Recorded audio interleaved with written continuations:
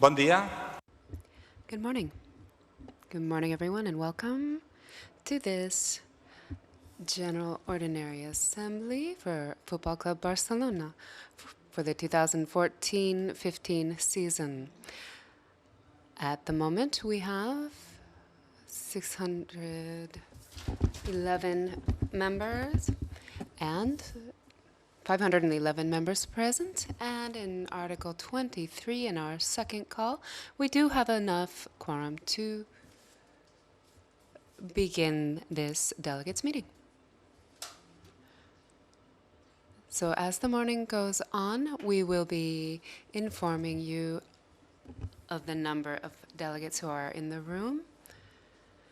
And then once we have our voting, we'll also have the detailed information. I also would like to tell you that to the left, we have Mr. Gerard Conesa, who is a notary who will swear oath for all of the interventions. So we have a formal certificate.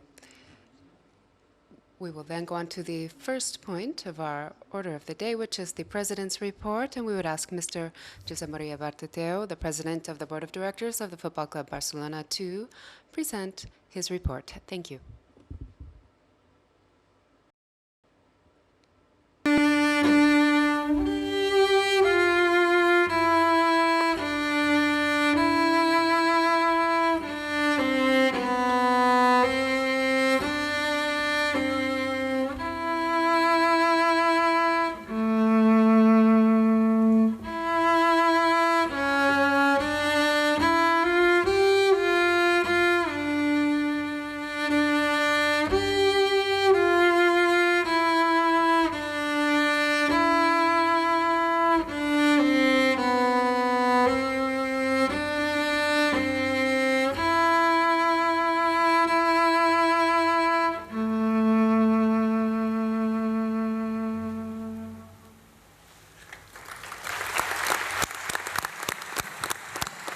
Moltes gràcies. Ara sí té la paraula al...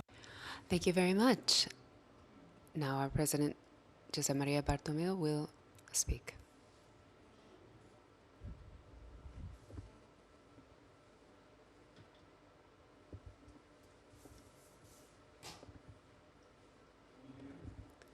Good morning.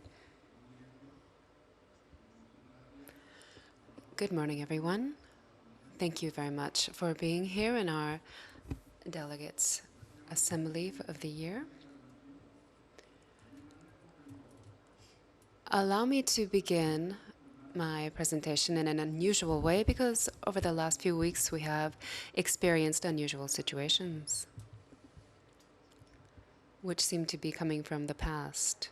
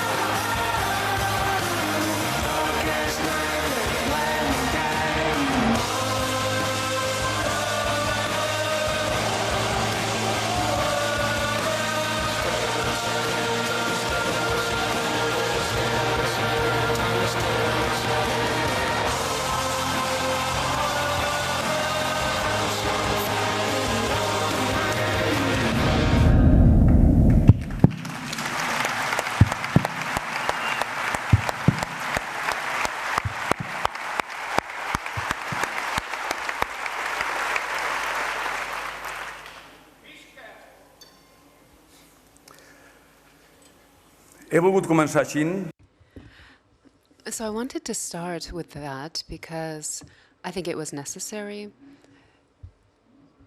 It's like what you've seen in your club that's been punished by the UEFA with a sanction that is an attempt against a basic right of democracy, which is the freedom of expression. And this is a right that is exercised by generations of Barcelona citizens and fans.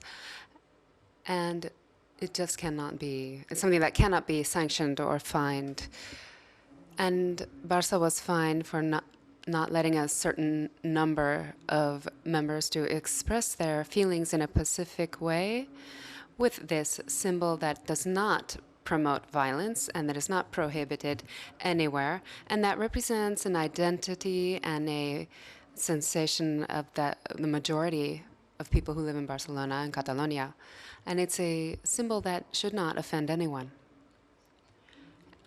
Even those who don't share it, it's a symbol that does not provoke violence. A symbol that is present in our society and has been for some time on streets, on balconies, and is part of the lives of many people in Catalonia and members of Barcelona Football Club. And this is a sensation that can only be understood from a lack of sensitivity and understanding of reality, and also from the erroneous application of an absurd regulation, which is outdated. And with this sanction, or this decision, UEFA is fining our right to the freedom of expression that shows game after game, whether it's at home or not, this exemplary behavior. We're being punished for the fact of trying to express legitimate feelings that should not be punished in modern society, in which democratic behavior is respected. And so, of course, we said that's enough. I'd like to explain the sequence of these facts and the reason we are in this situation now. But I also wanted to explain what the actions that we are going to take will be as of now. After the first sanction and the finals of Berlin, despite having decided to present an appeal, we didn't do that. And we didn't because UEFA asked us not to. They asked us to dialogue, to speak. So we did.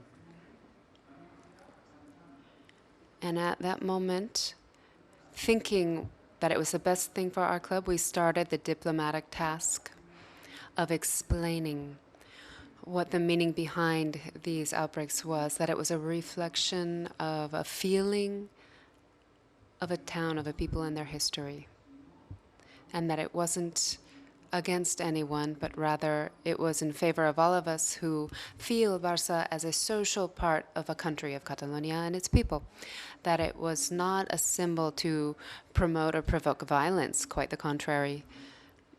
They were and they are symbols of brotherhood and union between those who share values, and therefore the club cannot or should not prohibit this. We are and always will be in favor of the legitimate right to express feelings, and even more so when these feelings are not against anyone. We defend and always will defend freedom of expression. But they wanted to turn this pacific show of feelings into one that was political and against, we're not really sure whom. UEFA has got itself in a mess. It has punished something that is not even a crime in our country or any other. They have entered into an absurd terrain, and the club acted well. We followed the rules that the heads of UEFA gave us, and we were certain that the response would be different, thinking about what was the best for Barça. But one thing that makes our club and our country different is that we prefer dialogue to confrontation. And we have a lot of examples. We probably would not have opted for this educational route, then our field would have been closed. But now is the time to say that it's been enough, and we will take this to the end using all of the resources offered by the law in order to defend the interests of the club and its members. And so what are we going to do now? We're going to appeal the sanction for the Operations Committee of UEFA, and if they don't say that we are right, we're going to go to the TAS, and otherwise we will go to the Supreme Court of Switzerland, and if needed, the Court of Human Rights in Strasbourg. And so I am happy to say that member number 82,196, Roman from Valdepeñas, has informed me that they have started this petition on behalf of the Confederation, in which all of the members that would like can join in order to make an appeal to the ordinary court and perhaps go to the Court of Human Rights in Strasbourg, if necessary, with respect to the freedom of expression that our members have seen compromised over these last few days. And this action is the fruit of indignation and rejection expressed by our members and our fan clubs, and that have reached the club over the last few days. They have all of our sympathy, and more than ever, we are one single voice. I wanted to say very clearly that we are proud to defend the right of freedom of expression, to be who we are and represent what we represent, and to be different, because that difference is what makes us great and what makes us strong. To finish, I wanted to refer to the last episode of an attack on the freedom of expression, which we lived the day before yesterday.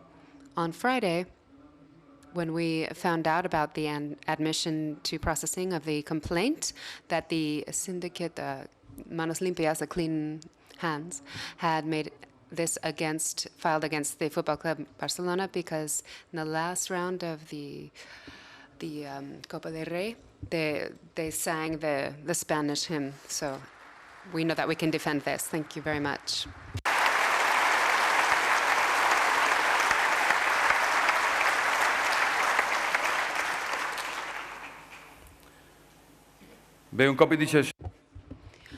That being said, allow me to now begin with what is a part of any delegate's General Assembly.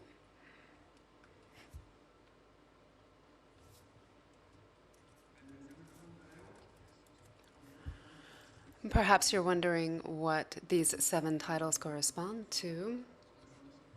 Someone may think that these are proposals or declarations of intention, but they're not. I wanted to start this way because these are the 7 challenges of transformation of the club that we defined in our last assembly in October of 2014 as great objectives that need to be complied over the last year. And I can say with some satisfaction that thanks to the effort of all of us, we have achieved this in a year that, because of various reasons, has been special for this club, a year in which elections were celebrated, which I'm very satisfied with, and the high degree of participation. Now, with the board of directors, we need to earn the trust of our members and delegates by using our effort and getting really putting a lot of effort into it. And now we're going to just go over these 7 challenges that represent the main objectives to be reached in order to face the immediate future successfully.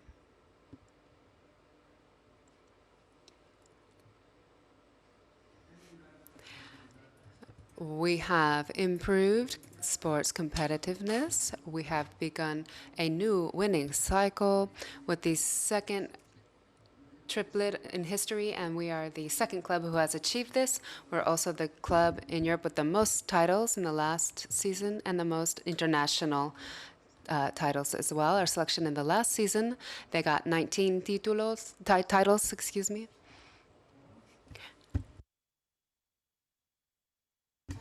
The second challenge,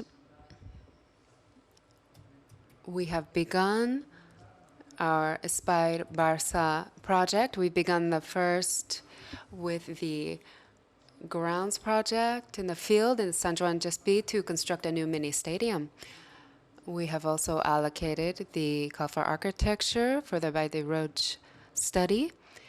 And at the moment, we are carrying out the selection of architects for Camp Nou and the Palau. And so we are complying with the second challenge. The third, we have also been complying, which was the challenge of economic consolidation. We are the most valuable club in the world, the first to overcome 600 million in salary, despite the fact that we haven't been able to reach this debt ratio that had been foreseen, mainly because of FIFA, who obliged us to recruit in 1 year what we should have done in 2. At any rate, later you will see in the presentations that this situation has been resolved, or will be over the next year, with no problem. The fourth challenge, we have also begun. We've made a profound remodeling of the executive load or positions in order to increase our efficacy and grow. In Barça, we are becoming more and more global. We have offices in Hong Kong and New York, and the fact that we have been carrying out this renovation is being noticed already. The fifth challenge, we are doing and will continue to do. We can say that Barça is a great communications group. We are world leaders in social networks with over 200 million followers, and we have over 300,000 fans in the world. Our website in 9 languages is the best website of the Champions League, according to many studies. It is scored with a 97 out of 100. And we've had 76,000 new users and 1 billion web pages that have been visited. Barça also receives an average of 500 requests through the media around the world in order to carry out reports, interviews, and visits to the club. And every year, we are handling over 10,000 credits for journalists. Our sixth is something we are continuing now, which is one that will function very well in the future. Our foundation is present in 40 countries in 4 continents with over 400,000 children who are beneficiaries. Outside of our region, we develop projects in 70 Catalan locations, and we also reinforce alliances with other foundations, some that are the most important in the world, such as UNICEF, Bill and Melinda Gates Foundation schools, also with players' foundations such as that of Leo Messi, Neymar Jr., Johan Cruyff, Roja Marquez, Ed Nielsen, and Linian Thuram. And we are in constant contact and carrying out projects with very important organizations such as the International Olympic Committee or the Inter-American Development Bank. The seventh and last challenge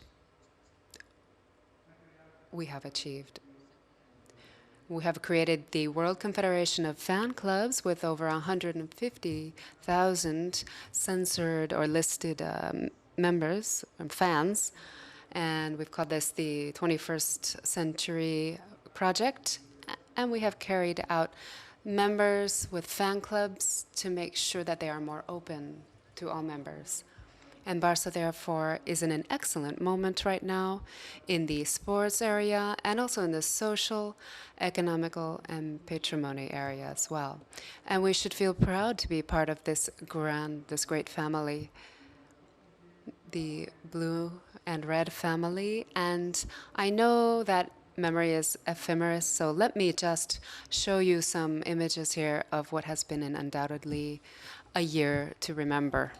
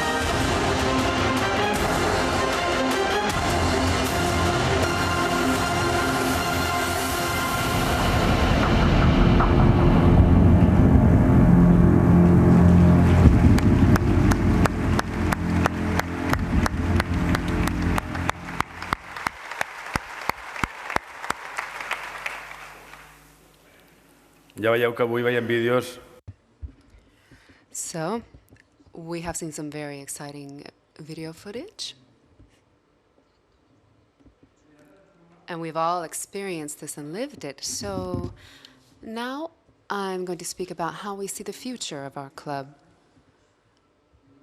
Because if we want to maintain leadership, if we want to keep being the best club, we need to keep evolving, improving, looking for surprising and creative solutions throughout these different challenges that come up.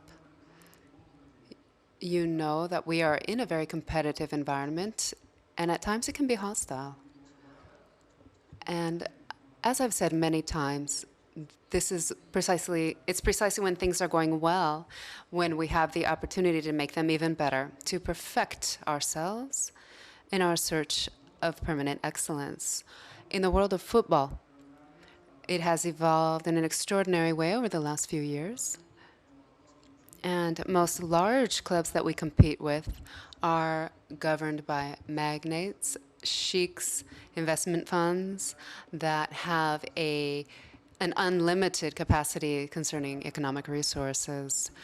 And every year that goes by, it's getting more and more difficult to maintain excellent results. And Barça, year after year, is competing with the maximum ambition in each and every action that we participate in. And our competitive notion is very high. And that's the way it will remain. At the moment, we have become the best club of the 21st century by titles, by social mass, by economic results, and patrimony. And we have achieved this being one of the few clubs that are owned by representatives and by members. And that's our strength. And another characteristic that makes us unique. But we're also unique for other different reasons, because we share values that go beyond what is strictly sports, because we are part of a country with an identity and a culture and a language that are our own. Our stadium is in the middle of one of the most beautiful and envied cities in the world, because although we are at the beginning of the season, we can hear whistles in the field when we lose, or there are anticipated elections, and therefore we have 7 pre-candidates there. And really, when it comes down to it, we like to be different. And perhaps there are other clubs that have these characteristics as well. But you can be sure that there is no other club in the world that brings together all of these characteristics. Leaders, and Barça is one of them, have the opportunity and the responsibility to set the path, to innovate, and always look forward without forgetting about where we've come from. And this is our will for the next 6 years, to continue growing, winning, and surprising in order to stay different, in order to keep being different than the others. All of our delegates, fans, members, executives, workers, the board of directors, we all have in our hands the opportunity to write our own future. And to achieve this, we are starting from a privileged situation. We have the best team in the world, which was capable, with Luis Enrique, to win a triplet for the second time with the best player in the world, with sections that have been profoundly renewed over the summer, and with a more streamlined economy, and a strong social mass, with a sense of belonging, which makes it special, with a very lively fan club movement that's well organized, and with the construction of the Barça space, which will allow us in 2021 to have the best sports complex in the middle of a large city, with the best football stadium in the world, and a new, modern, and efficient palace. If we do things well, we've got everything it takes to be unstoppable. But I think that it's the time to add value to those that we have already, to give more meaning to our definition, which is more than a club. The objective that we have considered for the next 6 years is very ambitious. We want Barça to become the reference sports club in the world, and that it can do this in a sustainable way, as we have been doing until now. I know this is an ambitious objective, but we have arguments and the possibility of achieving this. So how? First, by maintaining our ambition to compete and win all of the titles possible. The first football team still wants to keep winning. Luis Enrique has shown that he's the best trainer we could have. We want to be the first club, the first team that wins 2 consecutive champions.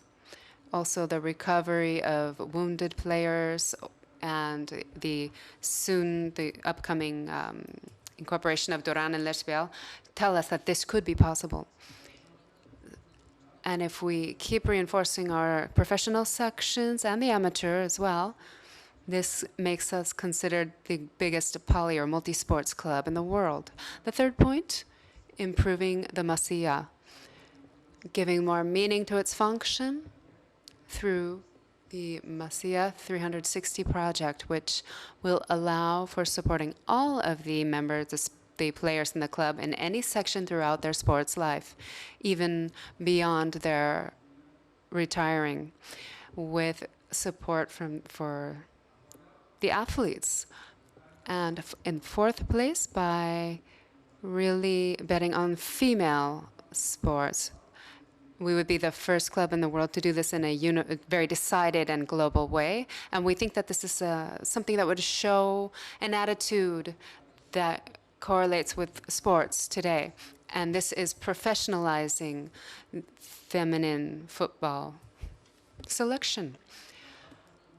The fifth point, making Barça a center of excellence for sports in the entire world by creating a university and observatory of Football Club Barcelona. Today, Dr. Jordi Muniz will explain to you in the 8th point of our schedule for today this project in more detail. The 6th point, by strengthening our foundation, strengthening its sense of support for children through sports, and reinforcing alliances with other foundations that are new, that may share objectives for children. The 7th point is to keep fighting for globality, for globalness, with new contracts that are present in more and more countries, developing strategies for growth with the digital market, in addition to our current baggage. And the last point, the 8th, is Espai Barça. And this idea is that we will have the best stadium for football in the world, with a capacity for over 100,000 spectators. And beyond being an architectonic jewel, will also be a space for coexistence open to members 365 days a year. This is a historical challenge that we are very proud of and that we hope to enjoy ourselves and also future generations. Mr. Jordi Muniz will give us a summary of the current situation of the stadium. And I suppose that you will agree with me that these are very ambitious projects that could help make Barça to not only maintain itself, but also to extend throughout the world of football and sports. The commitment of the board is to work hard to make this a reality in a sustainable way without putting economic stability and assets at risk. As you know, today we will have your approval for we'll be asking for this for the T-shirt for 2016-17, although that was really not our will. We're not going to do this because that's the obligation and responsibility of the president and the board of directors to get the best proposal for Barça. we have the obligation to present the contract that has the highest value of all of your assets. And it's for this reason that the agreement with Qatar Airways, we've decided to continue negotiations. Barça is known around the world as a brand, and it is connected with a winning team, which is different than any other team, and that forms part of a city and country where everyone would want to live. We have more time now. Our bridges with Qatar Airways have been extended, and dialogue is being maintained on behalf of both parties. With Qatar Foundation and Qatar Airways, we are very grateful for their support and their contribution, just as they are with us for the prestige and the diffusion that Barça has given them around the world. We will continue, therefore, negotiating in order to get a contract that both parties deserve. Our forecast is to call you all over the next weeks to an extraordinary assembly for this topic as the single point of the day. You can be reassured that I and the board of directors are confident about this as well. And lastly, I would like to finish by expressing on behalf of the club all of the support and affection toward Johan Cruyff and all of his family. Johan, we are sure that we are going to win this game too. Thank you very much. Visca Barça, Visca Catalunya.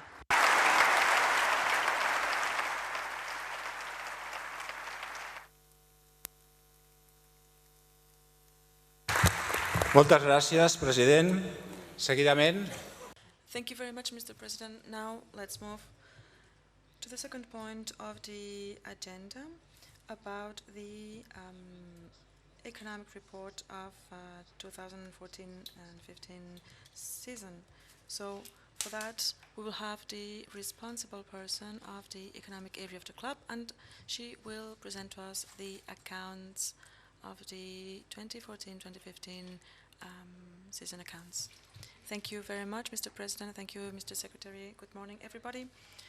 It's a real pleasure for me to address you as Vice President of the Economic Department, and I'm going to show you the closure of the economic exercise 2014-2015.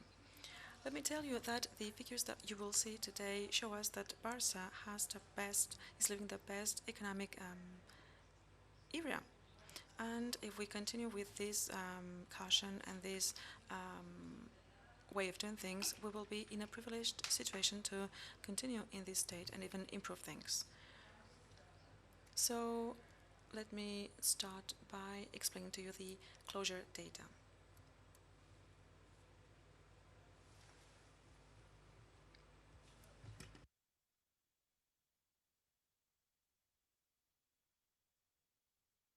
So first, as we usually do, you have here the audit report by Deloitte. This is a very clear report. After 5 years, we have had these 5 years reports, and the year accounts express in all the aspects the real situation of the assets and the financial situation of our club. In terms of the figures,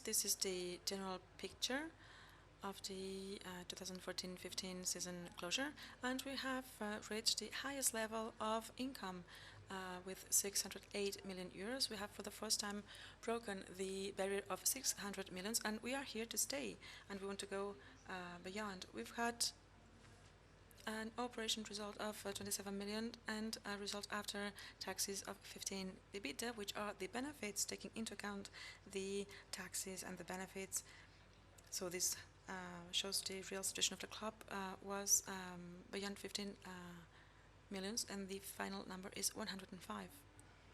Let's talk about income and their evolution. as I said before, there has been a very important increase in the income in our club, and you will see that this year's figures are quite impacted by the team winning these triple titles. And so we have 608 million income.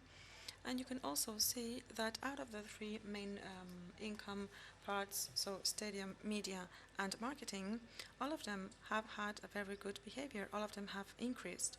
But the marketing part is the one which, with 33% increase, goes beyond our expectations. The mean increase of the year has been 8%. So annually, in average, we have a growth of 8%. Let's see now all these incomes chapter by chapter. The first chapter is members. We have had a 5% reduction because of the electoral inventory.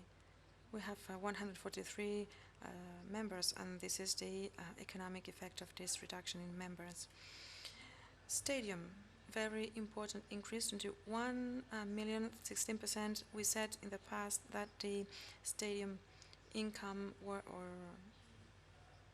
incomes were quite stagnant, but the fact of having won the Copa del Rey will have had an impact on that.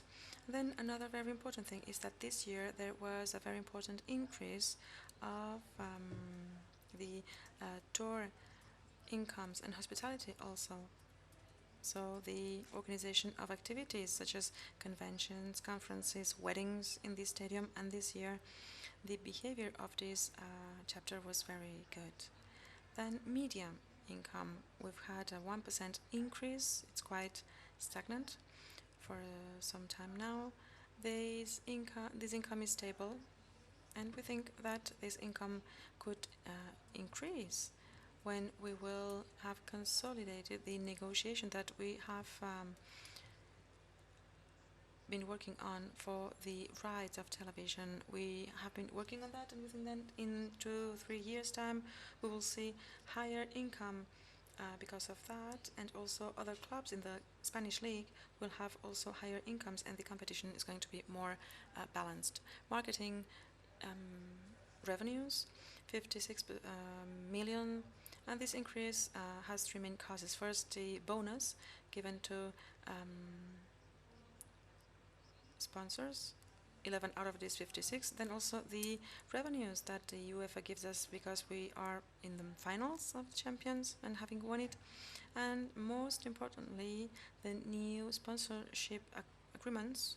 We have two big sponsors, Telefónica and Iveco, on the shirts, and we also improved some contracts with sponsors which have been trusting in us, such as Audi, Dam or La Caixa. It is also important to say that out of these 56 million, 6 million have been contributed by the Hong Kong office with all the participation of Asian partners. Then we have in the miscellaneous part 53 millions. In this chapter we have the revenues coming from the players, sales. We had Cesc and Thiago, which were sold, and also Deulofeu and Alexis. And in this same chapter we take into account the revenues per sections. Last year we had the revenues coming from Deulofeu and Suarez transfer to Seville, for example. Let's talk about expenses now.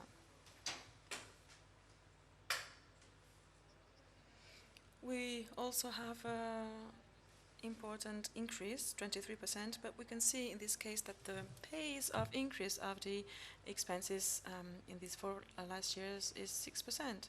So this is something that we control very much. We can never move beyond that.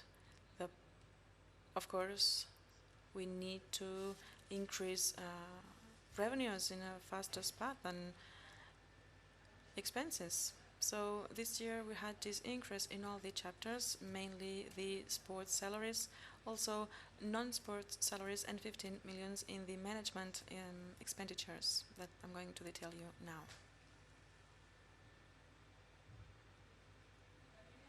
the first sports salaries, we have an increase of 98 million euros, 39%. This is reflecting the increase of the variable part for players after having won the triple titles. This year we have won all possible titles, and so this is difference of 57 millions in these variable salaries. We also take into account the sanction after the end of a contract of a player, and also the renewal of 8 players between June and July last year, with 8 new players such as Bravo, Suarez, Vidal, Vermaelen, and also Alexis and Deulofeu transfers, and also renovations of some players coming from La Masia, such as Busquets, Alba, Alves, Pedro, or Sergio Roberto. Then the amortizations of players. So this is the part of a purchase which goes to debt. For example, if one player costs 50 million euros for 5 years, we will take 10 millions to this amortization part, an increase of 2 millions, and this is because of the new purchase of players. The non-sports salaries, 4 million increase. This was due to the restructuring costs and also the variable salaries as a result of having won the 3 titles. You see that we are talking about the 3 titles which were won, and the impact on that on our annual accounts. And then the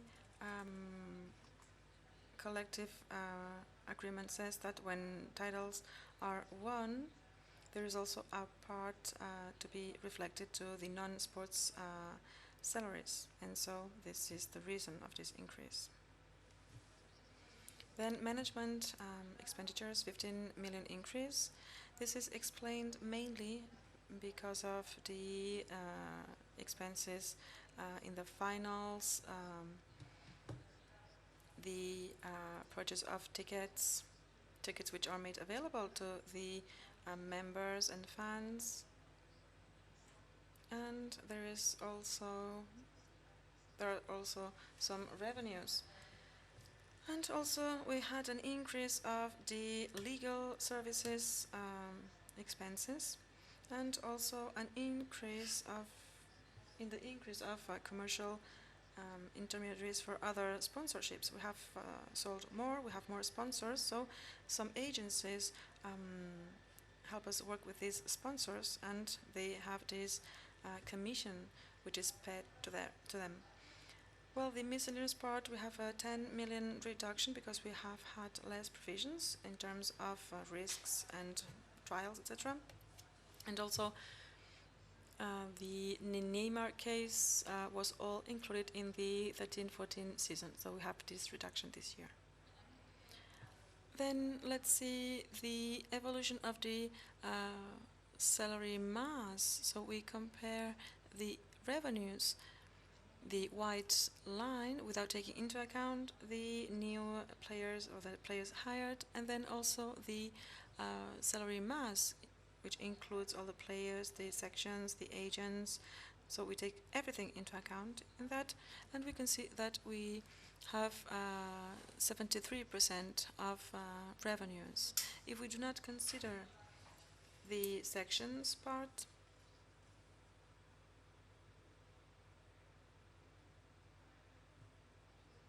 this is without the sections, 380 million expenses. This is 66%.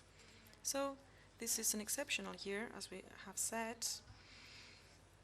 We have had the maximum expenditure level because we have won these 3 titles, but we also are in the higher part of our security threshold. So of course we would be more comfortable if we were at 60%. We always say that this ratio of 73%, well, it's okay, but we would rather be in 60%. But the sports market forces us to go up, because you all know that we're in a very competitive environment, so there are many pressures, so we need to increase that. And even winning these 3 titles, the club is able to have benefits, but this is a level which is not very comfortable. How could we improve that, this chapter? Of course, the first solution would be to increase the revenues. We are trying to do that already. And also, we have to be more cautious and to monitor really these expenses. And we also need to be fair, and we need to say that we are also renewing the team. So in 2005-06 with Ronaldinho, we started a cycle with Guardiola, with Tito, and now with Luis Enrique again. And this has a very important associated cost. But nevertheless, it is essential in our accounts to control and to limit the sports expenses, which represent 70% of all the club's expenses. And at the same time, this is the engine which drives our club.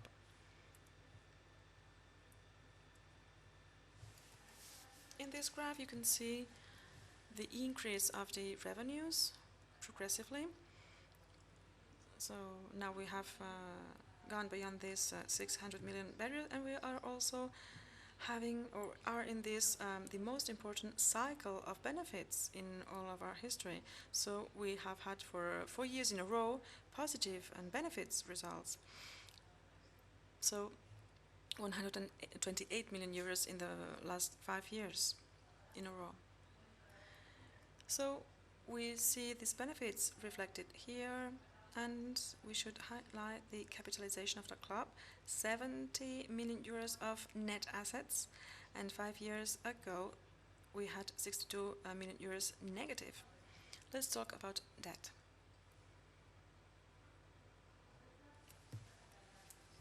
So 328 million debts. This is the first time in 4 years. After 4 years of consecutive decrease, we have an increase of 41 million in this case.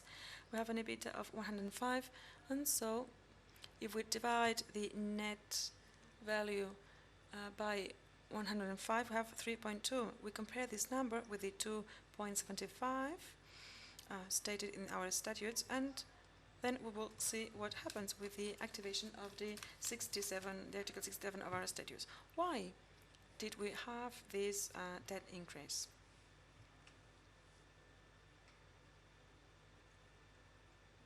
Well, we wanted to analyze in more depth this evolution, and why is it so? Well, basically,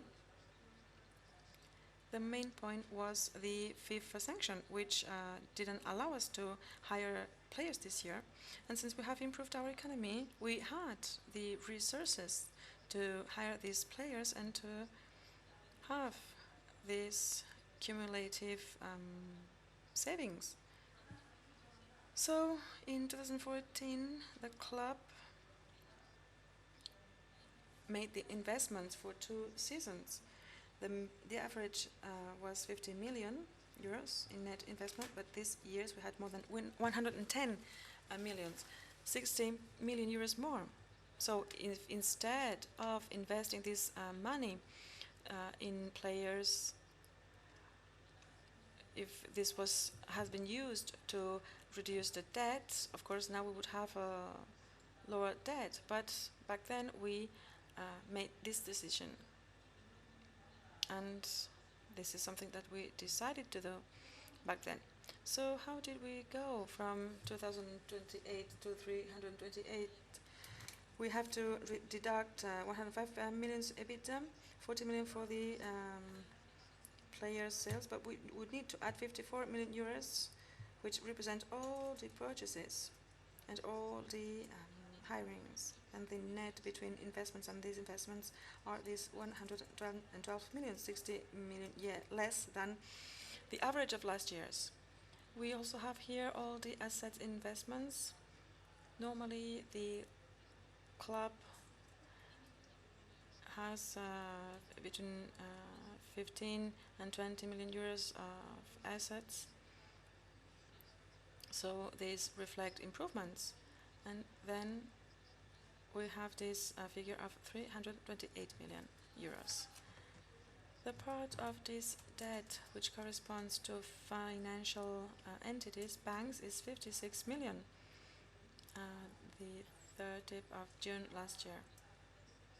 Out of these 56 million, 20 were paid in July, and now we only have 30 million euros to settle, 10 in January and 20 in July. So in July this next year, the loan will be completely settled, and we will not have any other banking financial obligation.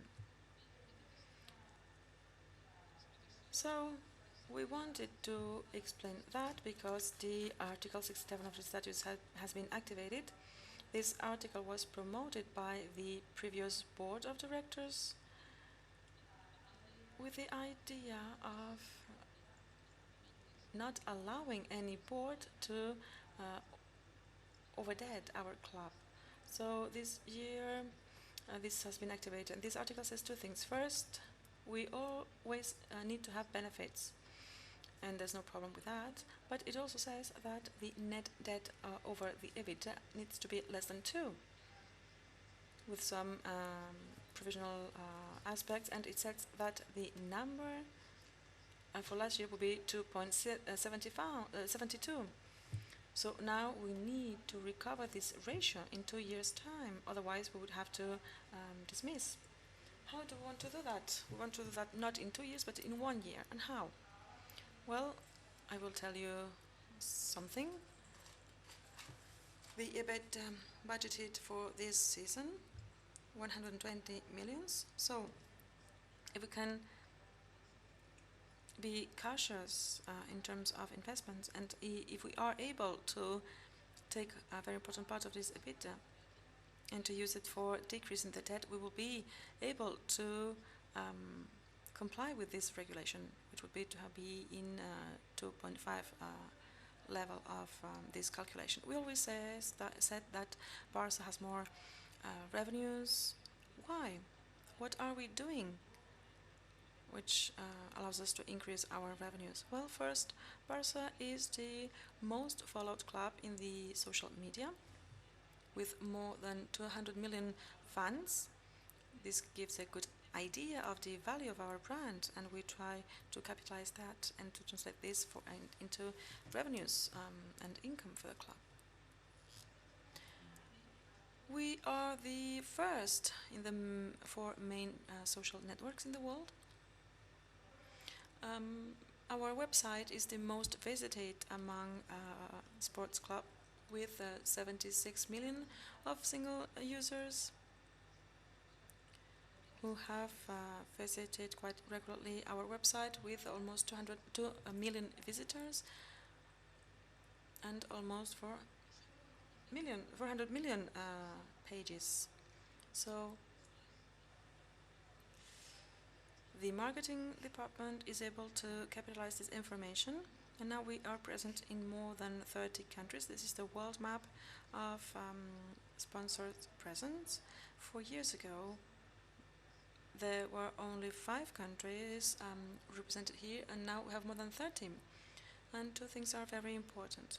For example, at the right side, this was not here, and this is thanks to the Hong Kong office, and we have now Panasonic, Oppo also as very important sponsors. This is thanks to this Hong Kong office, and we have 6 million coming from that, and it is increasing. And then also the regional partners policy.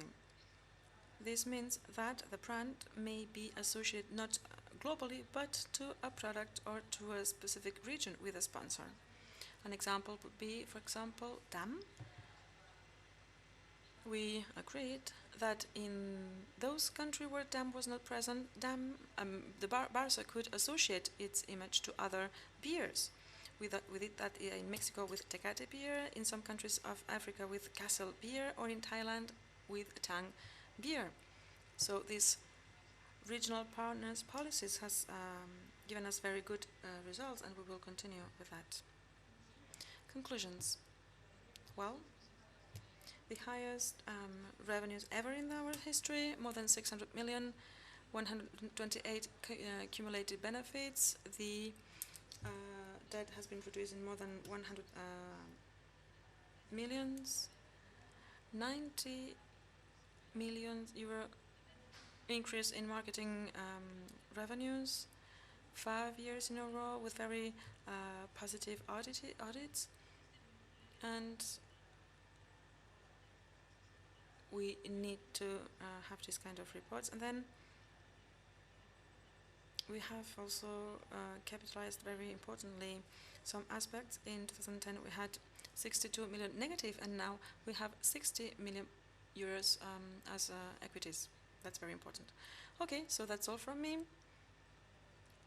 I give now the floor to Mr. Mosch so that we can vote. Thank you very much. Gracias, Susana. Thank you, Susana.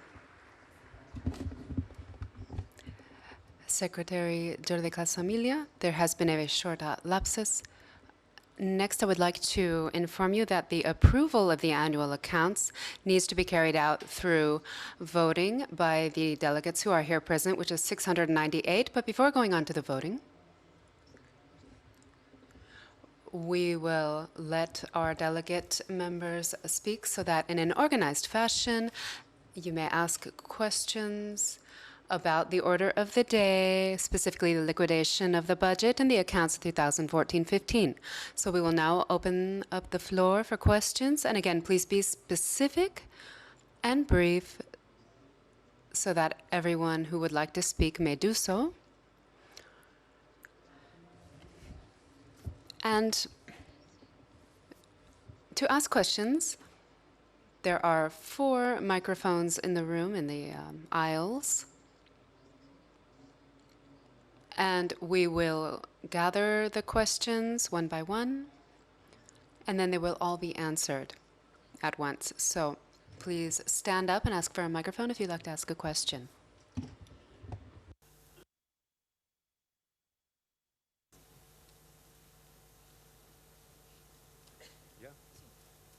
És important, sisplau, abans de... It is important, please, before asking the question, give your member's name and number so that we can register this in the notary's book of the day. Sí, se sent? Vale. Soc Jordi Puello Tremós. Hello, good morning. I am Jordi Puello, 49,161. I would like clarification on 2 topics. One, you haven't specified the topic of expenses for attorneys due to poor management of the Neymar case, Macia case, etc. If you could maybe specify that a little more, give an explanation.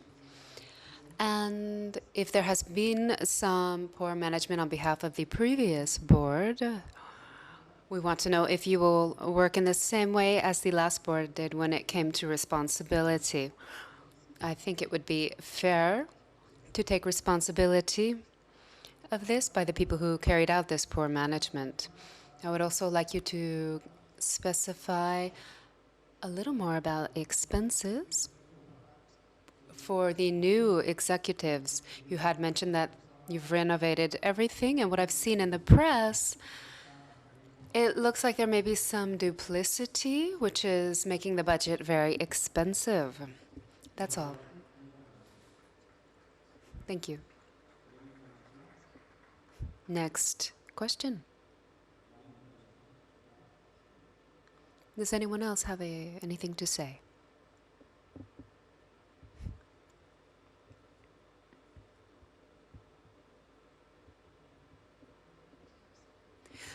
Good morning.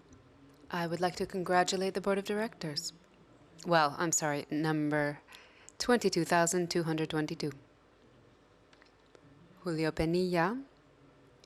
I would like to congratulate the Board of Directors because these numbers that have been presented are very positive. And we are following this trajectory for some years now And especially since we've got Mr. Bartomeu as president, congratulations, President. I would like to say that the numbers presented are optimal. I mentioned this in the assembly of last year, and it wasn't really taken into account, but I would like to say, Mr. President, I think that all of us who are here can congratulate you for the numbers, but 630 million euros is not something that can just be presented like that. Everything is positive, everything is correct. I have full trust in the board, but we have an obligation as delegates. We're not here just to warm up the seats. I've come from Tarragona, and like everyone, I had other things that I needed to do, which I have had to pass up so that I can come here to get information and to be able to give the go-ahead to these numbers. But that's not enough. It's not enough just to read them. They've been expressed very well by the Vice President, but we need to come here with some general idea about these numbers, because 630 million euros, they may be well accounted for, but some of us maybe think that it's not that there may be deviations, but maybe the accounting isn't the most appropriate. We've gone from a historical team, and many things have happened. We want transparency. And now that we have a transparent president, we would like you to tell us yes or no. You delegate members next year before the assembly will have information about everything that's going to be talked about, but especially the numbers, because for the team to do well, the numbers have to be good. If the numbers are good, the team will do well. And now that we are in good times and we are the envy of all teams in the cycle,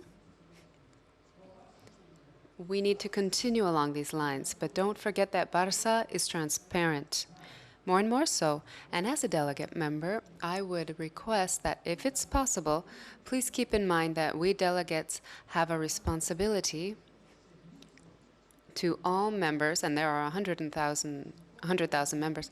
We need to have all these numbers clear. We need to understand and have these reports so that we can give the go-ahead to a budget of 600-something million euros. I can't approve that by listening to this. I would approve them based on trust that I have in you. But I think that next year, if we could have the breakdown a little more, we would appreciate that very much. Thank you. Una última intervenció. Okay, one last comment. Xavier, member 32,299.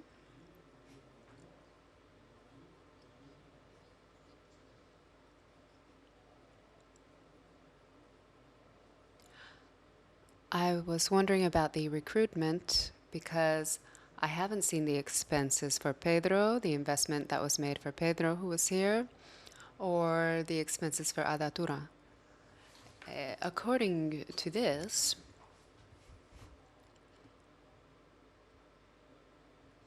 in addition to all of this,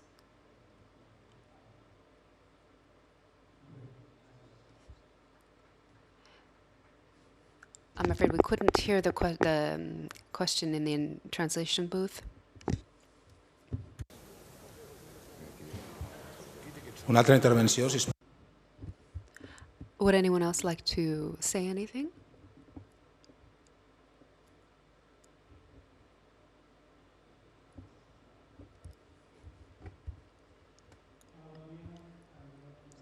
Yes, good morning. My name is Antonio Reyes, member 22,300, and I agree with the colleague who just spoke that in addition to coming here for the assembly and taking account, it's the moment that we delegates have to be able to look at your management in more detail. So we would ask for explanations, and we promise to listen attentively. Concerning the economical report, I would like maybe some of you to mention the economic situation this year, that it's better than last year's, but we've seen that most of the economic criteria have been reduced and the economic radia that are measured. So how can you explain then that we're doing better now when the debt is greater, when the income mass, after listening to what we just heard last year by Mr. Faust for many, many minutes about the risk of the salary mass, it has increased up to 73%, putting our future recruitments in risk, saying that it's because of the FIFA sanction. If we're the only club that has been sanctioned by FIFA, who's responsible for all of that? We have been sanctioned because maybe you all didn't act correctly, because we're the world that has been sanctioned. I'd like to know that if without this great sponsor, which we can talk about in the next assembly, where will this great management of the board be by having 1 or 4 names on the T-shirt? The increase of income hasn't been limited to sponsorship.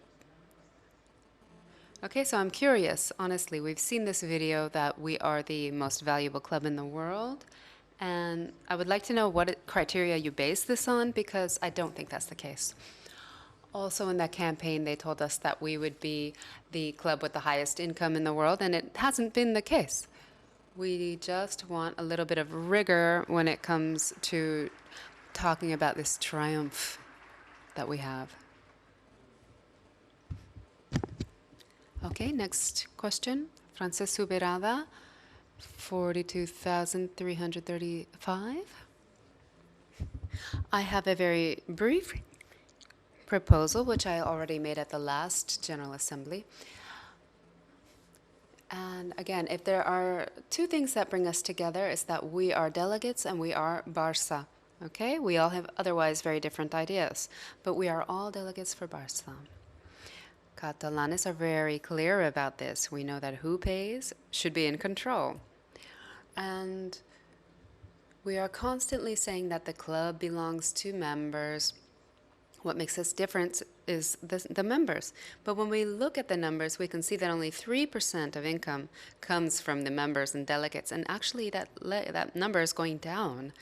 So I know that we don't pay a lot with respect to the rest, but I pay over 3%. That is, I would like to know what we really contribute. I mean, as a member, I think it's more than 3%, because we're all interested in this, that, you know, maybe it's just like a cover-up, like these 3% is from members, it's good for you, it's better than saying 15%, but I think that change should be made.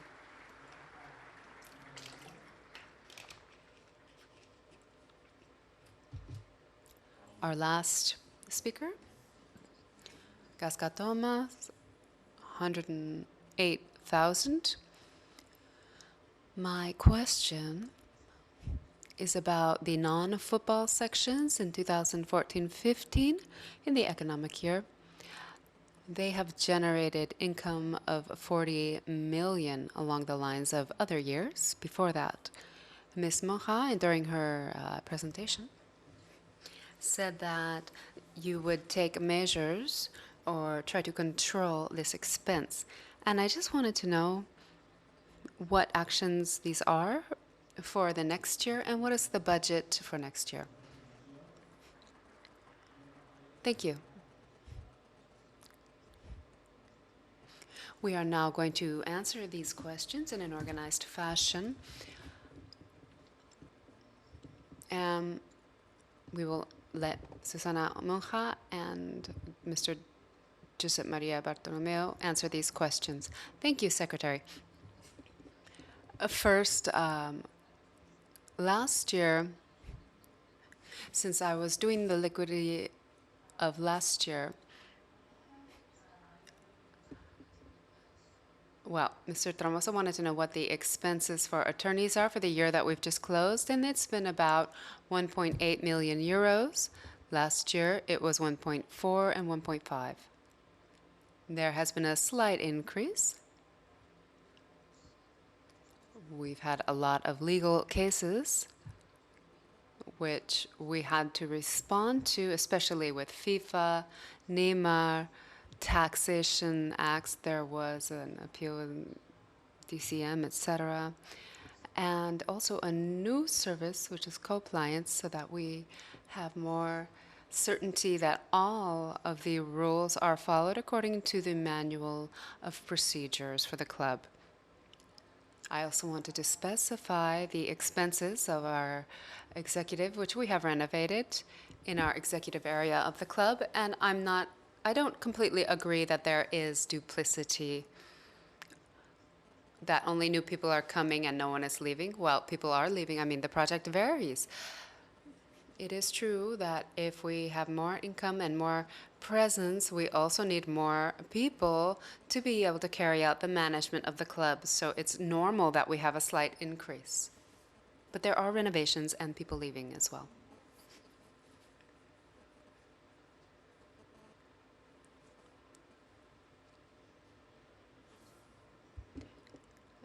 There is a question by Mr. Tremosa, who asked if the poor management would continue. I would remind you that our previous board, the problem wasn't because of a bad management. We had loss in a specific mandate, but it was never because of poor management. I think all of the board of directors of Barça, when they come here, try to do the best possible. Nobody wants to manage things poorly. We want to improve. When we leave the club, we need to leave numbers that are positive. I just wanted to clarify that no, there was not poor management. Mr. Pinilla, I recall your intervention last year. We have tried once again to advance information ahead of time in detail that we offer for our General Assembly.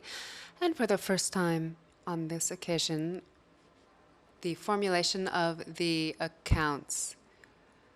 Our managing team published all of the history of the club, all of the accounts on the webpage, and they are published as of the 15th of July. There's also a presentation and an explanation of the accounts on the webpage. We have also, 3 or 4 days ago, had a couple of meetings with delegate members where we were able to discuss and go into more depth about the accounts. And as the statute says, with 10 days of ahead of time, this memory for the club and the information has been available for the members of the club. The information we thought would be needed so that you could have a reasonable opinion about these numbers. We are trying to improve and do everything we can to advance along those lines, and I hope that you won't have to say this next year.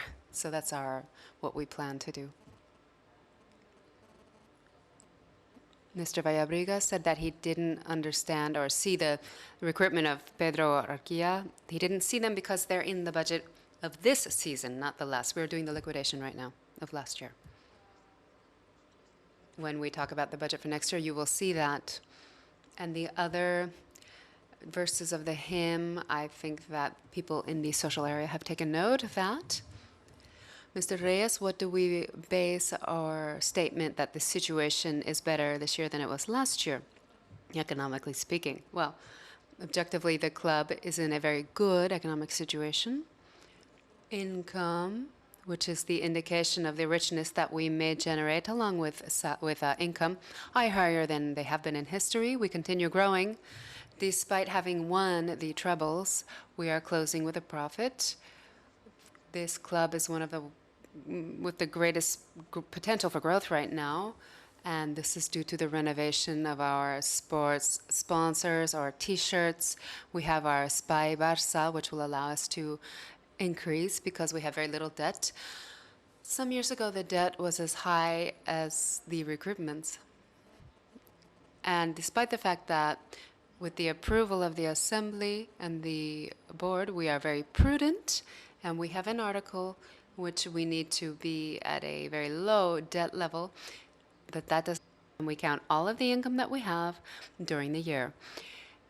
If we count this by income by T-shirts, and then of course we'll talk about this in the next point of the day, we look at the income that we have, and then we see what the expenses that we may have are. Economically speaking, we are very sure that we need to keep in mind that the social and the sports area have to be taken into account. So if we have a new sponsor, we will have saving, and this is used then to carry out investments, to make a Spy Barça, to provide service to the whole club. And a lot of times they say, well, where should the money be? In the bank, on the field, in the budget? Well, this is something that the budget is where we decide how the money that a club has is distributed in a given season. We are the most valuable club in the world. So what's the criteria? Last year, we saw that we went from number 24 to number 2 in value by surveys. And this year, in the list of classification in Forbes, after the closure in January, because there are some clubs that close in December, but this will be published in the first quarter of the next year, and then we'll see how we're doing. We are not the team that has the highest income, it's true. There is another club that has had a higher income. Another team that plays in the same league as us, yes, it's true. There are different criteria used when it comes to this other club. We include benefits from merchandising, and they consider the whole sum of income, etc. So I like to compare apples with apples. And in the income section, we should standardize somehow this concept in order to be able to compare them directly. Mr. Subirada says that only 3% of the income is coming from members and delegates. In the stadium, we also have the subscribers who, if we add this and subtract the part of the free trees, it would be seats, it would be 5% of the income. Altogether would be 8%. So I have taken note of your recommendation, and as of now, we will follow these figures occasionally. The sections that are not football related, loss of 40 million. I don't like to talk about loss or deficit because that's the DNA of the club. I have had the fortune of being involved in these sections, and it's an investment that we make every year in these sections. Last year it was 40 million. And the sections that we want to see it,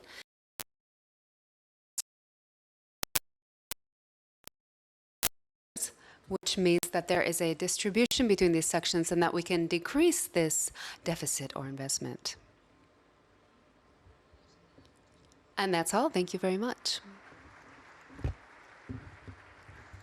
Moltes gràcies, Susana, i a continuació. Thank you very much, Susana. Now, according to Article 58 of the statutes, before going on to voting, Carlos Tusquet is going to speak, who is the president of the Economic Commission, who will give the preceptive report, so you can get an idea of the Economic Commission, which is quite neutral about the numbers that have been presented. Thank you, Secretary, members, delegates, President, members of the board.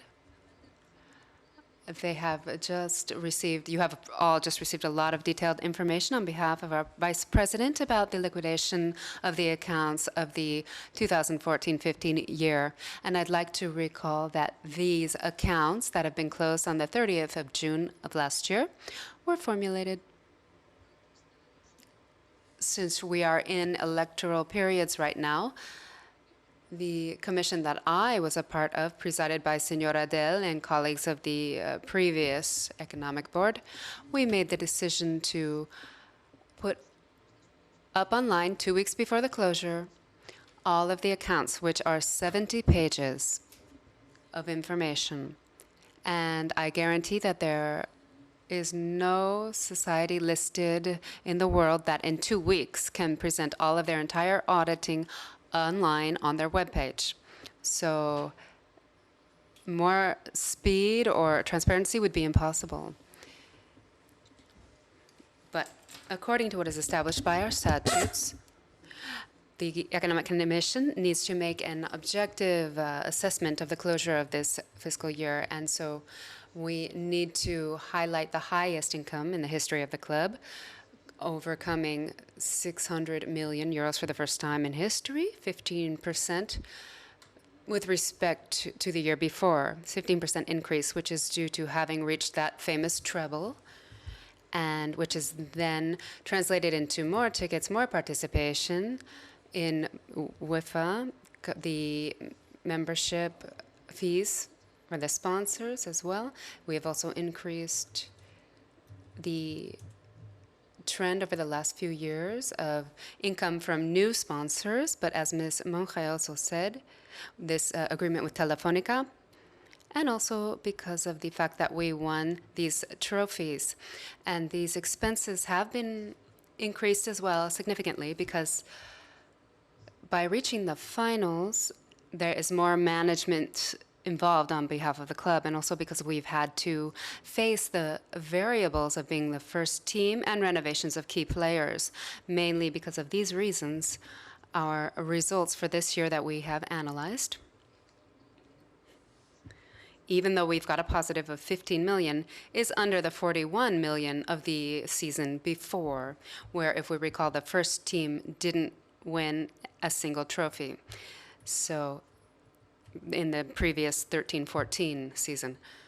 Referring to the sponsorship situation, or the asset situation is getting stronger and stronger as income is generated. We have reduced debt as well, the net debt from the maximum point of 431 million of the 9-10 season of this, compared to the one that we are closing now and analyzing, in which there was an increase of 41 million in debt because of the renovation, which had to be made in the summer of 2014. All of this together, and keeping in mind that the EBITDA, which is the benefit before provisions, which somehow evaluates the capacity that a society has of a club to generate cash flow. This is above 100 million, slightly above 100 million, is 3.2 times the relationship between the debt and the income. So for 3 years, this EBITDA is higher than the marked objective in the statutes. And this also, the statutes indicate that this means an obligation to redirect this over the next 2 seasons. The conclusion that we come to and that we would like to express is that as of this aspect, which is a sign of special attention, we also need to highlight the positive points that allow us to continue having an economically and asset-wise strong club and to be competitive and maintain this trend and sustainability toward the future. We have record income for the club for the first time above 600 million, 140 million in accumulated profit since the last closed year, with a loss in 2010 and 11. We've been able to reduce the debt by over 100 million over the last 5 years, and we haven't stopped incorporating players, first-level, top-level players from around the world, which means also an improvement in our facilities. We have had net audits with no exceptions over the last 6 years. And not the least important, we've had a consolidation year after year of a positive net assets. That is the difference between all of our assets and all of our liabilities. This assets were negative by 60 million for a couple of years, and now it's positive, turning this around by 100% in almost 70 million. So for all of these reasons, we ask for the approval of the economic management of the fiscal year 14-15. Thank you. Gracias. El señor Carles Tusquets. Thank you, Mr. Carles Tusquets. Now we have 728 people registered, and of these 728 at this moment, we have 713 in the room, so therefore we will go on to voting. As you know, you have 3 cards. One is blue, one is red, and one is white. And blue is yes, red is no. Blue means yes, it's approved, and then white would be a blank vote. Firstly, those of us who are in favor, we will vote. Those who are not, and then the votes in blank votes. And I would ask you to show your cards. And then we will vote on the liquidation of the year. Those who are in favor, please raise your blue cards. Sisplau, la cartolina blava. Hold your blue card up, please. Ja us donem les oportunes instruccions. Until I give you further instructions.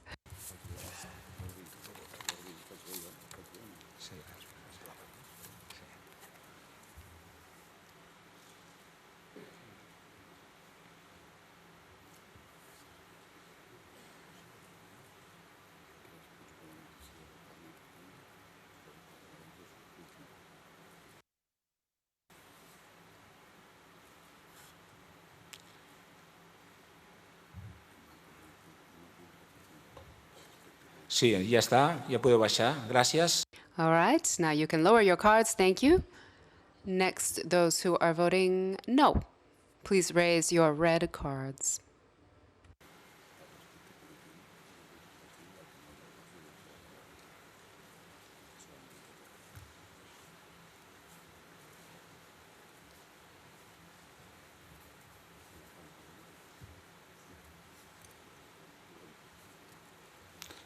Gràcies.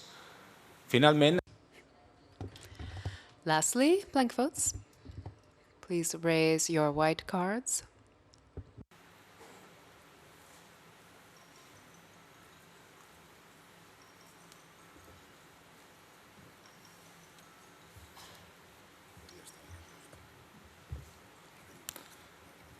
molt bé, moltes gràcies.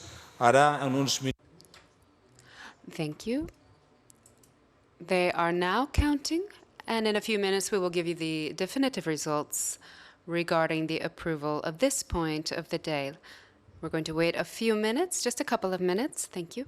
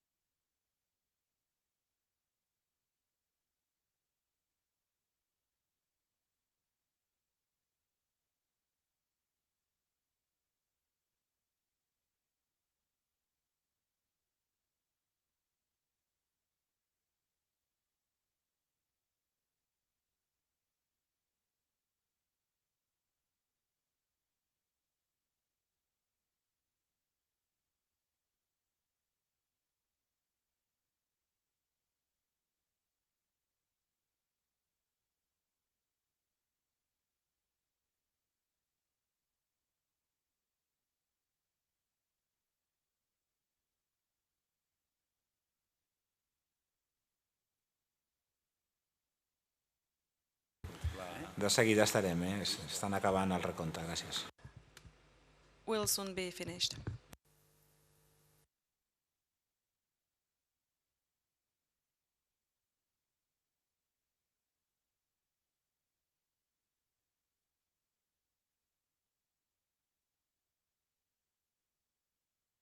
Bueno, ja tenim el resultat.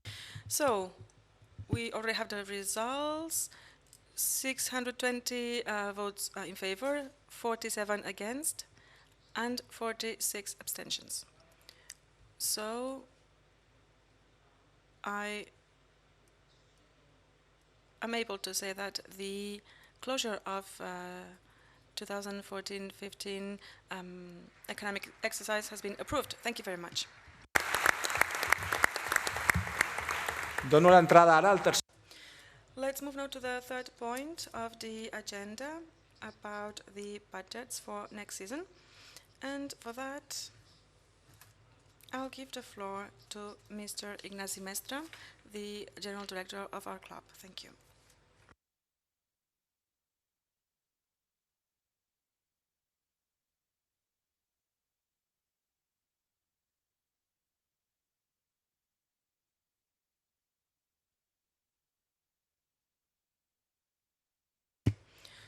Good morning, everybody. It's also a pleasure for me to talk to you for the first time. The budget that we are presenting to you for your approval, which was approved by the Board of Directors on the 14th of September, is another step on our way to become a leader club in terms of income. Leadership and excellence in all aspects are part of our DNA. Sustainability, innovation, and transparency are our main objectives. To reach them, we need to increase our revenues, to control our expenses, and continue to reduce the debt.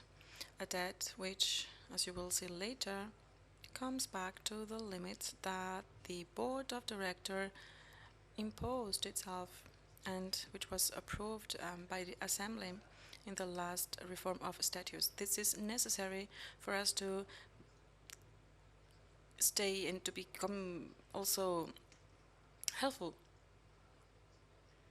We need also to launch our projects which are foreseen. I need to tell you that to prepare this budget, we use some pillars. First, in football, we want to be champions of the league and to be present at the finals of the champions.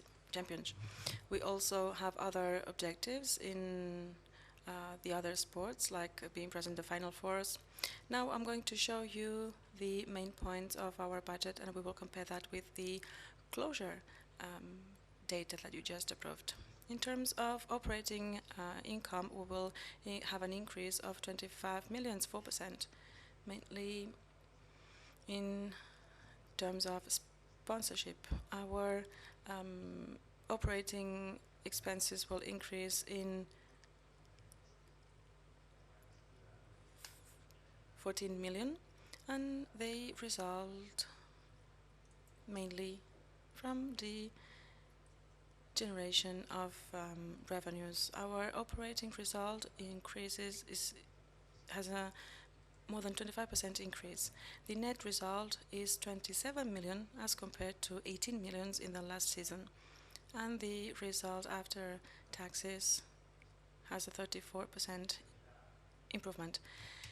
The EBITDA, which, as we said before, represents our capacity for generating income or revenues, will have an increase of 14 million as compared to last season. And finally, as I said, we want to come back to the limit set in our statutes in terms of debt.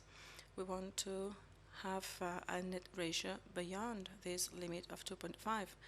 This is the objective for this season. Let's see now more in detail each of these chapters. This season, we foresee to have 633 million income or revenues. This is the highest number in our history. This represents 25 million increase or 4% increase. And this is resulting of our of the expansion of our sponsorship incomes. Also, the fruits of winning titles are present also will be present in next season. Let's talk about these chapters in a more detailed way. The chapter of members is going to be stable because we have finished the last season the process of counting of the members, so this is stable now. And we have here all the revenues in terms of exploitation of our facilities. We will have 3 million euros less. This has an explanation, and this is that in the last season, some revenues were generated which are not included in this budget year. For example, the tickets for some matches, and also the use of our stadium for the final of the Copa del Rey. But we will have an increase of revenues which will help us compensate these losses, such as, for example, the Supercopa of Spain, which was played last summer, and also an important increase in tickets sold in our stadium, and also holding some events, such as, for example, the final of the French League of Rugby, because in France they'll be holding the European League, so they will be having their finals here.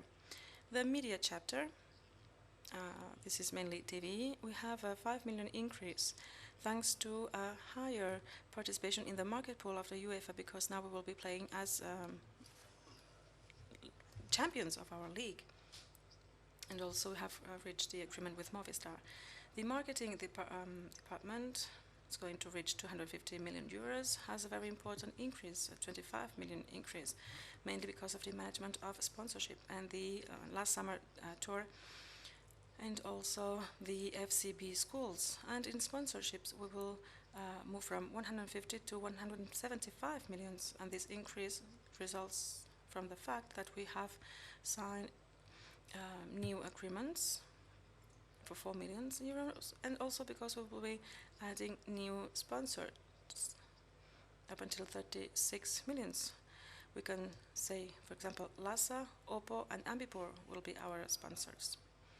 Then we also have some sponsors which will not be with us anymore, and this accounts for 4 million euros. And we also need to be aware that if we want to be consistent with our budget, we can't include the chapters related to bonuses given for titles, which last year accounted for 11 million euros. Just to finish with this part of revenues, we have the chapter for transfers. There was a question before about that. And even if we are estimating 2 million less income or revenues than last season, our transfer revenues have increased. For Adama and for Pedro, for example, we have had 6 million more than in the case of other last season transfers. We also have some accounting movements which also account for 8 million euros. Now I'm going to talk about expenses. Our expenses will reach 599 million euros with a 3% increase, so less than our revenues income, and this is fruit of all the expenses that we need to generate these revenues. Sports services will have 6 million euros less as compared to last season. The most significant impacts are the increase of 6 million euros of services for technical staff and players. And also, we will have other expenses related to contracts. Then the amortization, 64 million euros, and which are higher because of Vidal and Run. Then we also have another increase of 1 million euros. On the one hand, we foresee an increase of the IPC of 1%, and this could have an impact on salaries. And then, on the other hand, we have also provision for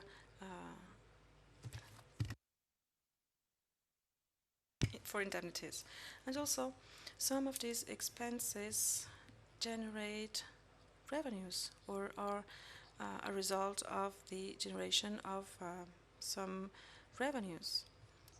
For example, last summer's tour, the travel to Japan, and then other commissions for some agencies for sponsorship. And we have included the 2 million euros cost for the elections. Finally, in terms of expenses, we also have the miscellaneous chapter, 12 million euros as compared to last season, and this is the provision for the hiring of Alex Song. Let's see now the evolution of our sports salary mass with salaries and amortizations. As you can see here, in terms of the absolute value, or in million euros, we have the same level, but the increase of our revenues makes that this quantity accounts for 70%.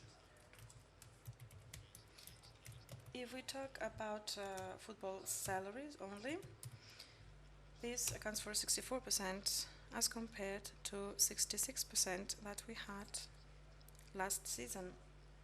So we will be recovering these ratios so that, as Mrs. Monge said, we are in more comfortable levels. In terms of net debt EBITDA, our objective at the end of this season is to be below 290 euros. If we calculate the ratio with the EBITDA, which is going to be 120 million euros, the net ratio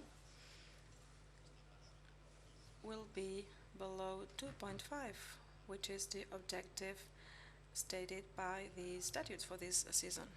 The budgeted debt and the EBITDA make completely feasible the development of our sports and assets projects.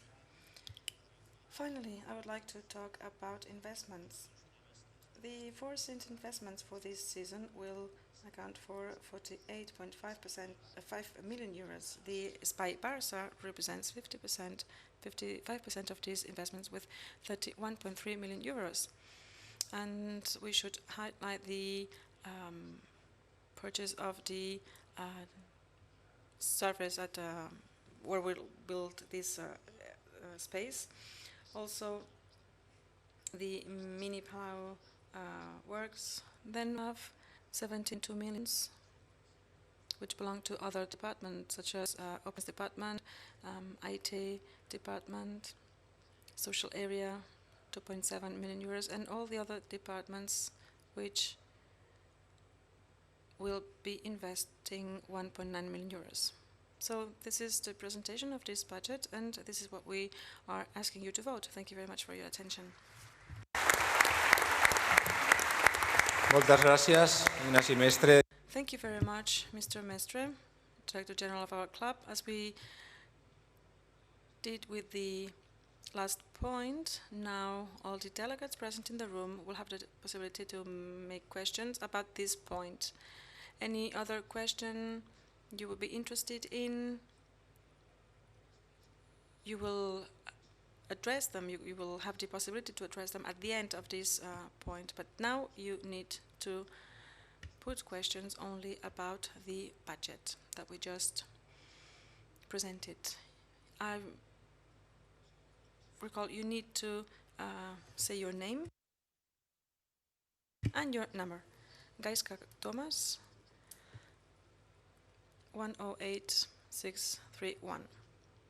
In terms of the sports salaries, the increase of this cost between last season and this one has been 92 million, more or less. And I'm comparing that with the season 2013 and 14. So this 92 million increase, you just said that one part was because of the technical staff, 21 million, and then there are 71 million. I can't see where this comes from, so please, if you could clarify. And then concerning the budget of other sections without football, could you tell us something more about that? Thank you. Next question.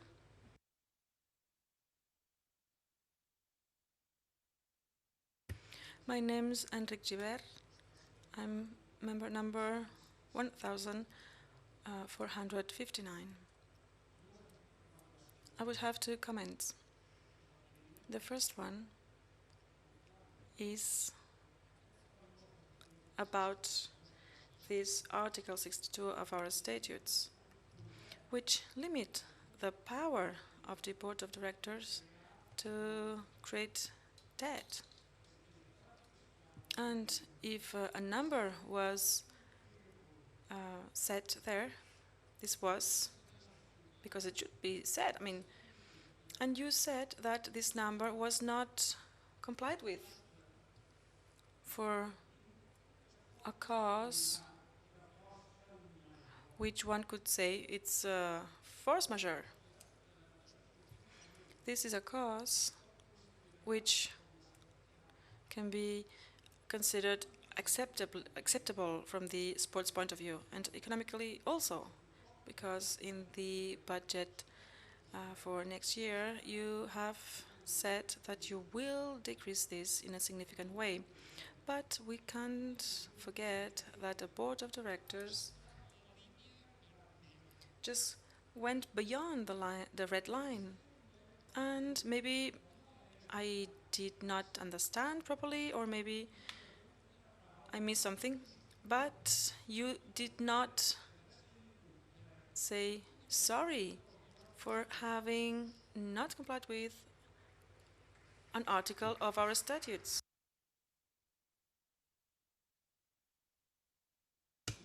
And as a delegate of this assembly, I have to tell it. I have to tell it, and I hope that with this board of directors, we will never see this happening again.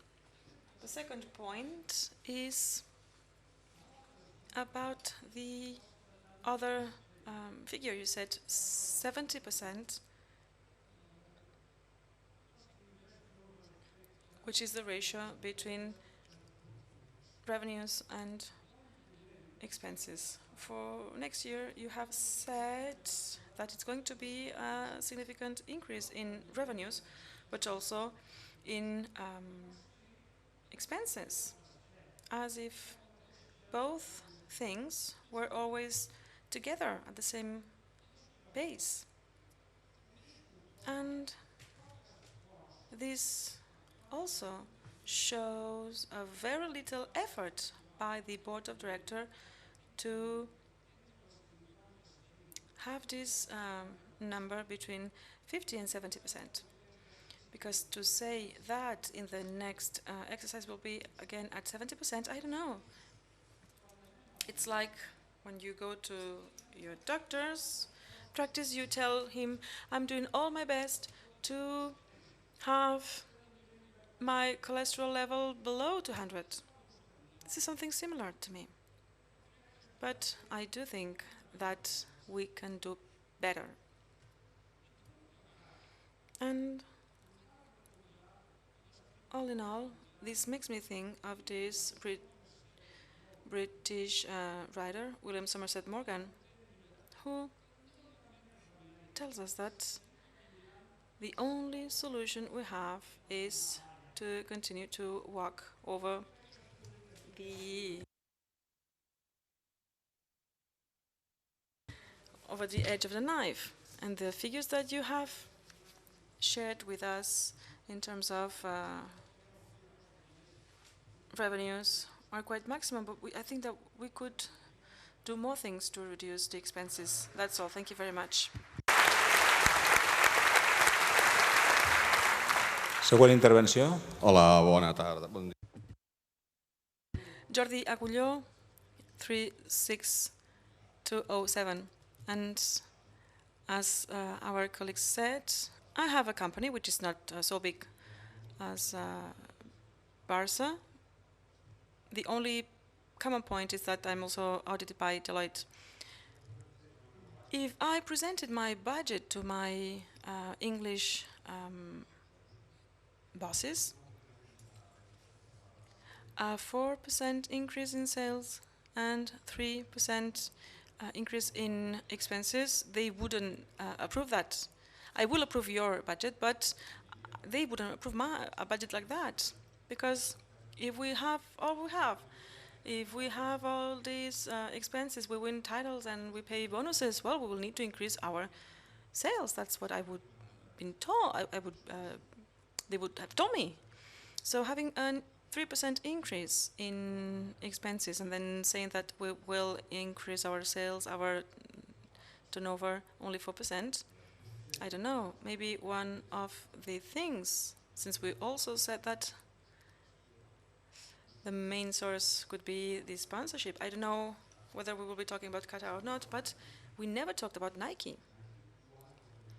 When the contract was signed, when is it going to end? What are we getting from that? Some English clubs are very well paid by Adidas with long contracts, with very powerful revenues, and I think that these clubs are not at the same place in the ranking as Barça. They don't have Messi, they don't have a 3 titles one, and they are not considered as Barça, these British or English or German clubs, in terms of excellence. We are #1 in the world, so I think that you should make an effort next year to make the most of that. If we are really the #1, well, we should have the best sponsors, and we should try and reduce expenses. But okay, maybe you can't. I agree with that, but then let's sell more. Okay, thank you. Següent intervenció. Thank you. Next question. Hello, my name is Alfredo Piqué Isasi. I'm member 64866, and my first question is for Susana Monge or Mr. Mestres. The accounts, 15 million is quite low, and I think that there is one concept which is on page 207 that Mr. Mestres didn't talk about, because there is a debt of 60 million for Cesc Fábricas. I didn't see that in your accounts. And this would increase the figure you were talking about. And then a question for Mr. Bartomeu. I think that we all agree to say that you should explain to us what you did in Qatar. Not to criticize you, but please tell us which were the problems, which are their proposals, which is your proposal, and what we can get from that. Thank you. Thank you.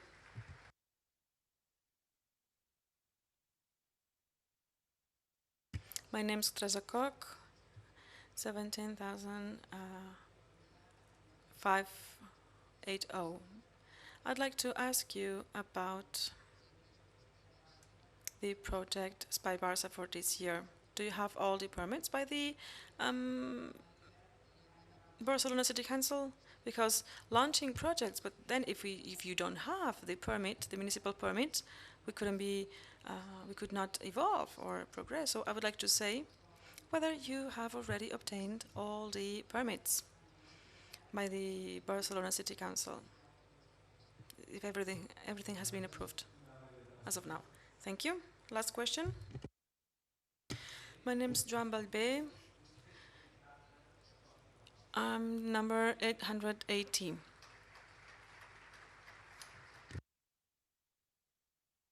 First of all, I would like to congratulate you for your economic report presentation. I think this is very right, very well done. And then I'd like to talk about the budget and have a reflection to share with you on that. You told about increasing the sponsorship of about 4%. This assembly, well, we started it talking about some extraordinary events which have affected our club, the question of the flags, and I'd like to congratulate you for the video you have shown. But this fact, I think this is not an isolated one. I don't think that this was something which happened and that's it. No, I think that the budget preparation and the sponsorship negotiation, we need to take this into account. Some days ago, politician said here that, well, we are like prosecuted at the political level. I think that for some people, it's also like that also in the case of Barca. So let's take this into account because the circumstances are not normal and they are not as good as we all would wish. Thank you. Let's move now to the answers. Susana Monge will start and then also Mr. Bartomeu. You have some questions to answer.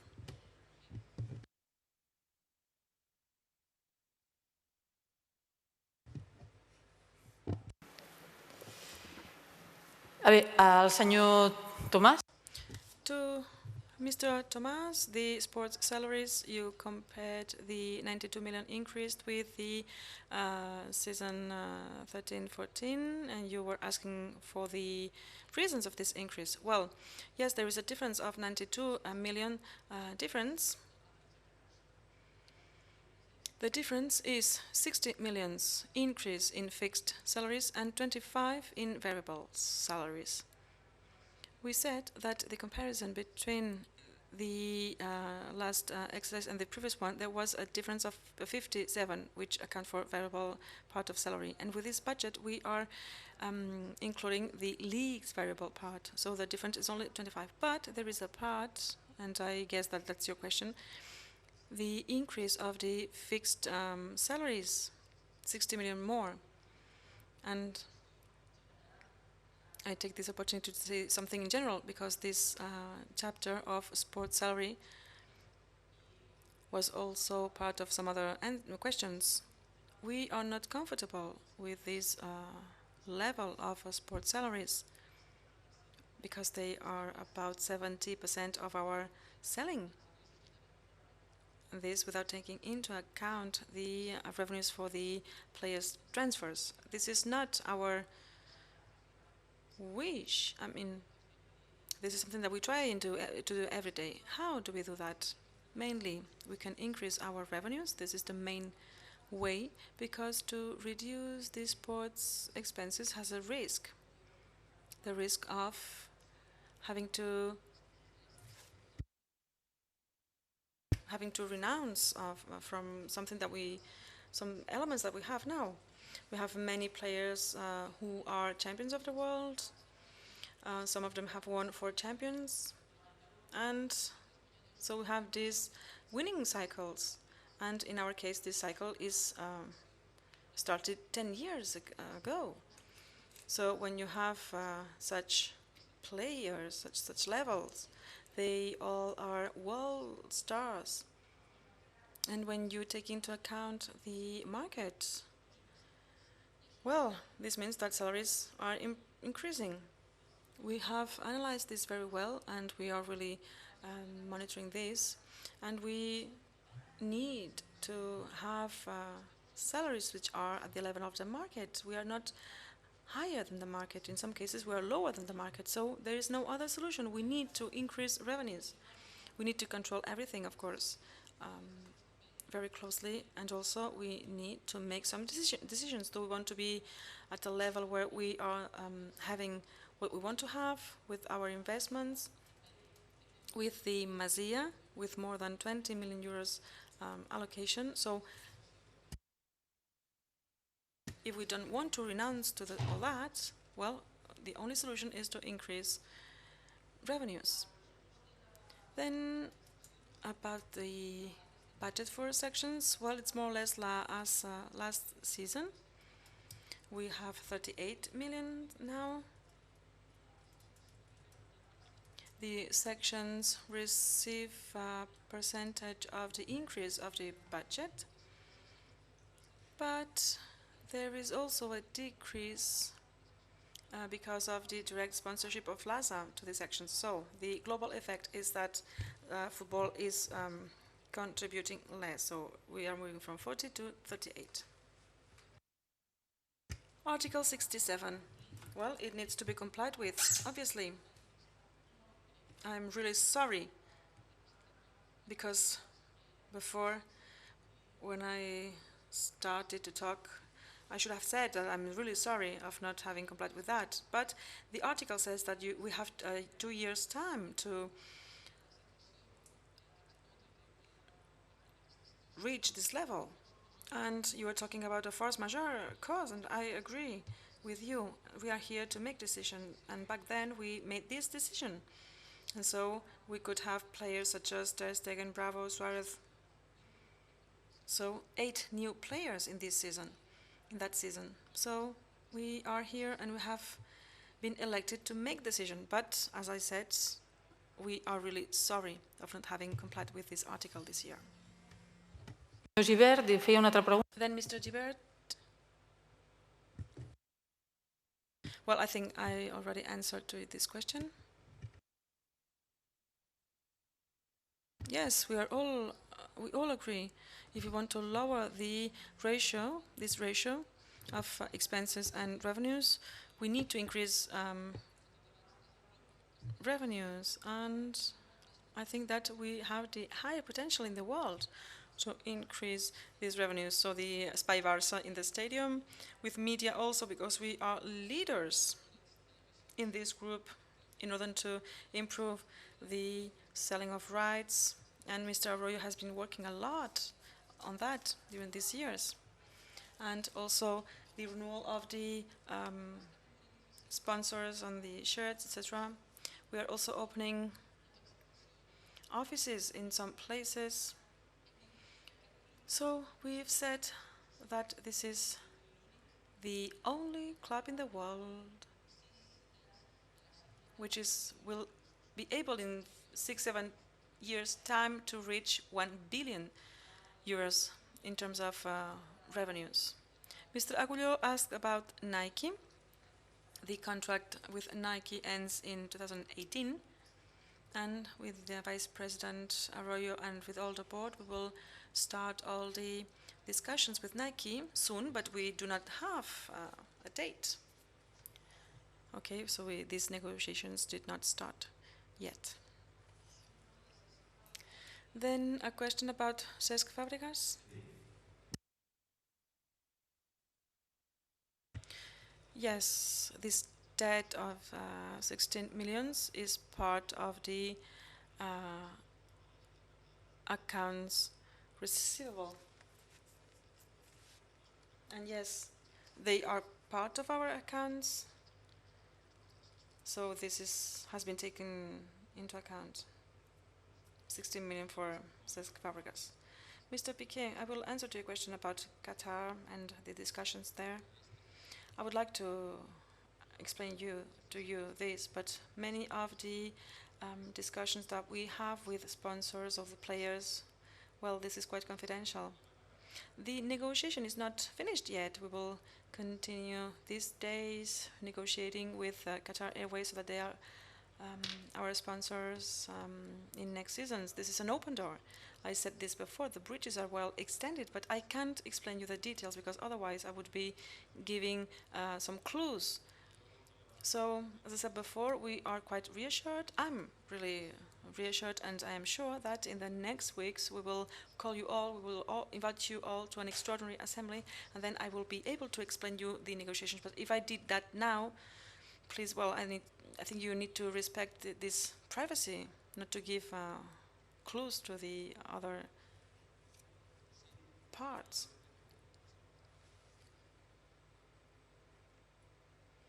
Sorry, but we can't translate without a microphone.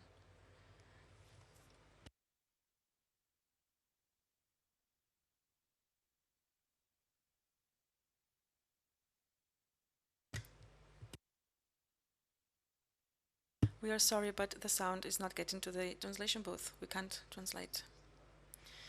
Yes, as you know, we have given you some documents and we have some minimal levels. This is what we should be getting. So 65 million euros minimum, 3-year contract minimum. So 3 years minimum. This is our minimum level, and this is the basis, the starting point of our negotiation. And we expect that the negotiations will finish in a satisfactory level in the next weeks. But we need to be aware that all teams are looking for sponsors, of course. This is a very competitive world.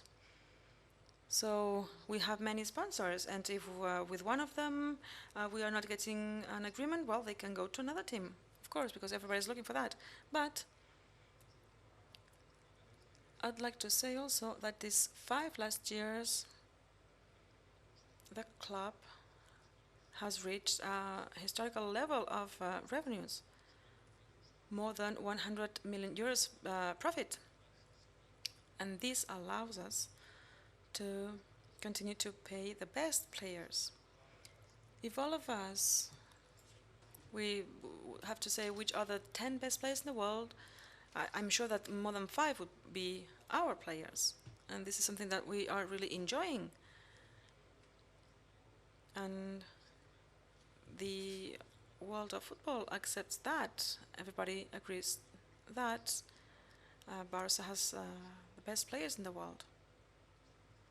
So we have very important profits. And as Mr. Monge Mestre said, we have to sell more. This is our objective. We said that in our electoral campaign. Now we are ruling the club, but we have a way to go, and we want to reach 1 billion euros income or revenues, because we are competing with clubs owned by magnates or sheikhs who have really much more means than we. But for now, we have the best club in the world. We want to enjoy it. And in this football world, everybody agrees to say that we are unique. Then another question by Miss Cutts. Mr. Mosh later will be telling about that, but since this is part of this budget, yes, we will. Well, yes, let's answer to that point now. Okay. Thank you, Teresa, for your question. This is a very good question. So later I will address this point, but I'd like to say also that 31 million, the majority of them goes for the purchase of the 3 hectares in San Joan d'Espí. We reached the agreement 2 years ago, and the project and the construction of the new mini study. We are, yes, getting all the permits. And this is different from the Espai Barcelona, and I'm going to give you more details about that after lunch.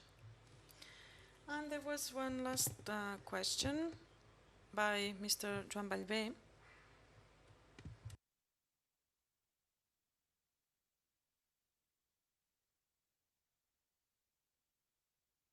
You told about this hunting. I have to say that we are living historical moments, very special moments, and of course Barca is not isolated from what's happening in Catalonia now.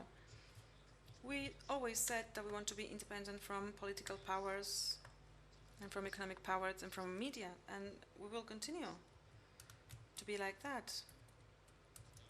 But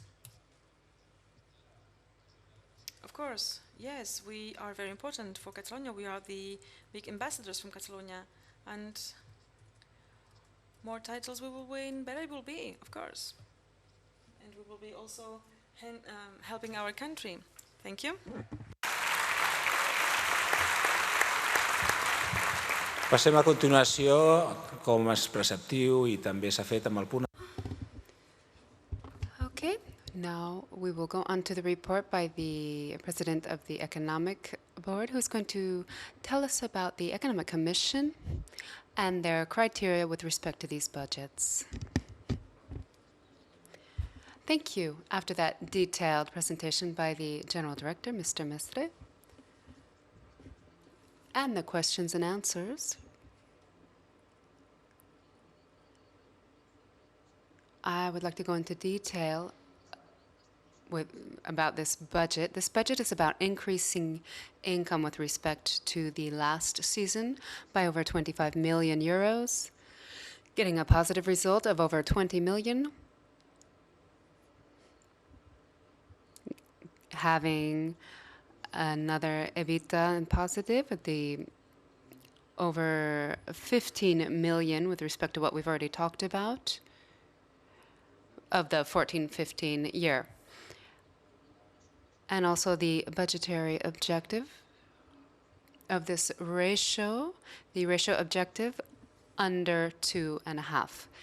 This is a very demanding budget, but I think that it is realistic, and it is held up by two facts. On the one hand, the income, it's about increasing the income by 25 million, and basically through income from sponsors. On the other hand, in the expenses, we can highlight the cost of the first team without having budgeted and keeping into account the budget, winning the 3 titles or trophies without this in the budget is the equivalent of what happened before and what we've just approved with the last year where we did win a treble or 3 titles. So if this happens again, which we all hope will, this budgetary item of the expense will get greater as it did last year, and we will have to make an additional effort on behalf of income. But this happens automatically because when we get to the end, we have more ticket sales, we have prizes from UEFA, bonuses from sponsors, but we would need to do a little bit more than what has been foreseen as an automatic response. And right now, we've seen that we are at the upper limits according to the regulation of the professional football laws regarding the percentage of sports cost, salaries, amortization, recruitments, and the budget, which we have approved. So the idea is to try to redirect this and have it under 60%. The last point that we wanted to call your attention to was that this budget, as I said at the beginning, has the objective of being under 2.5 times the debt with respect to the EBITDA. Just like this General Assembly has approved 2 years ago. It's a very difficult challenge, but it is realistic. We can do this. So all of you delegate members, in order to stay competitive at the European level, we need to be strong concerning finances and sponsorship. If we keep in mind that the 10 most important teams in Europe, as members and delegates, we are the ones who pay the least for a seat in the stadium. Also, in the midterm, we have the challenge of the Spy Barça and the remodeling of the stadium, and we have to make all of this compatible. It's not an easy challenge. That's why we ask for your approval of this budget, which aims to go along that direction. Although, we will ask the Board of Directors to make this challenge possible. So we reiterate our request that we have made earlier, that regardless of the obligations by external auditing, in this case by Deloitte, if some department of the club can carry out the internal auditing and depend functionally on the board of directors, and then report to the Economic Commission, which I represent right now. We know that this decision has already been taken by the board of directors, but we ask that this be started up as soon as possible in order to give maximum transparency and control to the team. Thank you. Moltes gràcies. Abans de procedir a la votació, per Thank you very much. So before we go on to the voting, because of the regulations of the professional league, we must have a favorable report. This has been emitted before the voting. So the budgets of income and expense from 2015-16, whose amount is over 632,972,000 euros of income and 568,310 euros in expenses. This national league, according to the legal, the outline is favorable. So we also, this is signed by the General Director, Javier Gomez Molino. Having presented this, we can go on to the voting according to the process and protocol described beforehand. First, the votes in favor, then the votes against, and third, abstentions. So please hold up your corresponding cards. Hold your arm up high. Those of you who vote in favor of approval. Right now, there are 766 accredited or registered delegates here, of which 761 are in the room.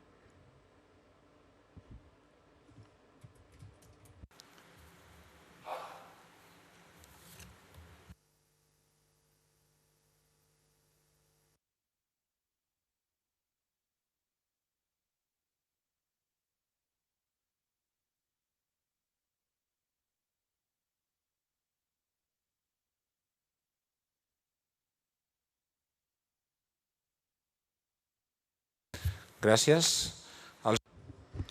Thank you. All right, votes against the budgets that have been presented, please raise your red cards.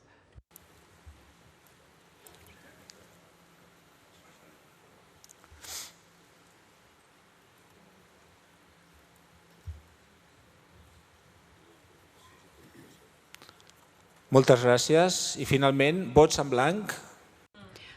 All right, and abstentions.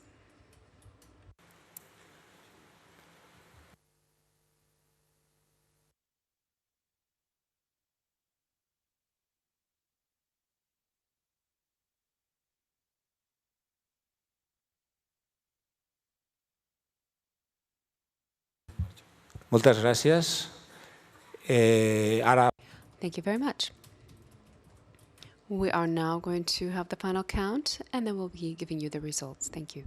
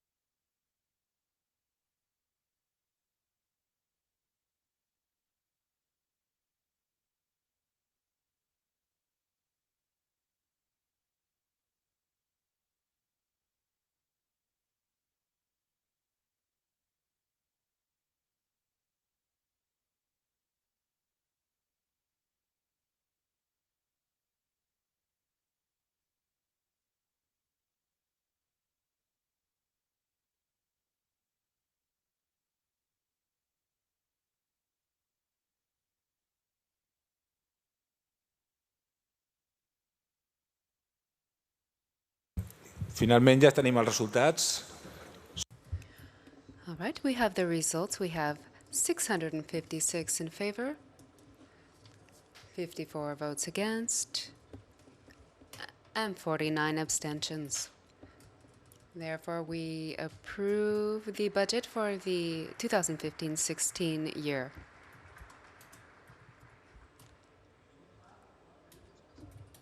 We will now go on to the fourth point of the day. We will try to go a little more quickly to meet with our time frame. You know that at 2 o'clock there will be a lunch.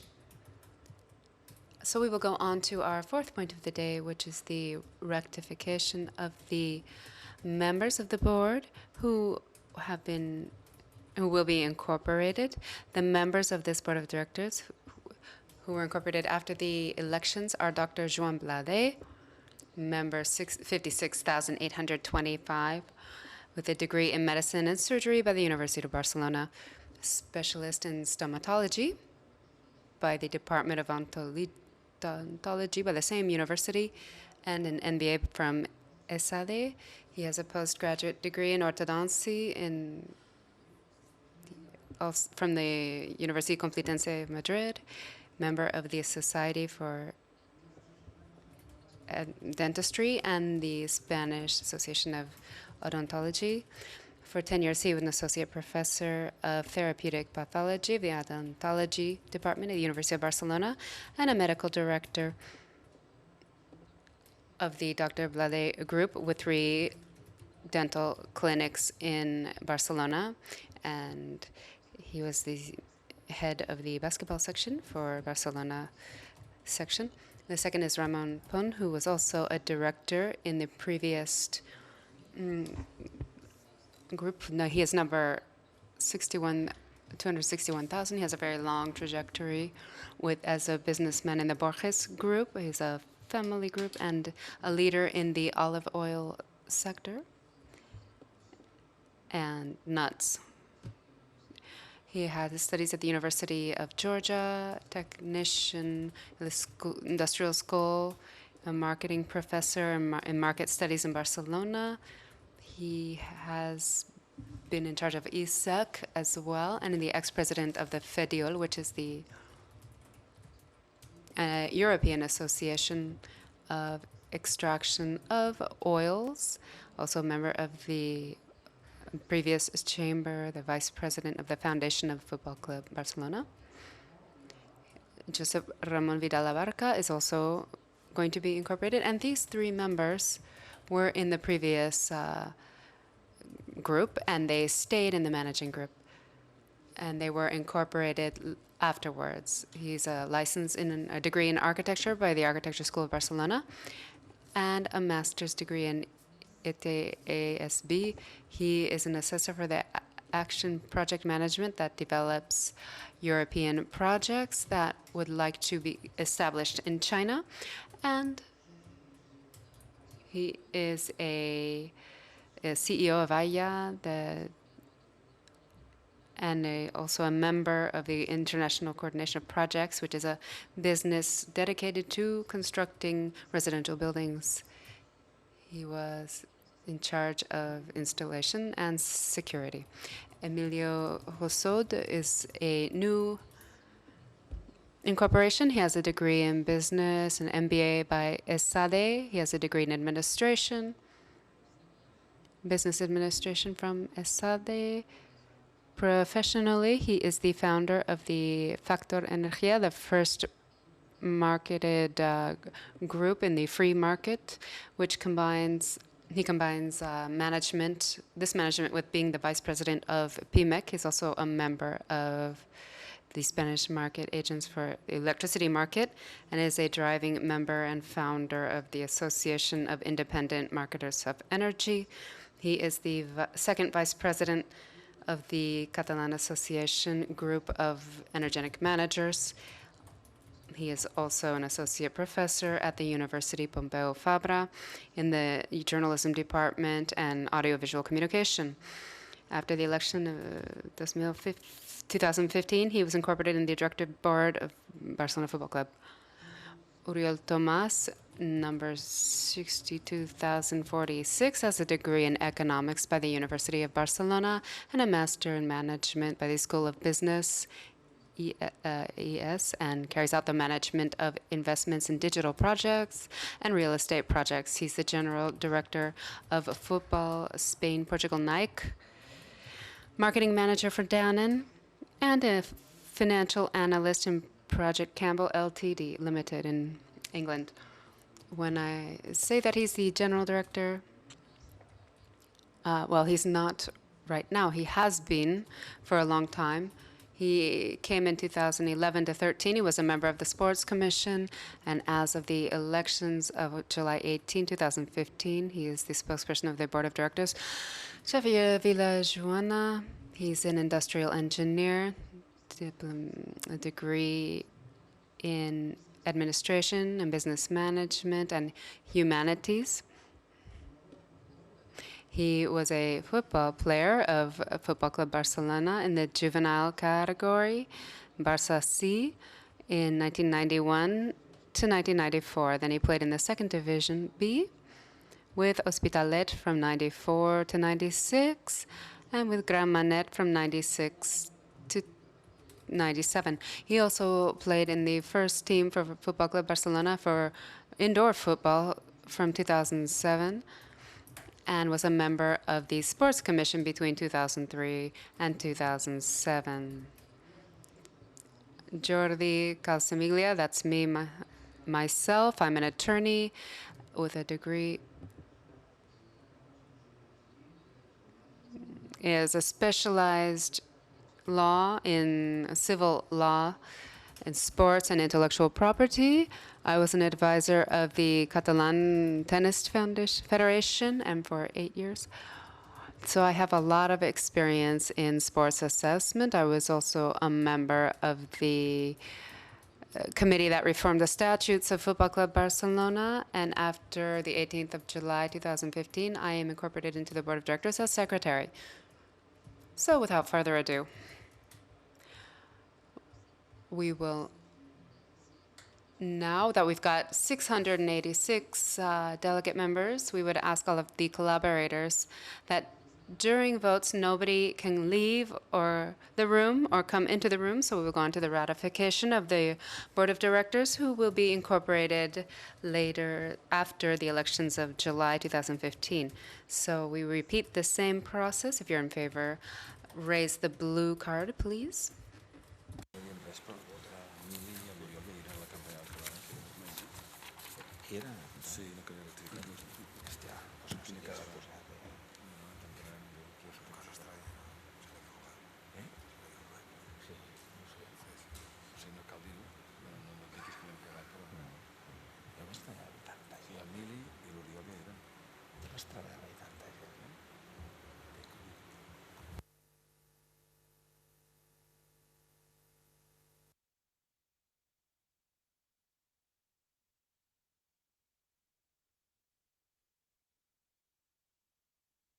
Moltes gràcies. Thank you very much.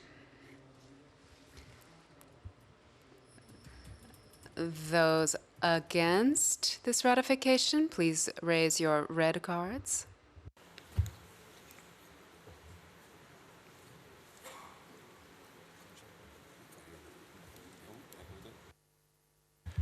Moltes gràcies.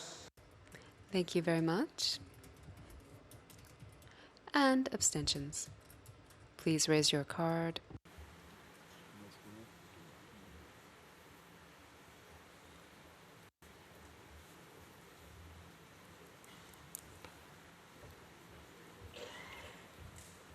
Moltes gràcies. All right, thank you. We're going to wait a few minutes to count and then go on to the next point in the order of the day.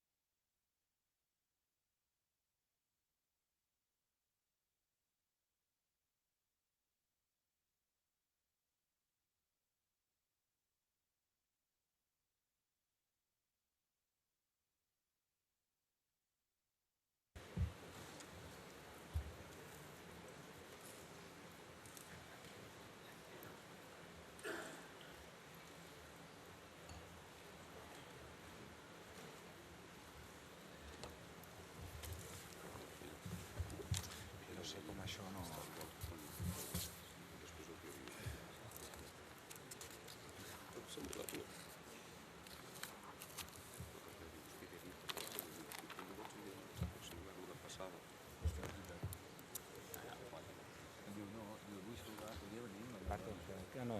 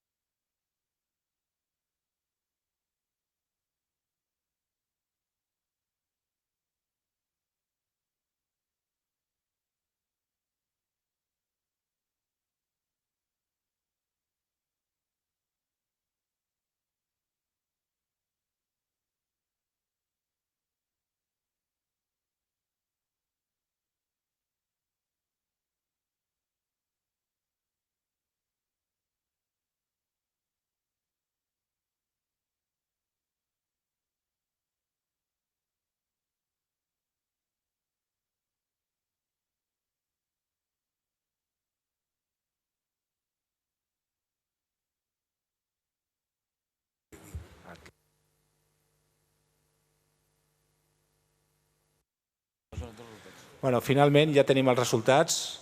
A favor són 617 vots. We have our results. 618 in favor, 14 against, and 14 abstentions. So it's been ratified. Personalment i en nom dels meus companys, la confiança que ens heu donat. So, on behalf of myself and the board, we are grateful. We thank you for this. And we will now go on to the fifth point of the agenda, which is the ratification of the members of the Economic Commission with the change of the new directive board, and then we'll go into the renovation of the members of the Economic Commission. There has been continuity of certain members because their work has been very positive over these years. And the members that will make up the new commission, I will now introduce. First, we have Carlos Tusquets, number 19,116, founder of the Citibank Group and Tria Capital Value Society. He was also president of the Economy Circle since 1989 to 92. He's the president of the Mediolanum Bank and vice president of Invercos, which makes investments for pension funds. He was also the vice treasurer of the Barça session from 1978 to 81, treasurer of Football Club Barcelona from 1991 to 99, and until now, a member of the Economic Commission for the club. Next member, Antonio Esteban, number 42,303. He presided the pharmaceutical company Esteve since 2005 to 2012, current president of the Board of Administration for Eastin and Esteve Digi Healthcare. He also presides the Catalan Healthcare for research, and he's the administration advisor for the Board of Health in the Generalitat de Catalunya from 2012 to 13, the Foundation Princesa in Girona from 2009 to 2015, Josep Maria Cercavins, number 12,099, with a degree in business studies and master's from ESABE. He also has a degree in law from the University of Barcelona. Since 1996 to 98 was the general director of the stock market of Barcelona, and then from 1998 to 1999 was the CEO of the Catalan Credit Bank. Among other positions, he was also the CEO of the Metropolis Group and Metro Invest. He's currently the CEO of Tauro Real Estate since 2012. Mikel Yado, number 123,367, has a degree in business and a degree in marketing from ISADE, in executive education programs in Kellogg Business School, Harvard Business School, and from the Perese Business Schools. And from 2005 to 2006, he was responsible for, he was the president for the Lee Bakery Group and also the executive for both Spain and Portugal. He is an advisor for different businesses and the director of the Panasa Group. Lastly, Joan Luis Garcia, number 36,405 in administration, business administration in SABE, MBA from the same department in 1986 to 92. He worked in Arthur Anderson, a business in auditing sector, and he's currently the director of this company, which carries out exportations of herbs and spices. And we will now go on to the voting for the ratification of the new members of the Economic Commission for Football Club Barcelona. Those who are in favor of their ratification, please raise the blue card.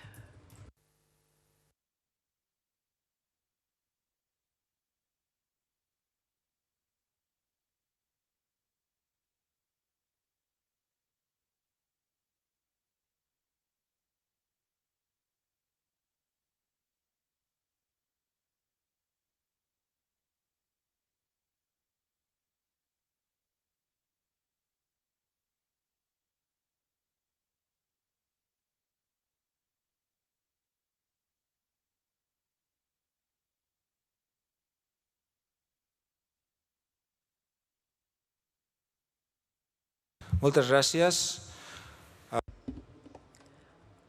Thank you. Votes against with the red card.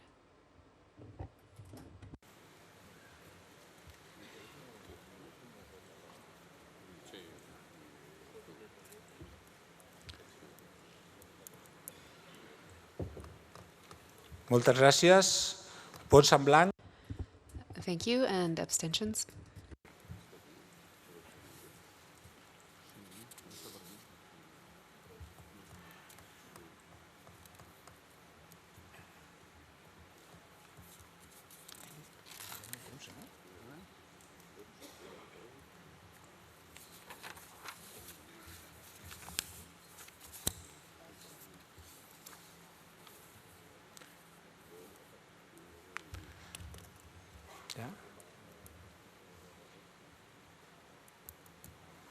Ja està, moltes gràcies.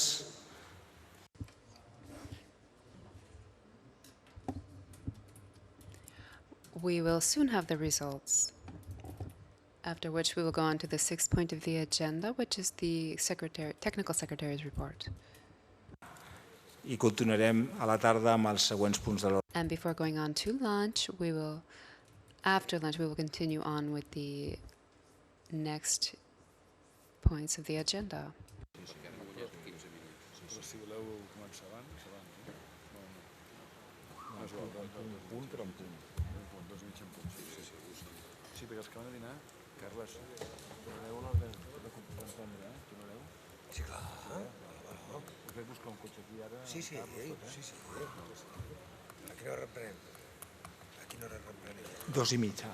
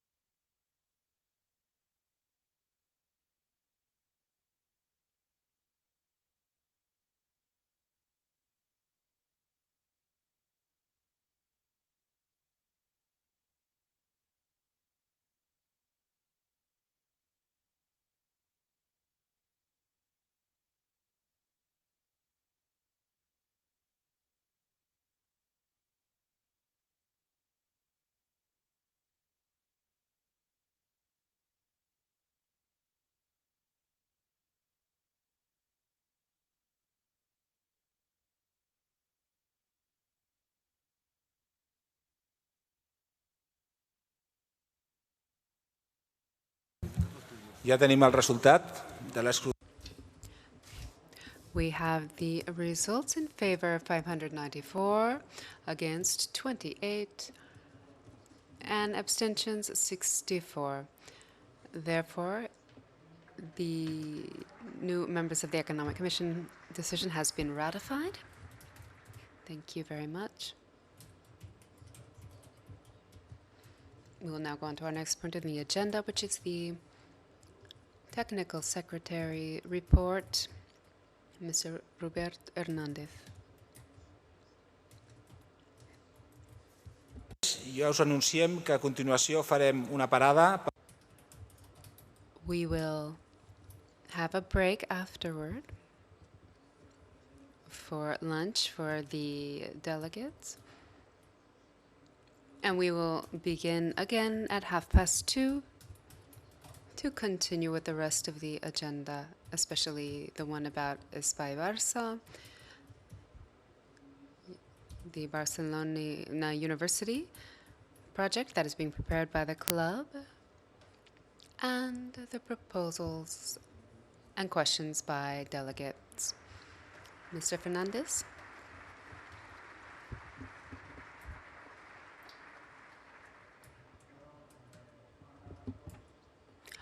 Good afternoon, everyone. Before I begin to talk about the team, I just wanted to recall Johan. Wherever you are, we have a strong embrace for you, and we are all with you.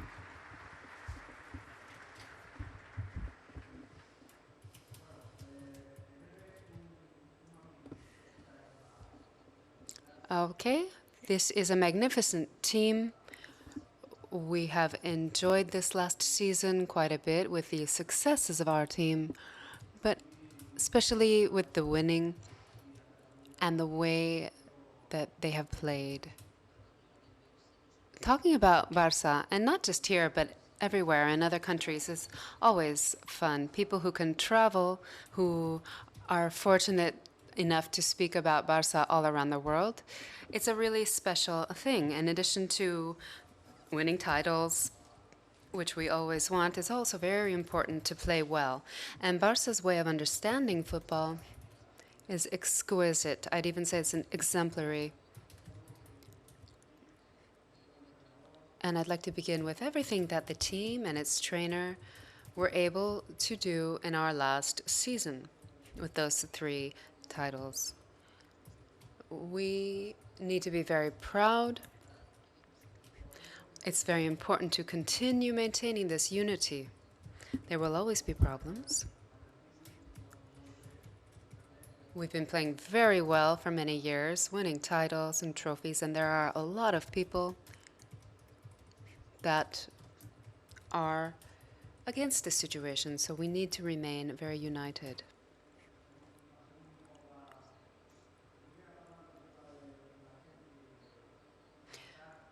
I'd like to talk about the people who have left. Despite the fact that I have inherited a magnificent team that has done things very well, we can see here those players who are no longer with us. The whole topic about Xavi, you all know what happened. Alex Song, Adama, Montoya, Deulofeu, and Halilovic.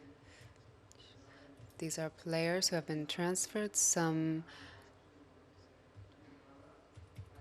let's say, if we are going to assess this season to try to see if by next summer we can incorporate them into the team. Pedro, as you know, this was a personal decision on behalf of the player who made the decision to leave the club. But for me, one very important thing is the way in which this was done. These have always been players who have given their best performance, and we value the possibility. And we knew that there was a possibility that we had to leave, and the relationship with them is fantastic. Now we have up here our new incorporations for the season. Munir and Sandro in last season had a lot of minutes, and this year they are first-team players. And Aleix Yarda, we have to wait until January in order for them to be 100% incorporated. They are training with the team, and we think that in these 4 or 5 months of training, they are incorporating into the change in the way of playing and the methodology. And I am convinced that these will be very important players for the team. Here we've got the composition of our staff, of all of our players. And we need to really value them because we have an extraordinary group of players, of high-quality players, some young players who are very excited, players who have a great age to keep winning, which isn't easy, because maintaining this excitement and this interest is very complicated. We've been winning titles for years, but from the first day, I noticed that the team is very united. It wants to win more titles. And we know that it's difficult because the reference is very high, but I see that the trainer is also has a lot of will and vitality and really wants to do a good job.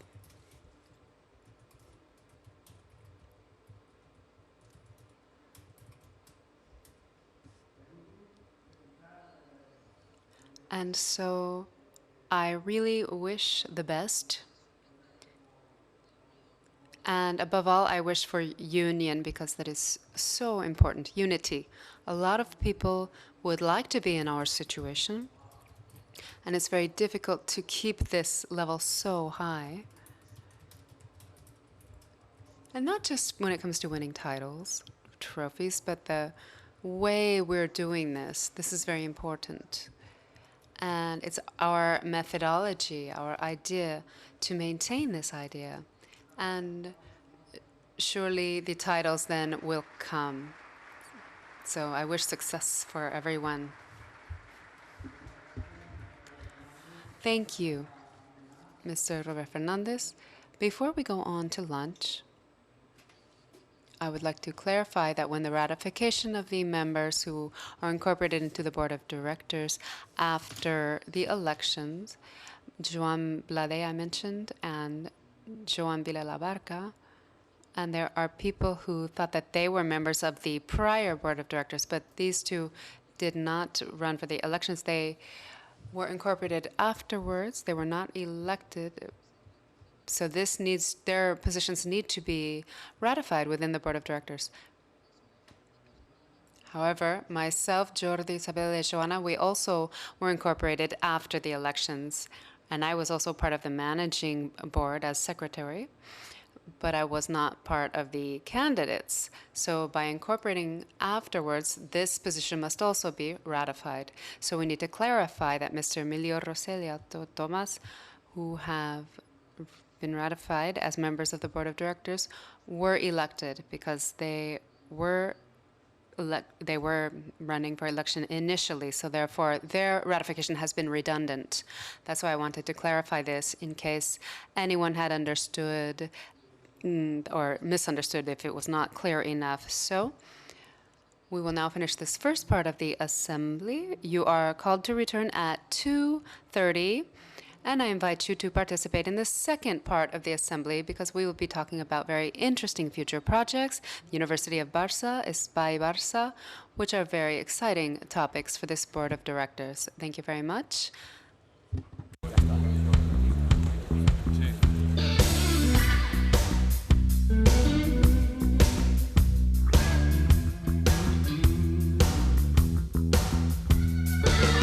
Tired and frozen, I'm under your spell.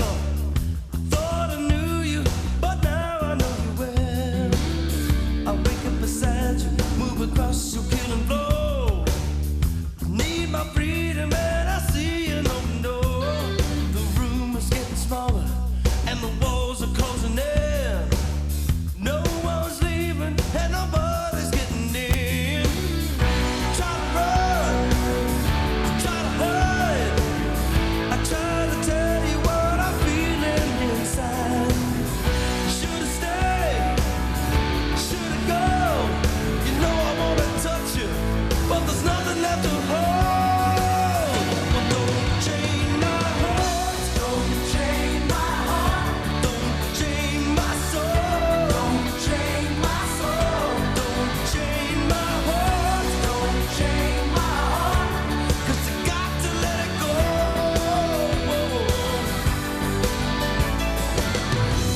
like trouble, the signs are everywhere.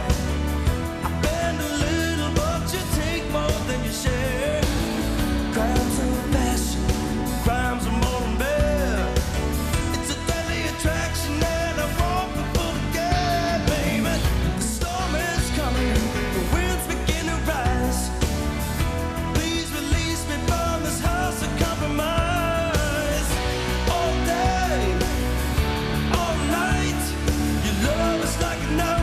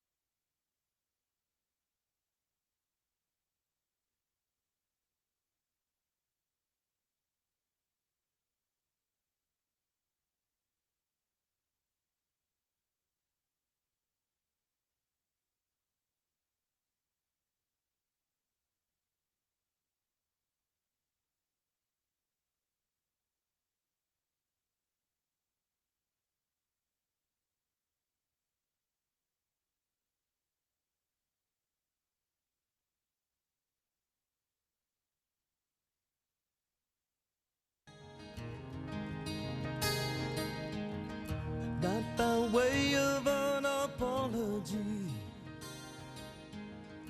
for the things that I have done.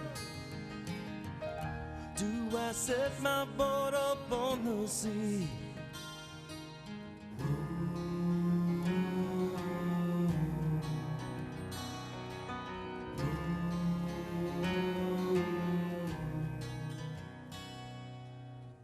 So like thunder I am breaking free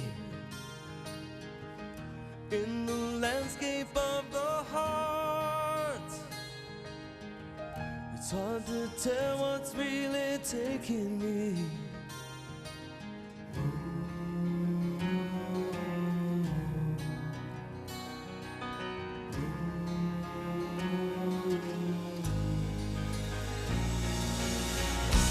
Now I see it all through different eyes. This emotion can't be wrong. Past the mountains under empty skies, and the road goes on and on.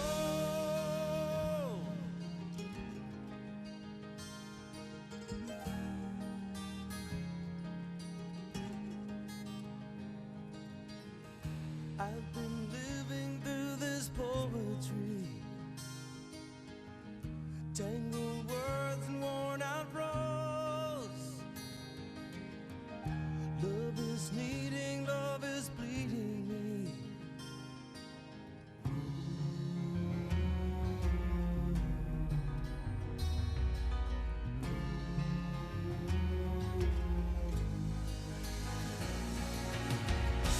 Now I see it all through different eyes. This emotion can't be wrong. Past the mountains under empty skies, and the road goes on.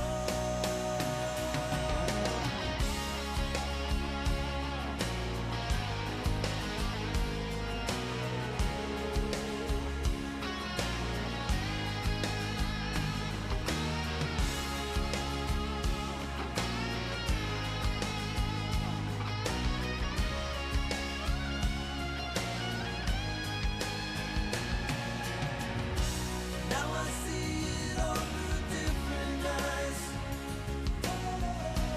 This emotion can't be wrong. Past the mountains under empty skies, and the road goes on. Now I see it all through different eyes. Where I'm going, where I've gone. All I know, I'm still surprised that the road goes on and on.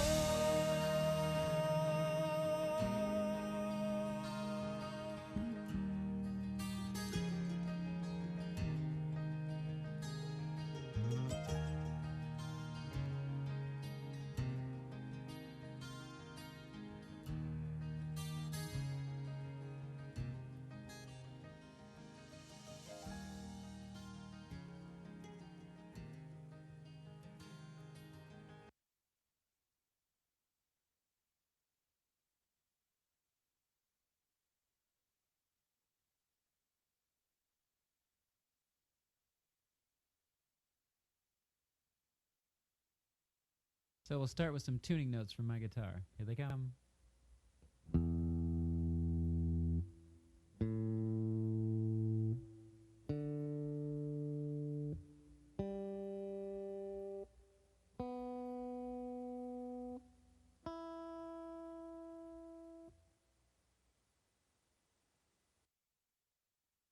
Let's get started by playing Hotlines numbers 1 through 5, 12-bar blues progression for you here.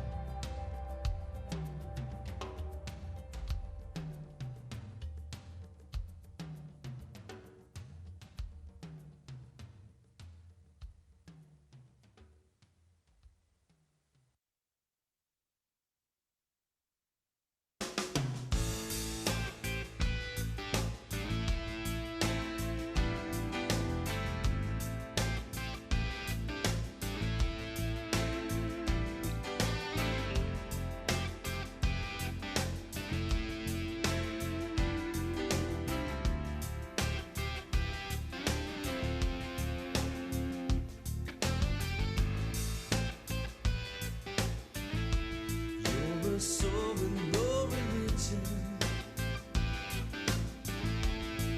There's ice in your embrace, in your dance of indecision. See the anger in your face. A little drink to help my vision. Something for the pain. There's no drug for my condition. There's no sweetness in the taste. Tell me where the ride's gonna lead you. Do I have to pay to be your friend? There's nothing left to say.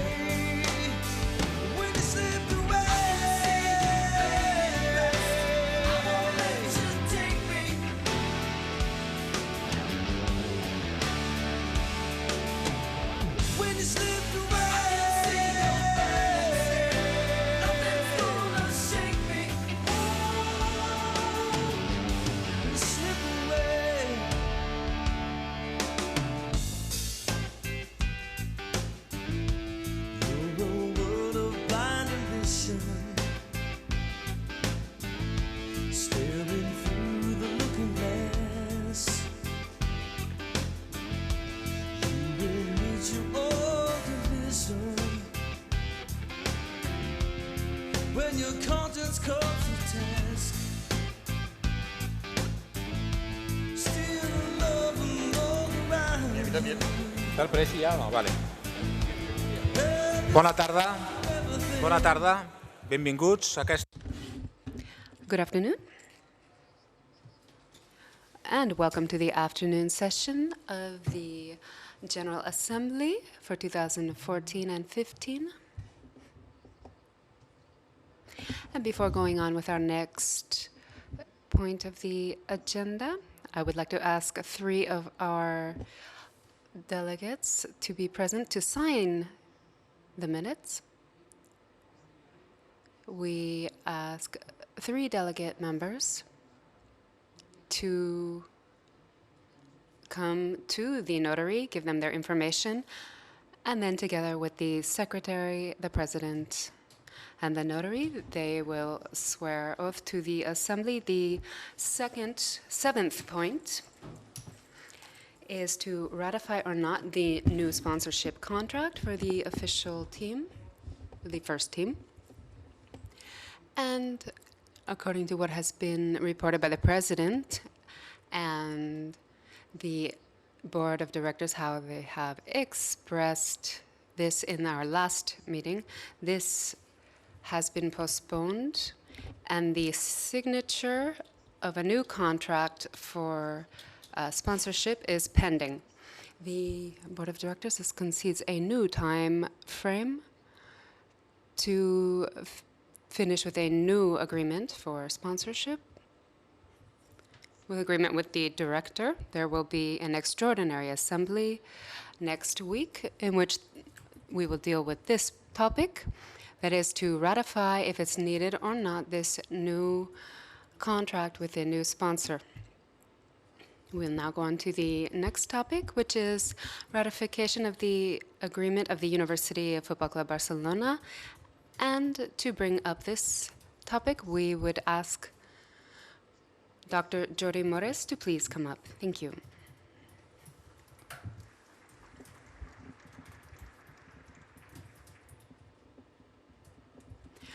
Good afternoon.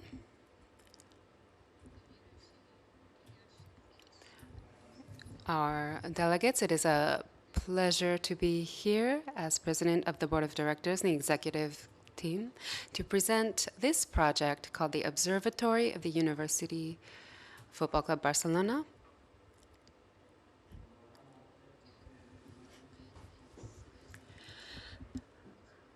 As you can see, this is a consolidation of academic activity that has been carried out for some time now.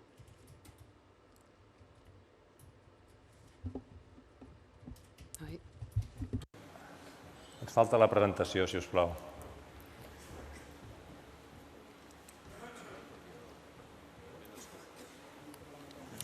Sí, perfecte. Doncs el que els comentava, aquest projecte acadèmic relacionat amb... So this project related with the university is an academic activity that the club in many areas and for some time now has been carrying out. And it aims to consolidate this project, to let it grow and organize it. And today I would ask you to ratify this so that we can continue growing in this area. We will wait a few seconds here for the presentation.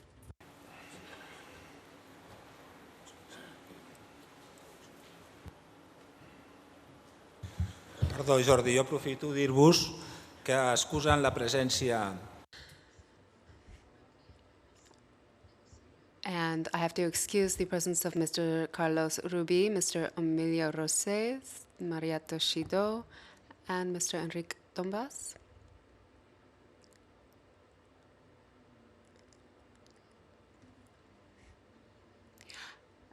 They have gone to a courtesy lunch, which is always held whenever there is a game within a bar team. So since they had this commitment, we excuse their presence here. Once again, Doctor. Podem començar amb els pregs i preguntes.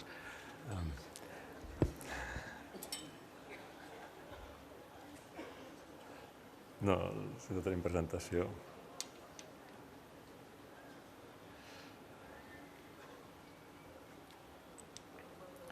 Com veuran vostès quan els presenti aquest projecte, As you'll see, when I present this project, some of the first things we've done is to change the name, that is, the name of the club.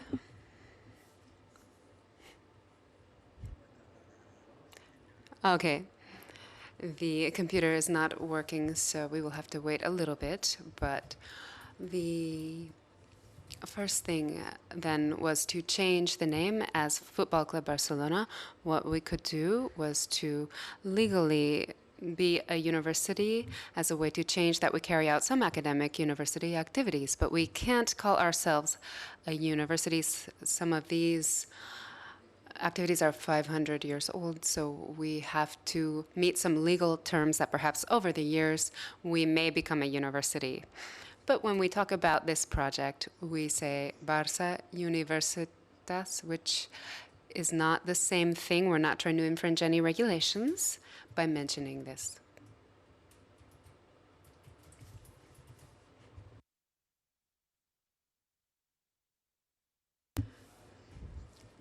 And first, we will show you the areas that we're participating in research at the university. We're carrying out several programs in different areas. And then we'll show you in which new areas we would like to have collaborators in order to develop new projects of education and research.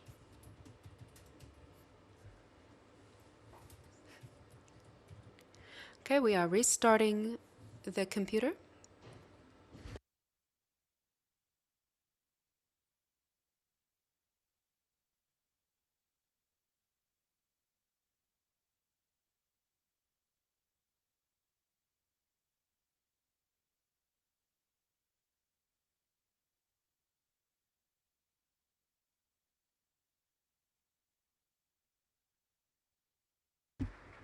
All right.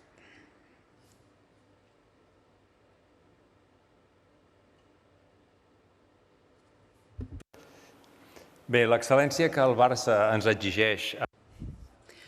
The excellence that Barça demands of us in all areas obliges us to work with excellence. And sometimes we can reach this and sometimes we cannot, but we always aim to go forward. And needing to work toward excellence in many areas, I will show you some of the areas that we already have carried out some academic activities. We'll talk about the medical area. Do you know that the only medical center for a football club in the world accredited with excellence by FIFA? And before going on, I would like to just give you a small sample of a day-to-day.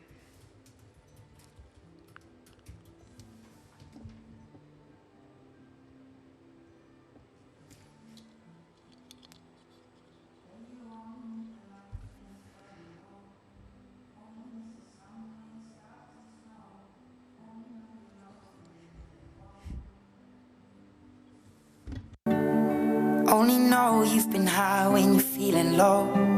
Only hate the road when you're missing home. Only know you love her when you let her go. And you let her go.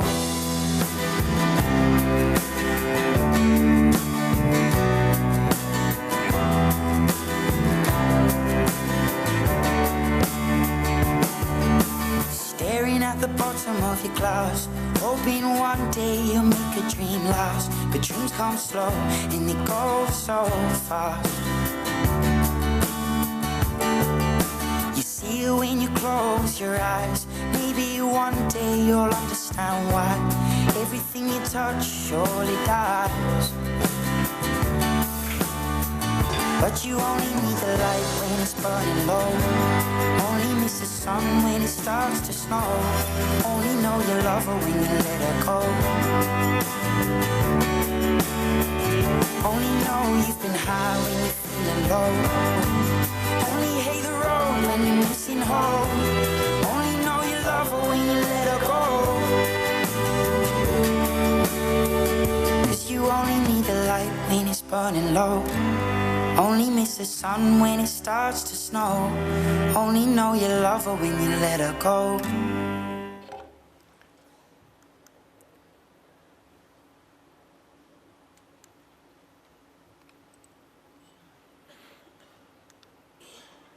Bé, doncs aquest objectiu de buscar l'excel·lència.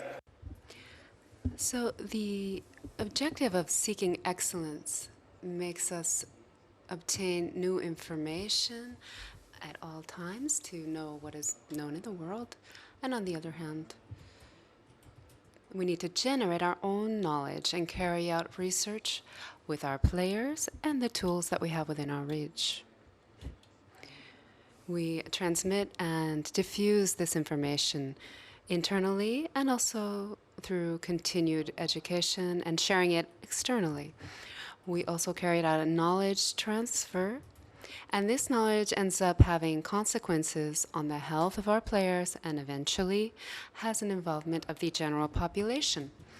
And these 4 areas, updating knowledge, generating knowledge, research, transferring this research and knowledge, these areas, in some of these areas we are carrying this out, and these are what good universities do.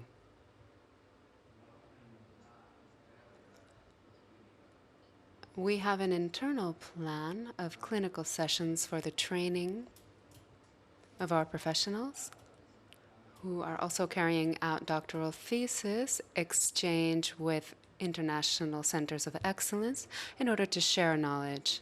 And we are collaborating with the Ramon Llull University for a physiotherapy course for teams that will then become a master's next year.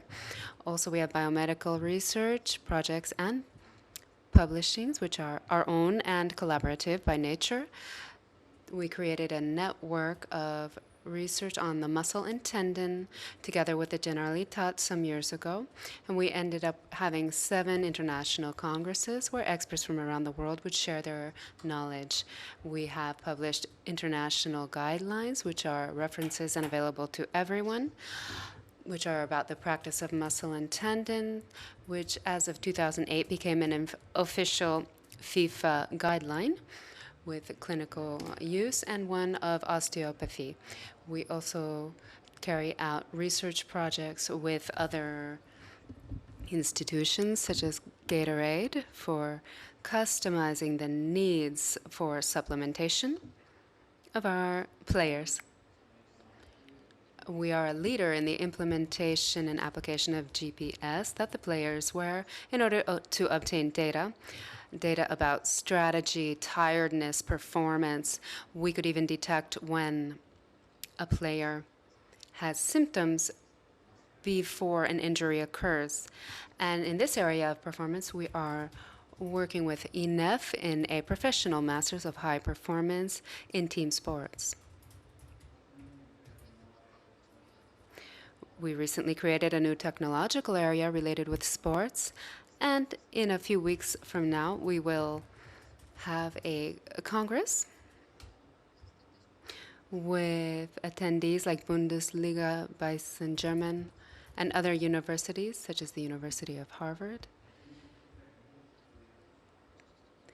Our club receives a lot of students doing internships, and not only in the medical area, but in other fields as well. We have sports medicine, orthopedics, nutrition, science, sports physics, and degrees in economy, business, and communications. Past legislature, we signed an agreement with Whitney University of Miami to carry out a diffusion of online knowledge in the United States, in Americas. All of this knowledge has motivated us to grow this area even more. And this is the creation of the Observatory for University Football Club Barcelona, which is more a consolidation than a creation, and so that we can continue in these areas. And this is what we're presenting today. As I mentioned, we have gone from calling it Barça Universitas, out of respect for universities, and because also legally we cannot call ourselves a universitat or university. And its mission is to create a research center of generation, transmission, and transfer of knowledge in the sciences related with sports of reference in the world. We have three main goals: to keep maintaining excellence of the club, an exchange of knowledge with the best institutions and universities, to consolidate Football Club Barcelona as a world reference in the generation and transmission of knowledge about sports, to contribute to the values, the diffusion and transfer of knowledge for the improvement of the quality of life of people. The initiatives and activities that we carry out will be to coordinate and participate with collaborators who show interest, and also collaborators who may be interested in us, and we can look for them. They may be international universities or national universities, technical research centers, businesses in the sports sector, and sports entities. And the way that the club will participate in the development of these activities may be a center of the university, collaboration agreements through research, maybe through a university institute, and if in 2 years, after some years, we can turn into a real university. We have a lot of work to do. The different types of educational material that we may use or carry out, maybe different types of postgrad diplomas for postgraduate or masters, which may be in person or online, or mixed. Also organizing with other entities, scientific conferences, and collaboration research projects like those that we're carrying out right now. We want to have 5 main areas of knowledge, and you will see that some of them we've already got started up. Others will be added, and the ones that are more developed are sports health and medicine, where we have disciplines such as sports medicine, physiotherapy, physiology, sports practice, rehabilitation, and the prevention of injuries, nutrition, psychology. Then we have the performance area, which is also a reality that we have implemented. We have sports technology and techniques to improve performance. We have schools, sports schools, monitoring, performance monitoring. And in the technological area, which we've already started, it's becoming more and more important and transcendental to be able to monitor sports. This not only measures performance, but also the strategy of the game, how the game is played.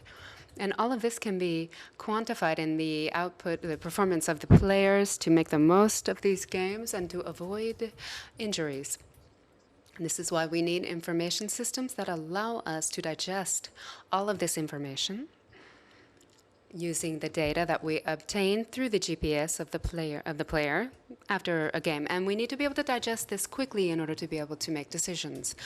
We will increase our management and marketing, sports marketing area. international marketing management, the protocol, and then the area of social sciences with communication, sports communication, the media, journalism, and then social networks 2.0.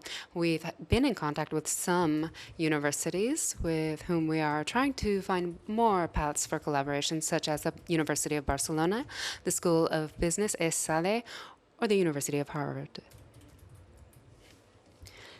With other centers, we've already got some pre-agreements where we will do things together. University of Vic, the Universitat Central de Catalunya, the Technological University with the Superior Law and Economy. Together with the University of Columbia, we could initiate a master's degree in sports. And another one that is very exciting to us is a project of research, technological research, with Massachusetts Institute of Technology. And so to summarize, the project of Barça Universitas aims to seek excellence through the exchange of knowledge with the best university institutions, consolidate Football Club Barcelona as a world reference in generating and transferring knowledge about sports, contributing to the values of Football Club Barcelona through the transferal of knowledge, and to improve the quality of life of people. And right now, this will be the decision if you ratify this and allow us to enjoy this opportunity to grow. And thank you very much for your attention. Moltes gràcies. So thank you very much. Before we go on to the voting on this project, there is a round for questions in case anyone would like any clarification about this or have any questions, but we ask you to be brief and that the questions be related to the content of this topic, that is the Barcelona Universitas project. Hi ha una primera intervenció. There's a question.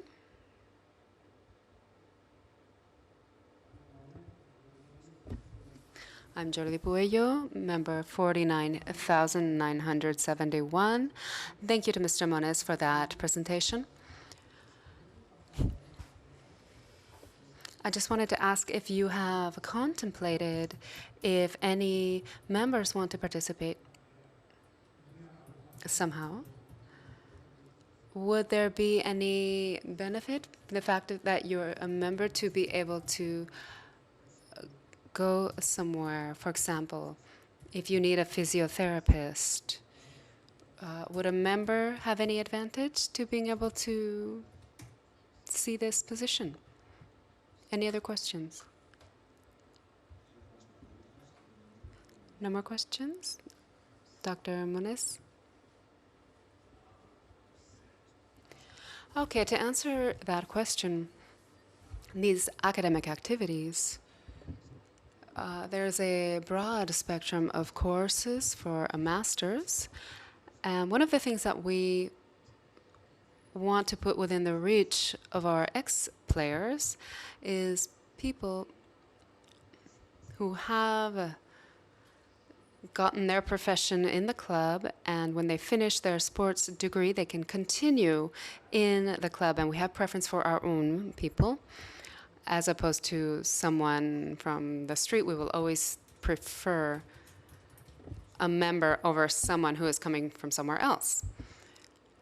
But right now, it's still a little too soon to know how this is going to really unfold. But we do have a set of categories where we are more sensitive, where there may be some differential treatment, possibly. All right, so now we're going to go on to the voting to authorize this board of directors to drive this project, Barcelona Universitas. We ask those of you who are voting in favor of the project to raise the blue card, please.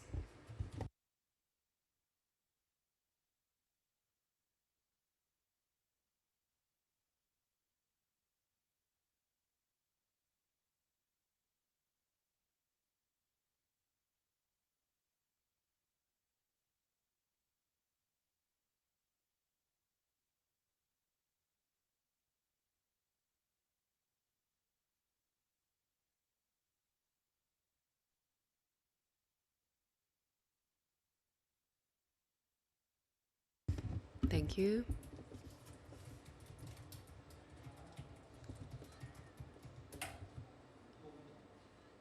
And those of you against this, please raise your red cards.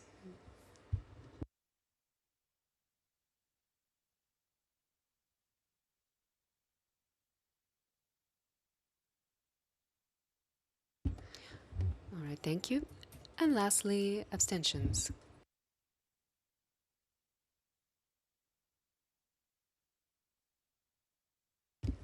Right now, there is a total of 800 delegates present. We have 637 present in this room right now. So we are going to wait a moment for the results.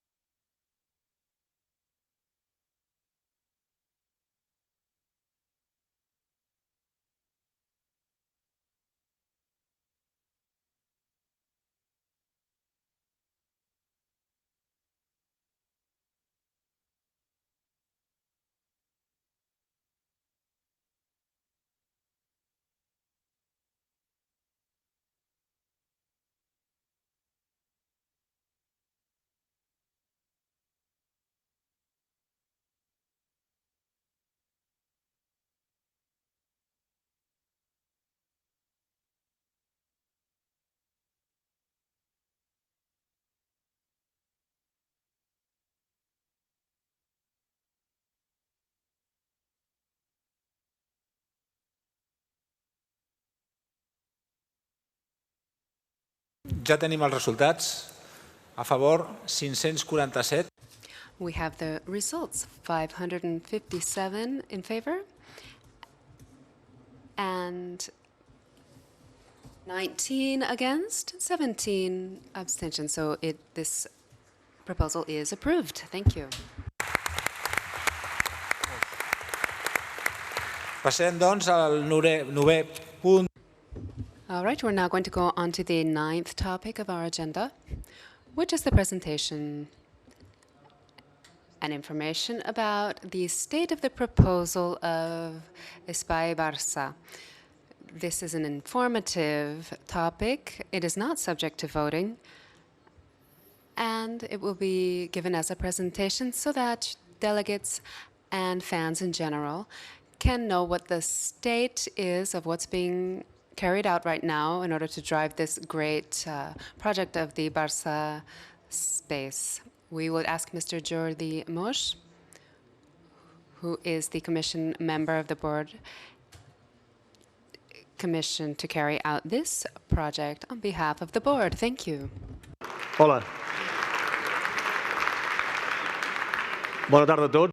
Good afternoon.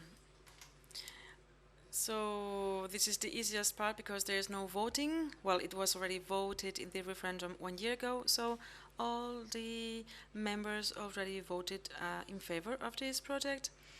And I asked for a different format in this presentation.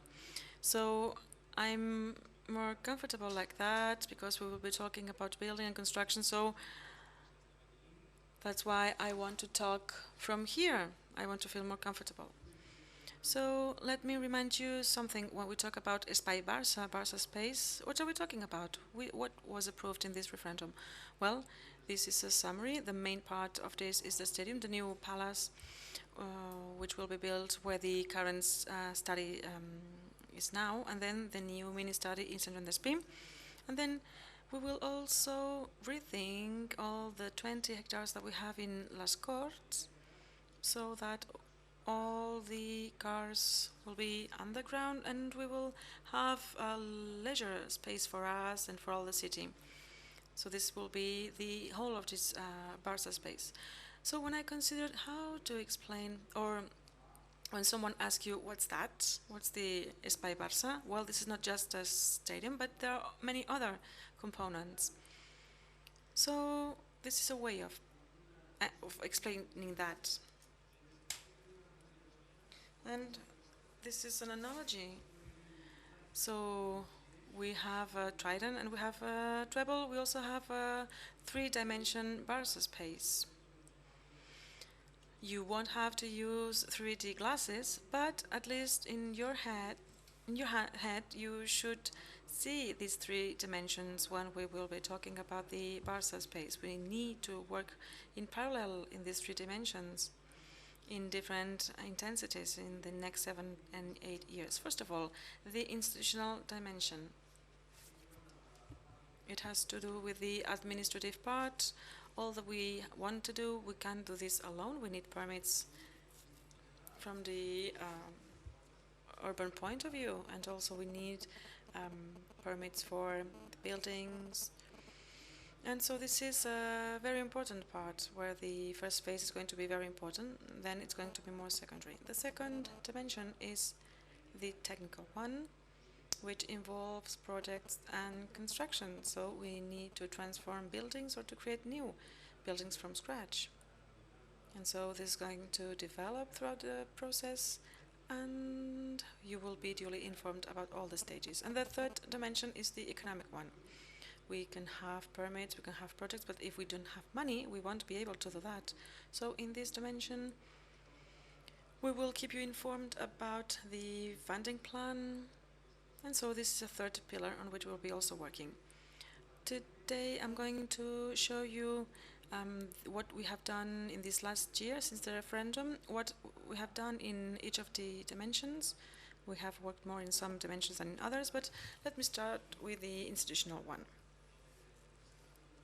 We have been working for 12 months very intensively on the planning to see what we will do in this 20 hectares field, together with the technical staff, the City Council of Barcelona.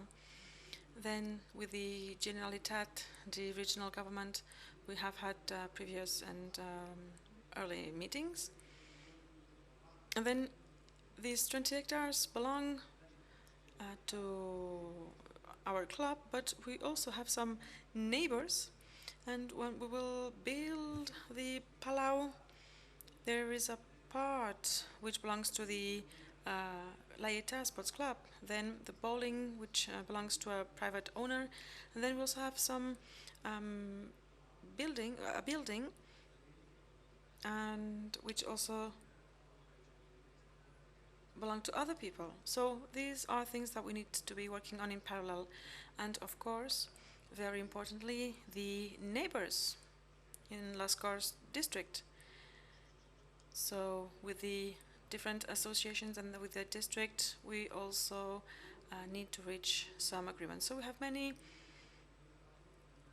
players to talk to, and in these first phases, we need to find this whole agreement, an agreement useful for the whole city. So, because this has to be for the whole city. The music and the lyrics in these meetings are very positive in all cases. Everybody knows that 2015 is a very important year from the political point of view because, well, we had different elections, we have different parties which are ruling, and so we need to try and gather the maximum consensus around this project. It's like the Olympic Games, which also was a project which was built upon consensus. We had municipal elections, we have elections in Catalonia, and we'll have national elections at the end of the year. And so this is something which is very present in our meetings with the politicians. So since summer, we have been working very intensively in order to move forward and to gather this consensus. So this is the area, our area, and we will be informing you. Then the technical dimension. I'm going to explain you how we organized ourselves and what we did this last year. I'm going to talk about the organization inside the club in project units, because we have the stadium but also 5 or 6 other components. Then we also launched the bids, the architectural bids, and then also the sustainability. In terms of project units, these are the 5+1 units for the management and economic control, but physically the first one is the urban planning, the second one is the Centro Endespí area, because this is another city council and the actions are different than those in Barcelona. Then a new stadium, then new Palau, and then the area around the stadium and the Palau, and also the economic control part. Let me tell you something about 4 of these units. The first one is the mini study. This is the most advanced right now. We bought the grounds some time ago. We are now making the urban planning. We have the permits by the council, the city council. We have the permits by the regional government, which are pending. And also we launched the architectural bid, which was won by Badle and Roche. Their proposal was the best. And now we are writing the project so that when we will have all permits, we will start the works next year. Here you have some pictures. As you can see, we identified a solution which is quite similar to the facilities that we had in Street Industria in the past. So these are minimum requirements, and we have this district here with 1,000 apartments. Here are some pictures from the inside, and here we have the motorway, and here we have this part here, which is not this house, which has to be renewed, and it is protected as a building, and so we will renew that, and we will have there different services which will be useful for us. Then Camp Nou. First, we have been working to analyze the information that we need to launch the architectural bid or tender. So we will need to study the roof and the structure, the current structure, so that the different proposals by the architectures are compatible with what we have already, because we can't destroy walls nor columns. And so we have 1,500 technical pages, technical specifications, and we are doing that because we want to monitor also the budget. This 3D BIM is a way of technically analyzing all the spaces of this stadium. We also launched a tender this year for that. Here you have this image. Inside, this is like how it's going to be, and here in this internal part and in this structure, and all the pillars are designed in a way that the software programs of the architects can use this information so that their proposals are compatible with that, because we have to respect that. Then the new Palau with a capacity of 10,000 seats, and so this is also part of the pictures, and everything needs to be compatible with professional sports. And finally, the rest of space apart from the stadium and the palace. We have been analyzing the mobility issues, the parking space to double the mobility, and with the technical staff of the City Council of Barcelona, we have been studying the best way of doing things, because now at the end of the place there is a mix of people and cars. We want to improve that, and the new solution will have to allow us to manage this differently. And then also we are considering other things that we need. In this picture you can see it already. So here we will have a specific design, the palace also, but the rest of the land, well, there are some buildings and services, and also some free areas. There won't be fences, the bowling won't be here, and this is going to be a building maybe for the university. So these are the main axes of what we want to do here in the next 10 years. So we have worked on that for several hours, in fact. So the architecture bids. We have chosen Ernst & Young to help us, to assist us, identifying the elements that we need to take into account so that we are very efficient and transparent. And also, of course, we need to take into account our private interests. And in this sense, we worked with the Architects Association and with the City Council also to see which would be the jury and also the technical specifications. And we won these architects to work in the several phases of the project. And we wanted to have also local teams, because Barcelona is a reference point in world architecture. So we wanted to use local architects. But we also know that in these last 15 years, there has been a lot of technology developed throughout the world. So we want to create like mixed teams, Catalan people and also international people. And so the result has been spectacular, because we were able to create such teams.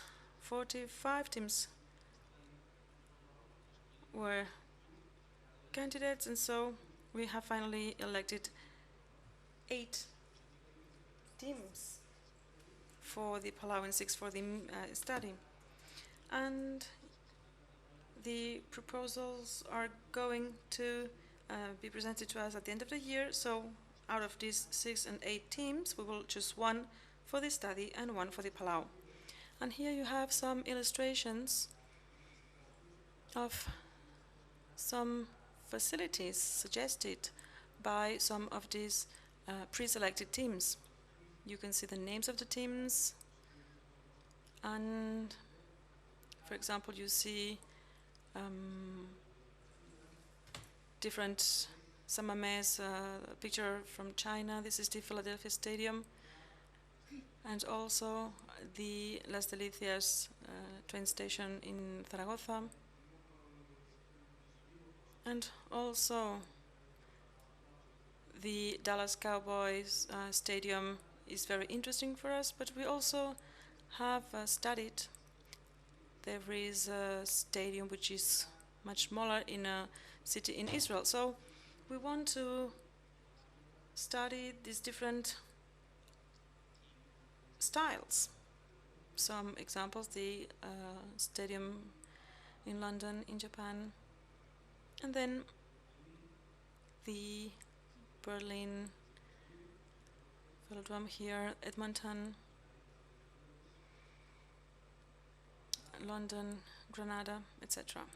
So we are really very enthusiastic, because the community of architects really have participated very enthusiastically, and also they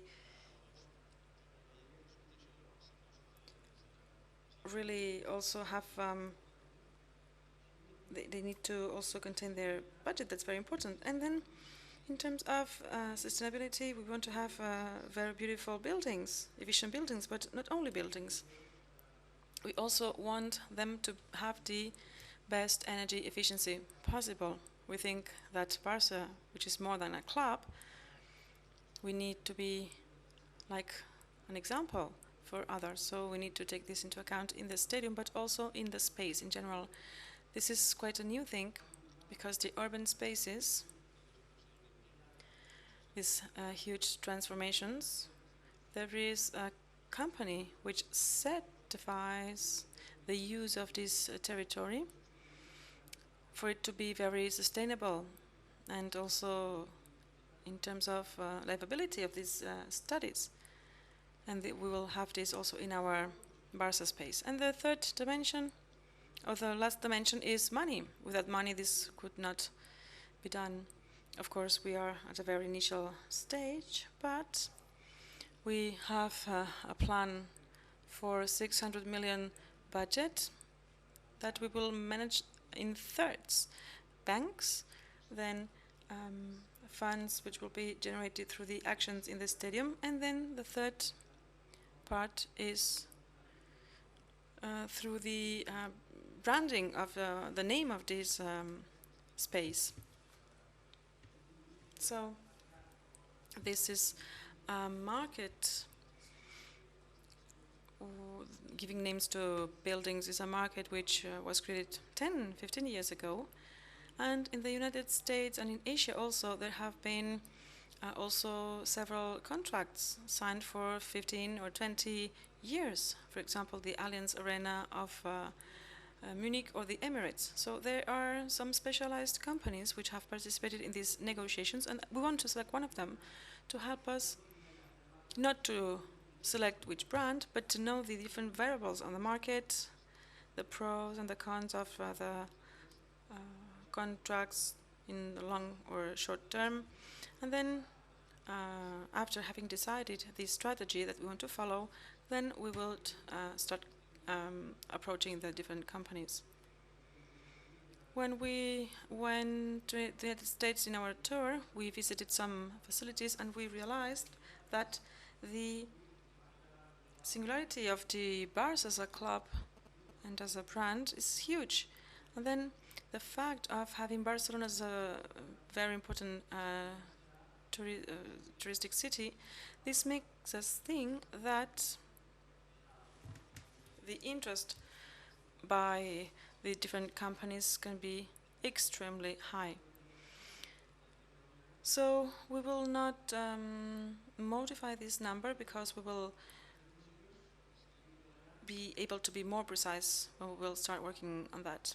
So we have the objective of really creating this Barca space so that we can continue to grow, so that we can continue to generate revenues in order to maintain the good competition level that we have, and doing that without asking the members to pay more.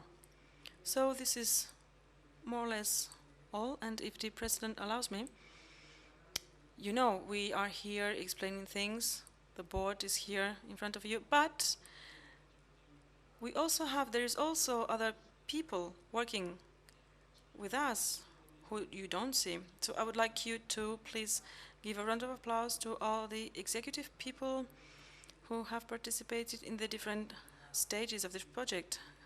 Mr. Milan, Mr. Folclara, since 2010, then Tony Rusic and his team, and Emily Sabadell, who participated until the referendum, preparing everything that was approved back then, and now Nacho Mestre and Mil Banadelli, someone coming from Germany and from the United States, because without them this could not be possible. So please, I would like you to give them a round of applause because this work is really passionate. Thank you very much.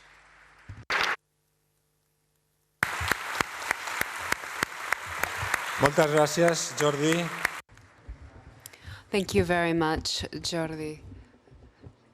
Always so passionate about these projects, which really helps to motivate all of us.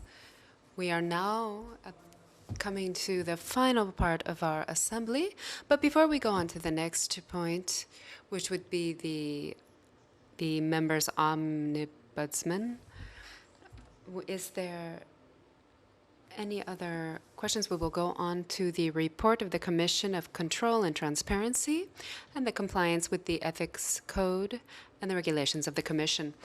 In the Articles 10 and 35 have informed us about this over the last few years. This Commission has united 4 times and has only received 1 consultation on the possible situation of conflict with the Code of Ethics.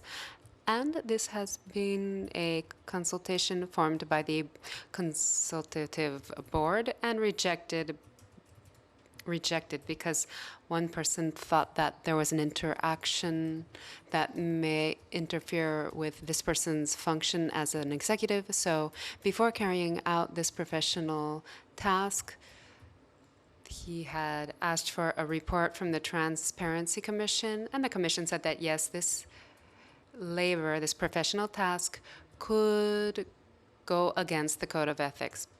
There was no complaints, rather just a petition on behalf of the person affected.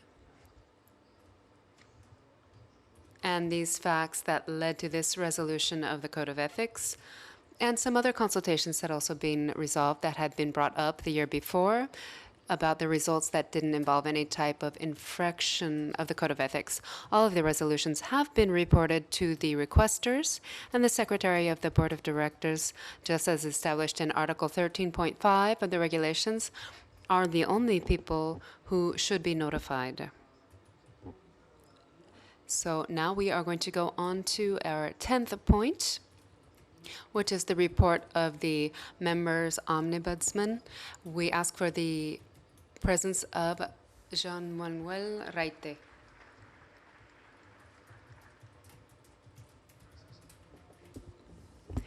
Thank you, Secretary, President, members of the board, senators, delegates. This is the second time I am going to present this annual report in public of the previous season, as the President mentioned. We like to be different. We have a member ombudsman because we also have one for the fan club, and the ombudsman comes from Greek, the Spanish term. With justice is what it means, and this passes with the most modern institutions of the state. And interestingly, this occurs in our club with the statutes of our club to defend our members from possible incorrect actions which may be made on behalf of the executive power of the club. And the Constitution is controlled by the governments, and this could be directed to the defender, the people's defender. And we've had some relative success because other sports clubs, not just football, but that are also incorporating into their statutes the figure of the ombudsman for members. And I mention this because members of Barça are more and more familiar with this figure, and they ask this person without hesitation if they need to know something. So this person has a physical location next to the the care center for Barcelona members, which those of you who have executive power of the club have more preference. Therefore, if there's anything that you think could be improved or you have any suggestions, please do not hesitate to come to the ombudsman for members. We carry out a report, which I'm going to explain now, of all complaints, suggestions, requests that you may present in order to improve our club, which is what we really want. We have 3 functions in the ombudsman. There's a helper, which is Mr. Jordi Garcia, and I thank him for his work as an employee of the club, but also as a Barça member. We have 3 important functions, and one is to elaborate a census. We have 1,900 members with a right to vote, and as Ms. Susana Monge said, 148,000 members in general. And this is done so that the census is considered to be very important. The ombudsman is independent of the board of directors and therefore should have custody over the census and present any increases or decreases with the information provided by the Barcelona Care Office. With the electoral period, we'll talk about this later, the most important task is to receive complaints and suggestions, and if we can, provide solutions. The ombudsman cannot materialize or resolve these, but he can resolve an answer to, he can ask all the different departments of the club by presenting the existence of a problem, and find out how it can be solved. So we have this function of suggestions, and the club and the different departments are those who need to come up with the solution to the problem. As you can see in this chart, this year we have had more complaints than ever. Suggestions, requests, 403. 494, of which 203 have required the opening of a case of a file. And this does not mean that the club works better. It's just that would be a very light reflection. What is happening is that the Ombudsman has the web page, which is very important, with news, activities that are being carried out, and therefore you know this better. And another function is the contact with the club, the titles. All of this makes you more in touch with the day-to-day of the club. And so the ratio of complaints is really analogous to other institutions that have this type of figure. You can see by department that the Office for Care for Barcelona members is where the suggestions are produced, but this is normal because that's where you go to carry out any processing. That is, sometimes one person there can answer 4,000 emails, constant phone calls. The ratio is very low, but this office that you go to carry out all of these transactions for anything that needs to be carried out on behalf of the club related to the member, like recovering the waiting list, suggestions for increasing the children's passport, getting entries or tickets for the finals. These are all situations where people go to see the Ombudsman. It's the second department where petitions or requests arrive. The Board of Directors, the Discipline Commission. Some suggestions have arrived. Relatively few, for example, 3 that of non-agreement with a decision of the right to decide, or complaints because they considered that there should have been some kind of more stronger action with the flags. There are very few complaints that have improved the system. The protocol for complaints has been improved so that it arrives to the Board of Directors. The Ombudsman is very satisfied because of this treatment, because a lot of time the Ombudsman has to go with the complaint and say, please help me fix this. And in our club, we have great workers. We talked about executives, which I do not doubt, but I mean the day-to-day workers, the ones who have been there for many years, working silently and carrying out this very difficult task in order to improve the functioning of the club.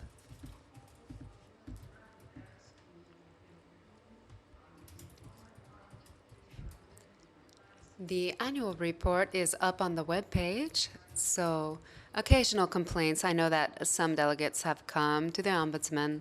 Most have been able to be resolved. There were 19 of you who are in the room who have come to the Ombudsman at some point. Some of these cases we haven't been able to resolve, but I can't refer to all of these problems. We clearly don't have time, but nobody should feel bad because their case is there, and if the proposal has not been resolved in the annual report on the web page, it will be up as of today. So I just wanted to look at some very occasional or specific questions. One first question is the improvement of the visibility of the advertising for Europe Champions League. And this problem, it comes from some years back, and this has occurred with games in the Champions League. Because of the regulations of UEFA,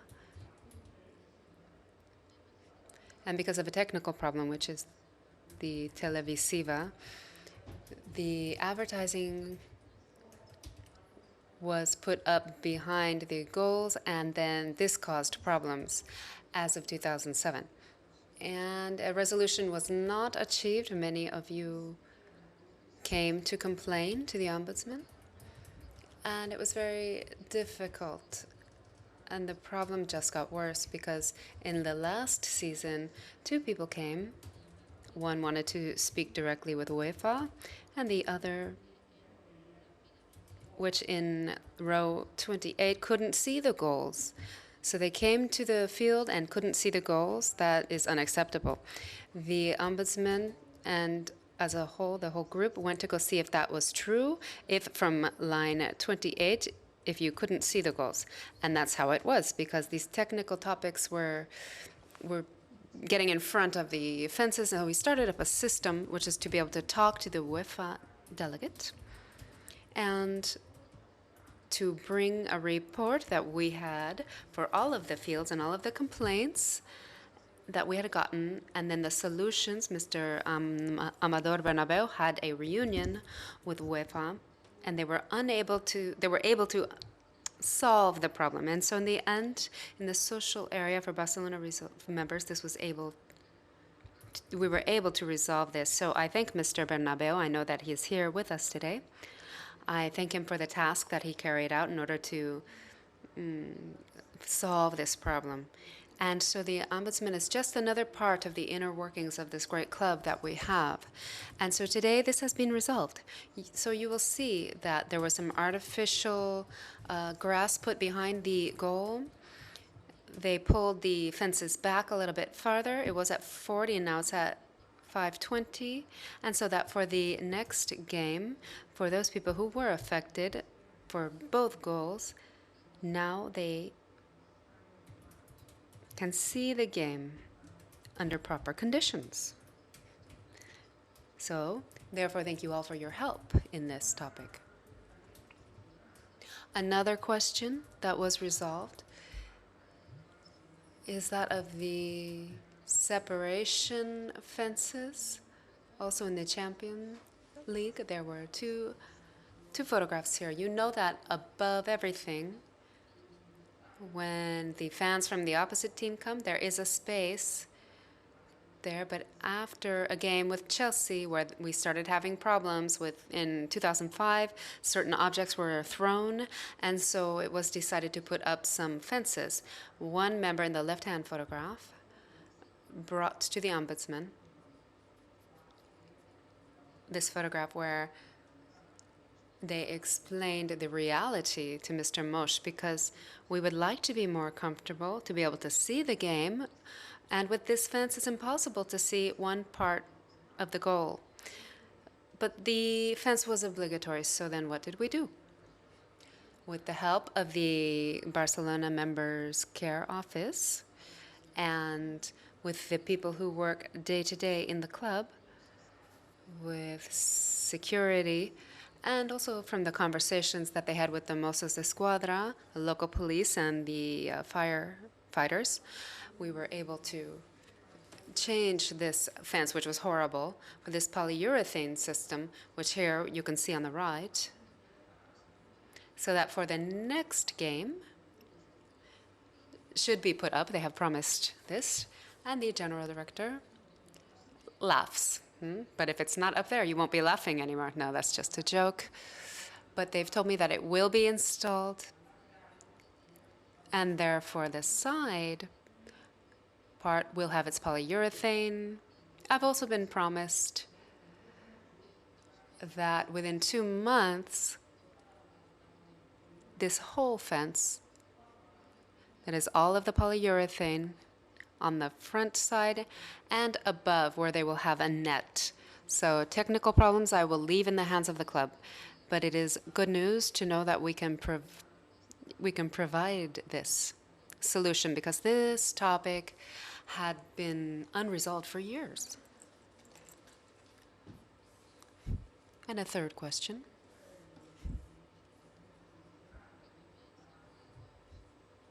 Which has also been solved.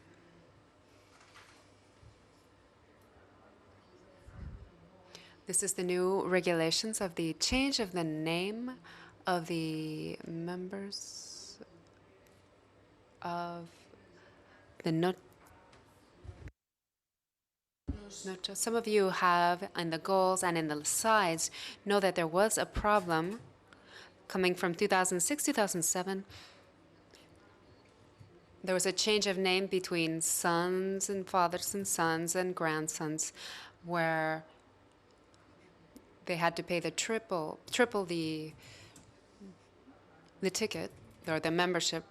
And so we have for this season, we have made sure that the payment, if the grandfather changes the name into the grandson or into the son, the same quantity will be paid as this person had paid for that seat, and not triple that amount. And these members in the side galleries have received a letter from the Office for Barcelona Members Care communicating the resolution of this problem. But they have also resolved a problem which, I know it sounds like I'm just giving you good news today, but this is true. There are some things that have not been resolved, but these are the things I need to tell you because it affects a lot of people. Many of you are senior members, that is, you are over 65, and you've been in the club for over 40 years. So the problem that we had was that those who couldn't access their tickets, this has been resolved. But this year we have a new problem, which is that the club has communicated through letters that you will acquire the member condition, the senior member conditions, and will have the advantages established in the statutes and by the board of directors on this topic. So we can celebrate this as well.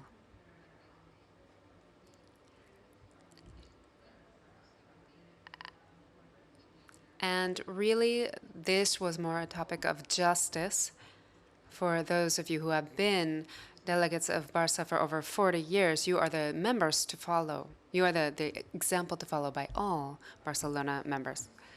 Concerning the electoral process, I'm going to go quickly because I only have a short amount of time. This assembly is very long as well.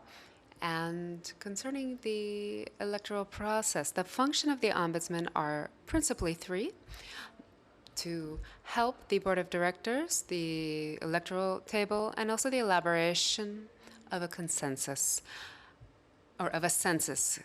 And with respect to these questions,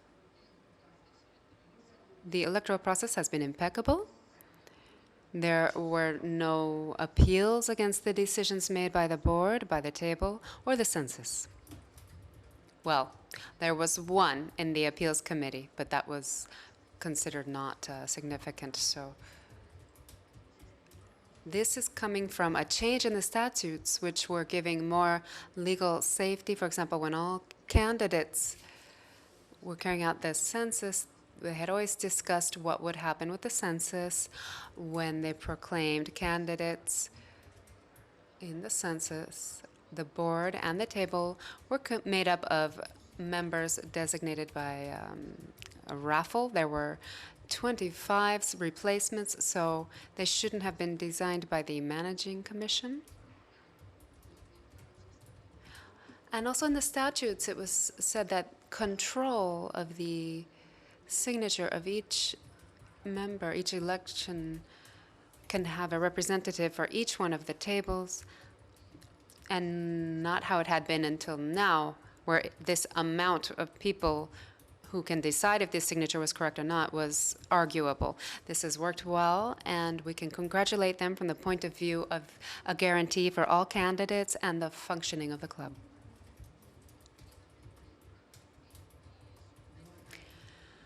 And now, this is something I'm not going to resolve, but I just have to mention that there's a very complicated topic between the two principles that rule the right to the electoral right and legal safety. To guarantee this for all members, we need to think about when legislation allows for the possibility of people from the outside of Catalonia voting, and therefore open a reflection on this topic. in the end, people who have to come and then resell tickets, we have two questions.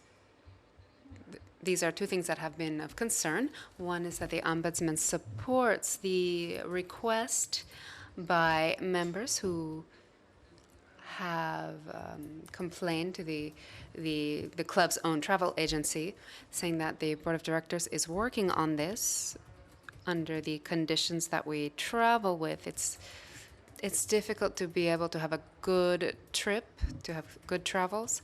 So we need to try to make this possible as soon as possible. With respect to resales of tickets, this is something that I cannot resolve in 30 seconds. But it is true that the club is doing everything it can.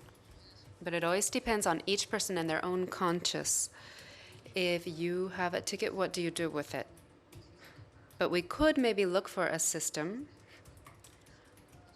so that when someone needs to travel, the ticket could be nominal and could be picked up at a hotel. And to finish, there's another topic that will come up over these days, which is the relocation of some subscribers of the European Champions League. This is something that has been obliged by the UEFA regulations. If there are any questions about that, please ask the Ombudsman, and we will try to help you as far as possible. And lastly, I don't have a clock. I don't know if I've gone over my time, but the presentation of this report was presented to the board of directors in July, and one of the ideas that came up was that this could be done with the president and vice president of the social area, Jordi Carbonell. We could publicly do this like all ombudsmen do. And that's all. Thank you very much for your attention. I also want to make a memory for Johan Cruyff, that those of you who are my age, we know that he was an idol as a player. Thank you very much, and visca Barça. Moltes gràcies, senyor Joan Traité. Thank you very much, Mr. Jean. We have come to the last point of our agenda, which is an open round of questions or comments. We now welcome you to ask any questions about the topics that we have discussed and whatever you feel is convenient. We usually have a lot of questions, so we would ask you to be very brief. We don't want a very long discourse here, rather we want to just a summary. Please tell us your name, your member number, and then we will write down all of the questions, and at the end we will answer these one by one, as we've been doing. First question here to the left.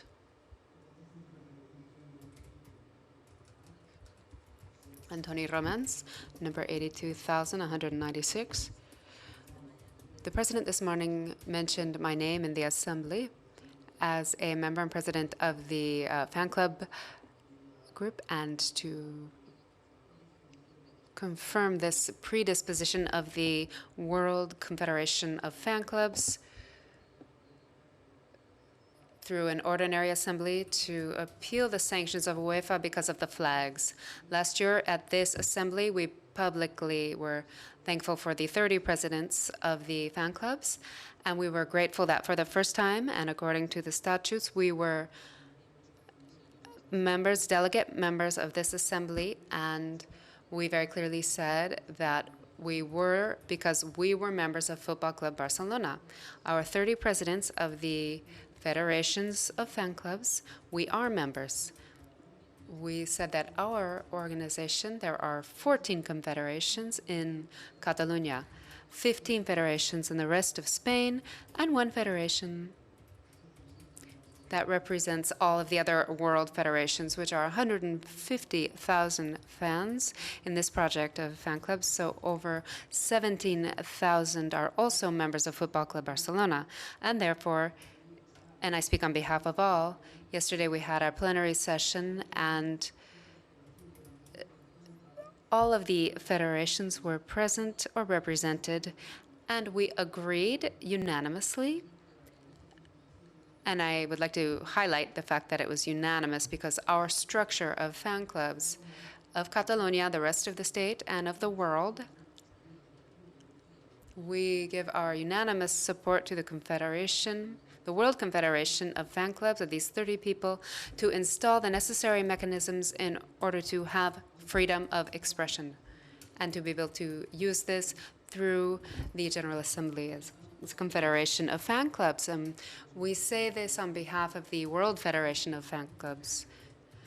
We communicate to the President, and we appreciate that he had named this, or mentioned this decision that we made yesterday.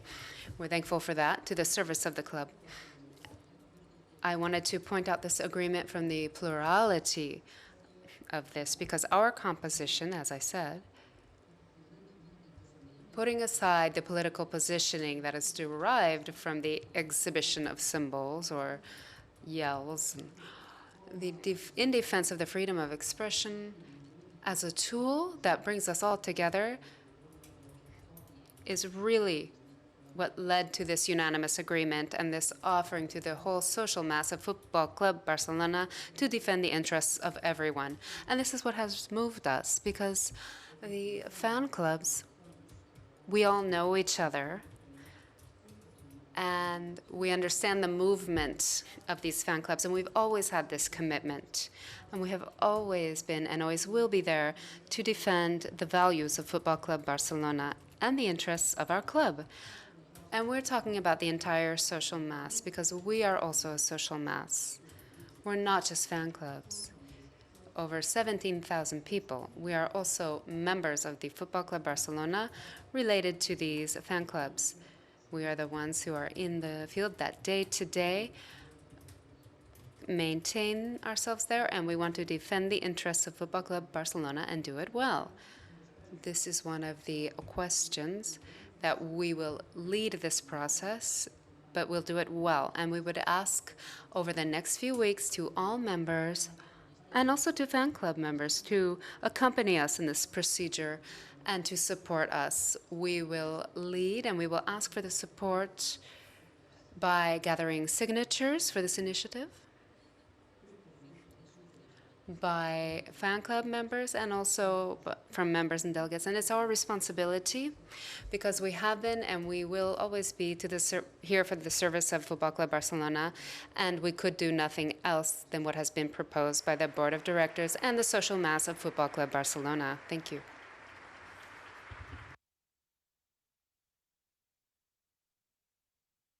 Thank you very much.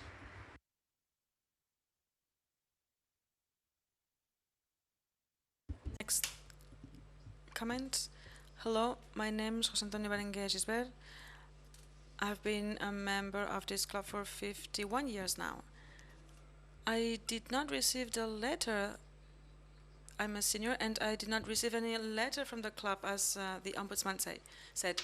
Mr. Bartomeu, now you can say that you are the elected president of the Football Club Barcelona. This is a personal opinion, and I would like you to give me very concrete answers. So this is my question. This is about the draws on ticket sales for peñas. The statutes say that the tickets need to be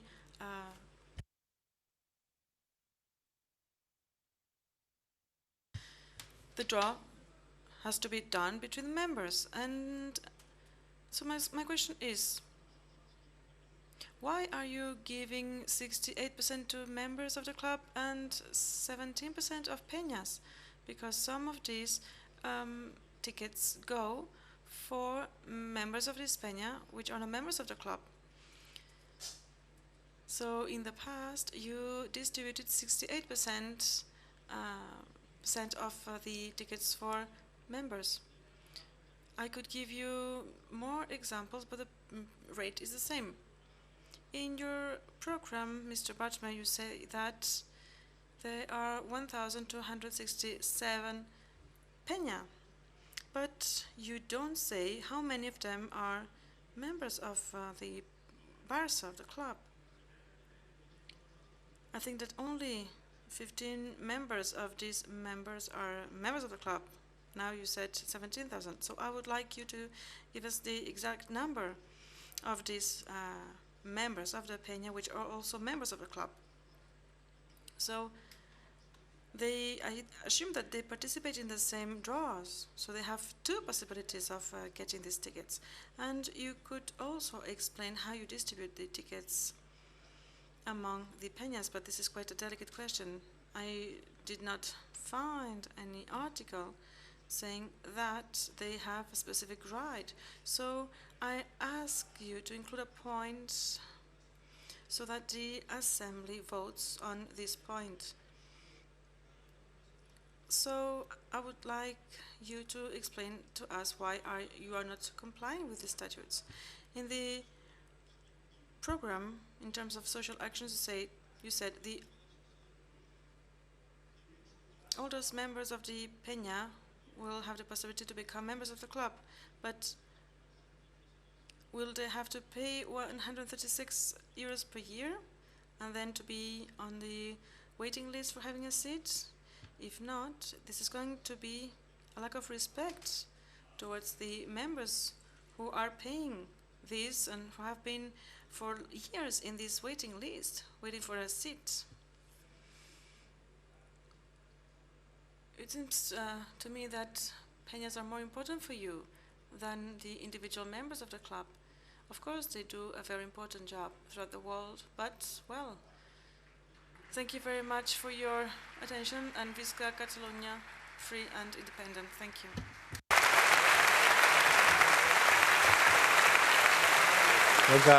Moltes gràcies. Thank you very much. Next comment or question? Tony Reyes. First of all,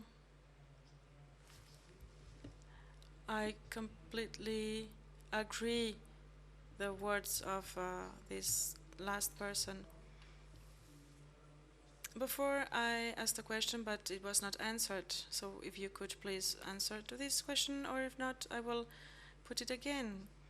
I know that in 2010 the situation was very bad, and today we are better, but why are we better this year?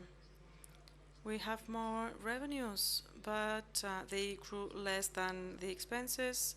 Then the salary mass is higher than last year, and this is outside our criteria, so I do not understand why we are better this year than last year. But I'd like to thank Mrs. Monge for her attitude. I think this attitude is much better than the attitude of the people doing that before. So I think that we should say things clearly. When you say a very loved player, this is Xavi, and other teams, you are talking about Madrid, so let's talk about things as they are. So congratulations for having won the elections. I don't know. You said you were happy with the participation in elections, 43%, less than the European elections. Then I didn't hear any proposal, because sometimes we are confounding family parties in the Camp Nou with participation. 43% of all the members having right to vote. I think that you should listen to the proposals of other pre-candidates. We are 800 out of 4,000. So I think that we should have more democratic organisms, and not saying that things are very positive when you only have 43% participation in the elections in a club such as Barça. Then I have to thank you for the discourse you did about the freedom of expression. I don't understand why did we pay the fine, because when you pay a fine, this means you are accepting your guilt, and we paid the fine. And now you are saying, no, And now you are fighting to death. Well, Mr. Bartomeu, with the UEFA, with the FIFA, with the Spanish Federation, yes, a lot of diplomacy, lobbying, negotiation, yes, but when this is about dignity and when this is about freedom of speech, no negotiation. You need to fight for that. Since the first moment, not now, no, since the first moment, you should not have paid this fine against the freedom of speech of Barca members. And now I'm wondering, the sponsor, you told about the freedom of expression. So the sponsor is the one paying more. Well, I don't agree. I think that at least, well, when you tell us who is that sponsor, I would like you to present other arguments apart from they are the most, those who paid most. And also, we need to have the same values. You went to Qatar to negotiate with them, and you talked at the same time about freedom of speech. I think that something is not matching very much here. I would like, and I will finish, I would like, if we are still on time, of course, we will all accept the results of this General Assembly, but I think that as a club we also deserve alternatives.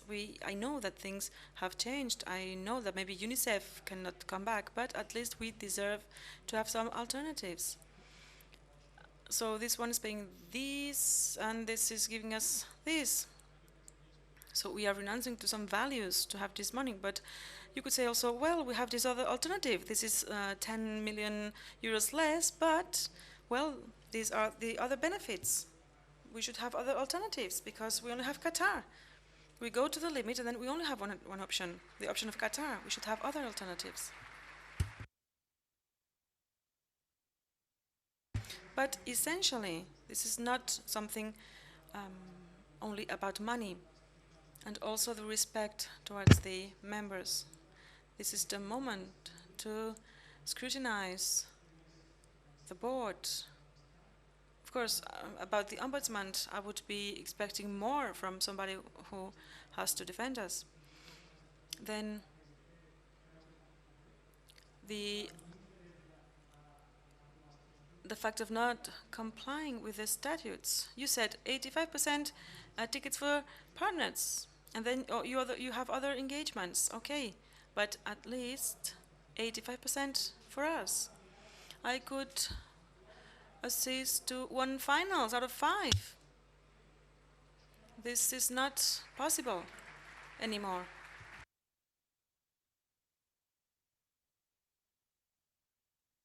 And I don't know what will you avoid to avoid the problems that we had in Berlin. And about this respect towards the members, the tickets for the Supercopa. Some members paid these tickets. It is true that at the end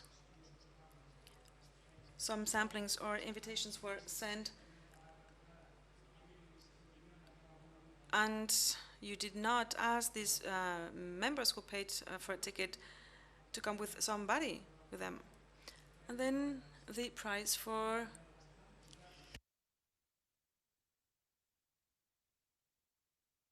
the different cards.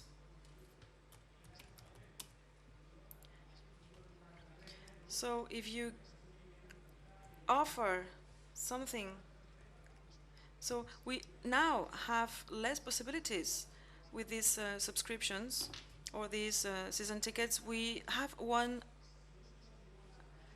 play less. So if we want to go to the same place than in 2010, the subscription fee has increased a lot. So please tell things as they are. This is not so difficult. Thank you very much. Jo demanaria, clar, és que són molts que poden parlar i...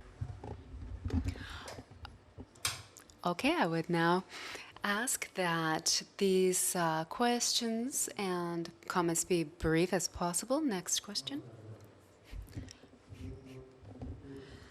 Good afternoon. I am Arturo Travesa Sosona, number 28, member number 28.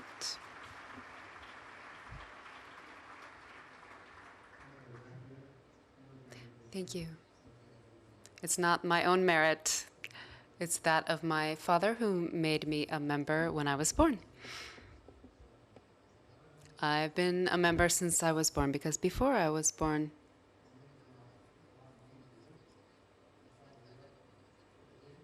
this started in 1928, and I was present in my mother's stomach seeing the game, listening at least. So I want to say that I'm a member of the board of directors of the Association of the Defense of Barça Members. This is an association that was started up years ago for those who were dissidents of Mr. Laporta and who act in the defense of the Barça members. Robert Bank, who is currently my president, has asked me, because he's not a delegate member, he has asked me to read something that he's concerned about and that he thinks is in the hands of the board of directors. This is the topic of free seats. According to what he says, and we know in the board of this association, that when a member who has season tickets makes it available for someone else to occupy because this person cannot go, they only receive 36.5% of the value of the seat when the seat is paid for 100% by this member. This 36% is deduced, well, 15% is deduced because of the associations or those who carry out the sale. So therefore, the member who has this season ticket only receives 36% minus 15%, which is almost, just symbolic. So we think that what it should be is that 50% of the seat, of the value of the seat, should be for the member who could not attend, or for the person who is not there and can't go, who is still a member, but who cannot enjoy the season ticket. 50% we consider should correspond to the member. I have 4 season tickets. I've never sold them, and I never will. But I do think that the board should be more equal, and that 50% Barça should keep and 50% the member should keep. And the 50% kept by Barça should pay for the expenses of the person who's selling these season tickets. That's all. This is very important.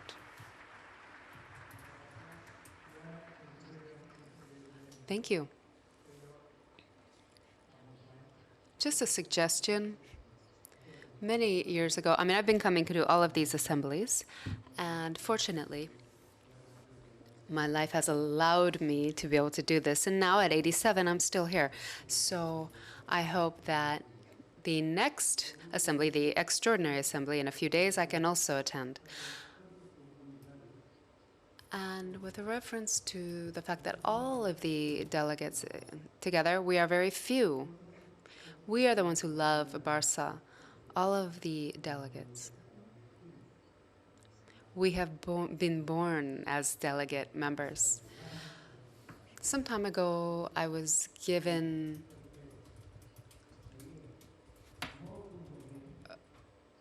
some kind of award because it would be a good idea for all of the ex-presidents that Barça has ever had and that are still alive should attend these assemblies. They should come and help the board, which has been a winner, that have won democratically in elections, which were held by all members. And so I suppose that all ex-presidents are still Barcelona members. So with all of their experience, they should try to help the current board to make sure everything works better and not actually trying to put on the brakes like some of our ex-presidents have done. I would ask that you ask the ex-presidents to be brave enough to come and discuss with us for the good of Barça, Visca Catalonia. Thank you very much. Next question. Number 1306, I'm going to speak very quickly. There were two people here on the board who mentioned this already, referring to the last season, that is 13-14, where nothing was won. Well, they won the Super Cup, Copa of Spain, and thanks to that, now with this season, we have had 8 consecutive seasons winning official titles, because we had won the Supercopa of Europe, the Europe Super Cup. So the second, which is more important, I'm not going to refer to the sponsor of the T-shirt because that is due for our next extraordinary assembly. But as far as the equipment sponsor, this is Nike. This contract has really just focused on what is this reality. It's outdated compared to what other teams are earning for this type of sponsorship. Vice President Monge, if I understood you correctly, you said that this contract could be renewed until 2018. And if that is the case, from here, I would invite Nike that as a gesture of good faith and in a voluntary fashion, could they improve this contract with Football Club Barcelona and do it now? Because we are completely outdated if we compare ourselves with other clubs. And if they don't, I would invite the directors of this group to please not consider Nike for a renewal of this contract for equipment. Thank you. Thank you very much. Our next question. Good afternoon. Frances Girald. Number 4269. Our colleague who just spoke earlier about Qatar has brought up a very perfect discourse, and I have nothing else to add. Just that I feel bad that Mr. Bartomeu, at a determined moment, would speak about sharing values. Not always, Mr. Bartomeu. Perhaps it's the moment now to go back to ethics and dignity, and more than a club. I don't know if with money, we will no longer be that. So I congratulate you for having promoted feminine sports when we knew that a potential sponsor treats women in a way which is despisable in their own country. And so this is at least curious. I would just ask two things. You have given a magnificent discourse about the installations and the facilities, but this doesn't depend absolutely, and about the flags, and it doesn't just depend on us, but it depends on you. That we can retire, take away this medal that Franco gave us, and that is still there.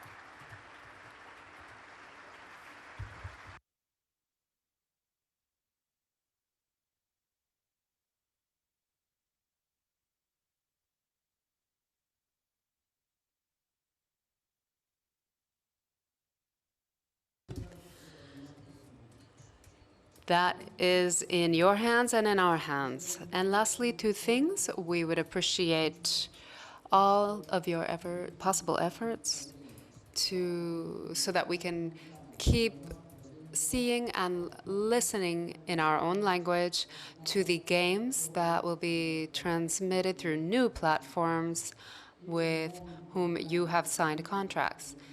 It's very important for the future of our language to be able to listen to these games in Catalan. And I feel bad since I practice this sport, but we have never spoken about the possibility of a running track in a macro complex that they're looking at building. Thank you.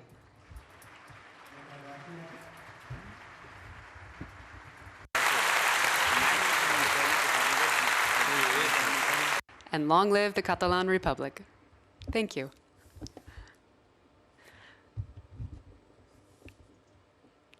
Good afternoon, Joan Maria Pavia, number 16,340. First, after hearing our member number 28 speak, and another colleague as well, who is also a senior member, I am 68 years old. I have been a member for 42 years and 52 coming to Camp Nou. And I have never received a letter or some kind of news that I have the conditions of a senior member. So this is just anecdotal. I would like to thank the board for the work that you're doing, and logically, with all of your good faith and will. Some things have been very well done and some things not so good, but I wanted to bring up two specific points because we have been talking about budgets all day and making our club bigger. If we focus on this university, etc., which I think is fabulous, but I think we are forgetting some of the details that make the club what it is and that affect the social mass. Mr. Treiter, as a ombudsman, has given us a brief sketch of the topics, and the one that I'm going to bring up, saying that the board already has kept this into account, which is that of travel for the Champions League, especially. Traveling these are really a drama, and I'm in touch with a lot of people who go, and I go very little because of work and health reasons. But my son and a lot of people of his age, 25, 30 years old, they really go through a lot just trying to get the flight tickets, and knowing that within 2 months the semi-final is going to be played in Turin, and we don't know if we can make it, but we buy the tickets anyway. Then we have to try to find a bedroom for 2 nights because it's cheaper to find that there than it is to go with the official agent's agenda of the club, which will be 3 times more expensive.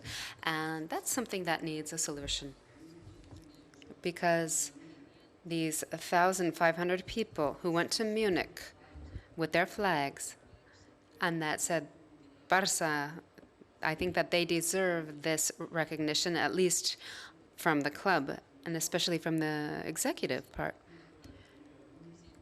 Otherwise, the team would always be empty with 80 or 100 people, elite, who can fly there with the club's airplane, which now journalists can't even go. There may be 80 seats for these elite people of the club, and what they do.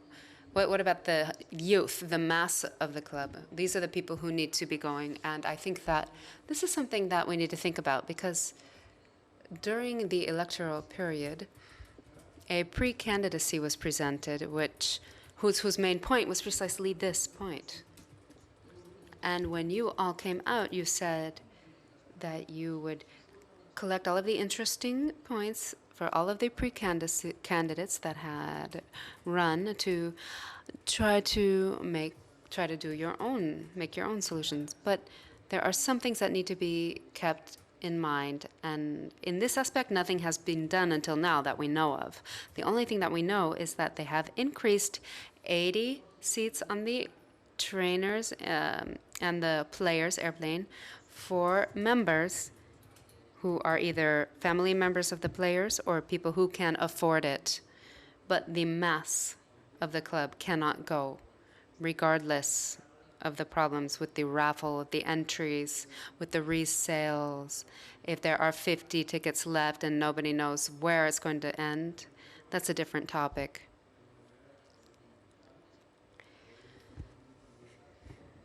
I think that's important because it's the continuity of the image of our club. And one other thing that we haven't talked about for some time now, and I'd like you to tell us what point this is at right now, which is something that has been brought up before, which is the famous bleachers for the animation, which we don't know if it's the club, if it's the Mossos, the Generalitat, Palau, we don't know what it is. We don't know what the state it's in right now. is it on standby? And I would like this to be spoken about. Thank you for your management. Visca Barça, Visca Independent Catalunya.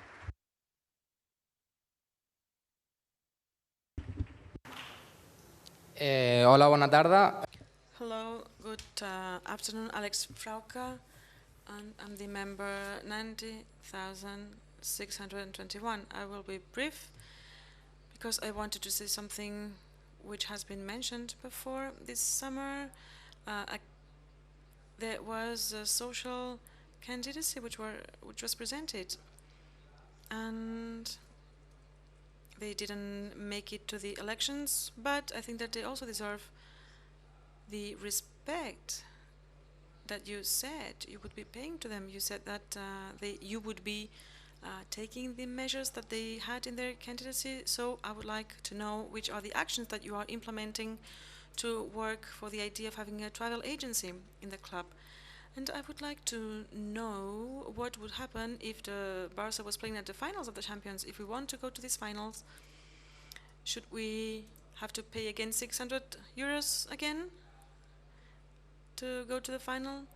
And on top of that, I also think that the official travel agency should have to offer better price than other external agencies, and this was not the case in Berlin. So if you make us pay such high prices, at least you should be offering better organized travels, as in London and Paris. So every year is the same, so I think it's time for you to find a solution. And then please tell us which are the real actions that you are implementing towards these goals. Thank you very much, Visca Barça and Visca Catalunya. Okay, two last questions. Yes, two last questions. Good afternoon, my name's Luis Muchard, and I'm the member 29,773. I'd like to say two things, but they were already mentioned in a way. First, the participation in the elections and the participation here. If we should have been 4,000 members here present, well, it's not possible that we only are 800. And the majority of them senior members. My father also had 500 and something.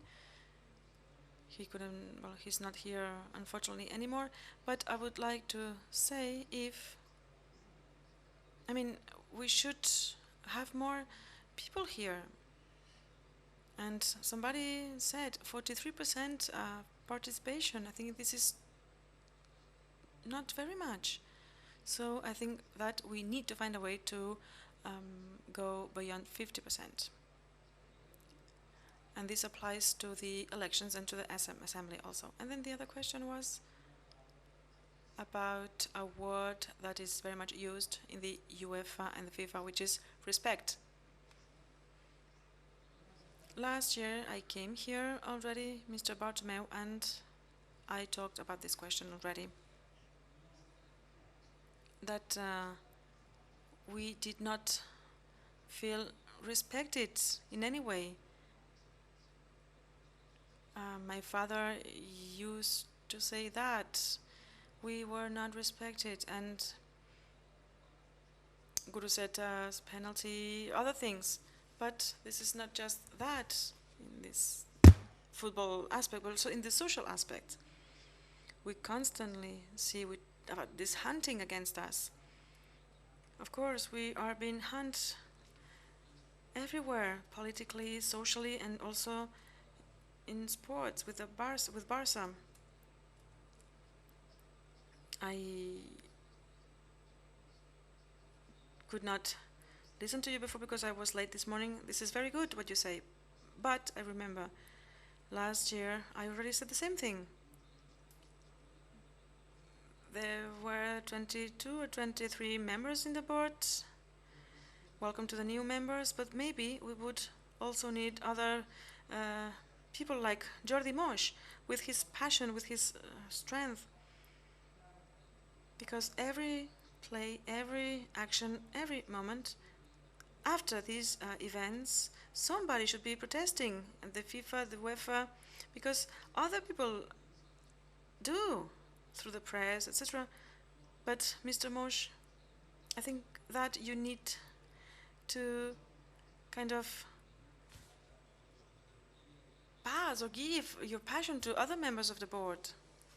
I don't know, such like, as a ombudsman, somebody protesting again and again. Of course, it's like when you repeat and repeat a lie, it becomes the truth at the end of the day. So we need to insist always with the truth. So we need to be there and to protest. I have a nephew who plays rugby, and I just can't believe it, because there is such a respect. And when the referee has a doubt, well, he checks. And everybody is silent for 2 or 3 minutes while he is checking when he has doubts. And this is impossible in our case. There is no respect. So I think that first we need to guarantee this respect. And FIFA, please, you talk about respect, but you need to make it real. And we always say that Barca is the best team in the world, the one with most sports. I don't think, if there are many assemblies as this one, but I don't think that there is a better club than us. But please, we need to be respected. We have a name. We have a level, good quality. And we have the best team in the world. And a lot of the best sections. They envy us, yes, because we're everywhere. But never mind. We need to make our club bigger and bigger. And if we can contribute to make our country also bigger and bigger, let's do it. We have to be respected by everybody. In Spain or in Europe, they have to respect us. Visca Barça and Visca Free Catalonia. Okay, one last question or comment. Thank you. Good afternoon, Joan Soule, 72-679. First of all, I'd like to remind to Mr. Bartomeu what I told him privately. I see that he is fulfilling his promises, and now he has doubled the female members in the board. Before we had 1, now we have 2. This is a 100% improvement. Of course, I'm the last to speak, and when this morning you have talked about the question of the flags with a star, Catalan flag, and I know that the club cannot organize this, but I'd like to launch a proposal, a very simple one. These partners, for example, sports journal, newspaper, maybe they could sell a T-shirt with the Catalan flag, and so when the UEFA anthem would be on, we could show this T-shirt, because nobody could tell me that I can go to the stadium with this T-shirt. Of course, they can say that flags are not allowed, which goes against the freedom of speech, but I can wear whatever I want. So, thank you very much, Visca Barça and Visca Free Catalonia. Okay. Yes, it seems like somebody wants to say something. Okay, Maria Bernadette. 85,851. I have some friends who in 2011 were changed seat, paying 270% more for the season ticket. The seats for the young people were to be organized. This was not done. We really want to do that. We need your support, board. Thank you.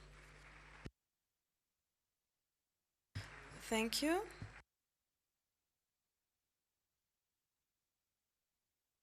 Hello, my name is Manuel Martinez, member 76061. My question is about the official position of the club related to the piece of news which was published 2 weeks ago about the decision of a main referee. I'd like to know your opinion. I think this is very serious. Thank you.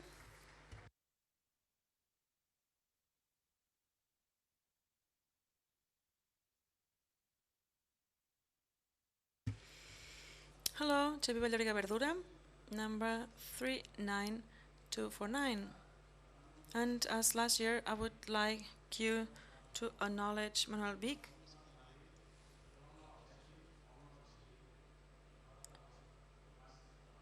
because,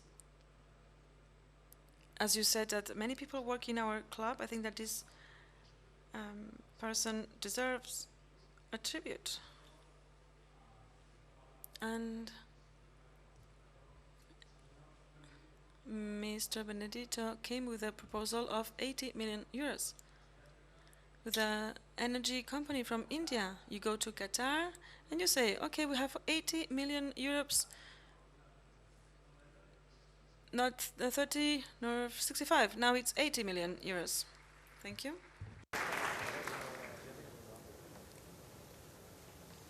Me llamo Felipe García.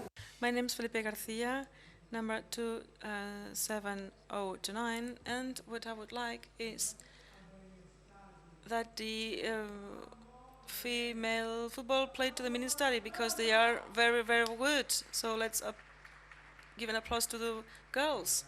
Thank you. Hola, em dic Manel Cortés.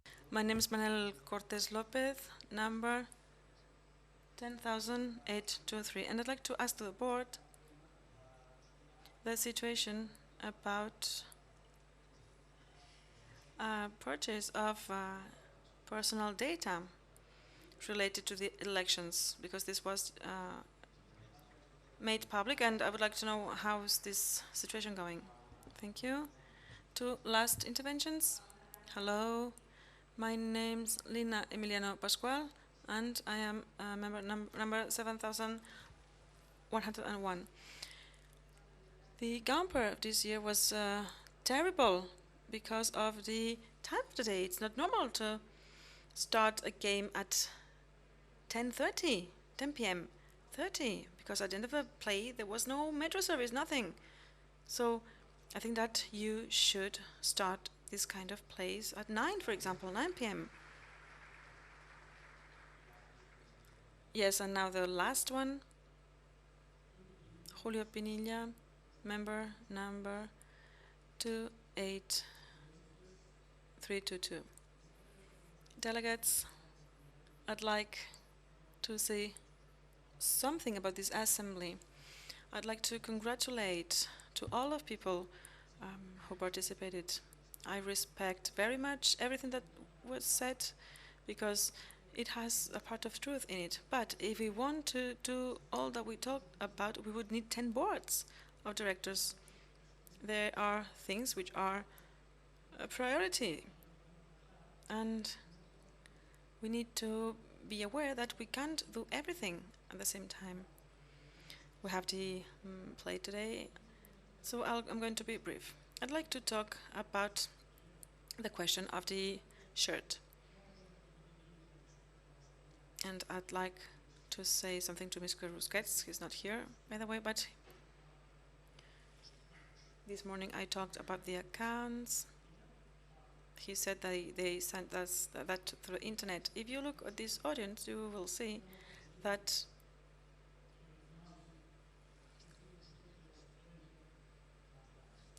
there are not many people younger than 30 or 40s. So before I was having lunch with a member whose number is 292. So In the past, President Núñez, if you remember, he said, our shirt, we will never put nothing on it because this is Barca, we will never put anything on it. And I used to tell him, you're wrong, we need money. And other important clubs do that. Of course, we are the most important club in the world, but others are also important. And to make it possible. And of course, I don't want to pay more money for the season ticket. It's so expensive already. So please trust this board, and when the extraordinary assembly will be held, we'll talk about that, about alternatives or not. But otherwise, we need to be cautious because the demands are very high. And then another thing, we talked about a free seat. And so the person who sells this free seat is because they don't have enough money to pay the season ticket. So I'm asking Mr. Bartomeu, please think about that because this is a delicate issue. When they sell these seats, this is because they need money. So, as our delegate said, our colleague said before, you need to increase this amount that the member will receive for freeing these seats. So, you need to consider that before, when the seat was put on sale 48 hours before, the money was paid from the benefits of this play. And if not, this was deducted at the end with the new season ticket. So this club belongs to its members, so we need to support the members. And also I'd like to talk about the finals that we play in. We are present in many finals, and this is a problem which is getting more and more delicate because everybody wants to go to the finals. That's the problem,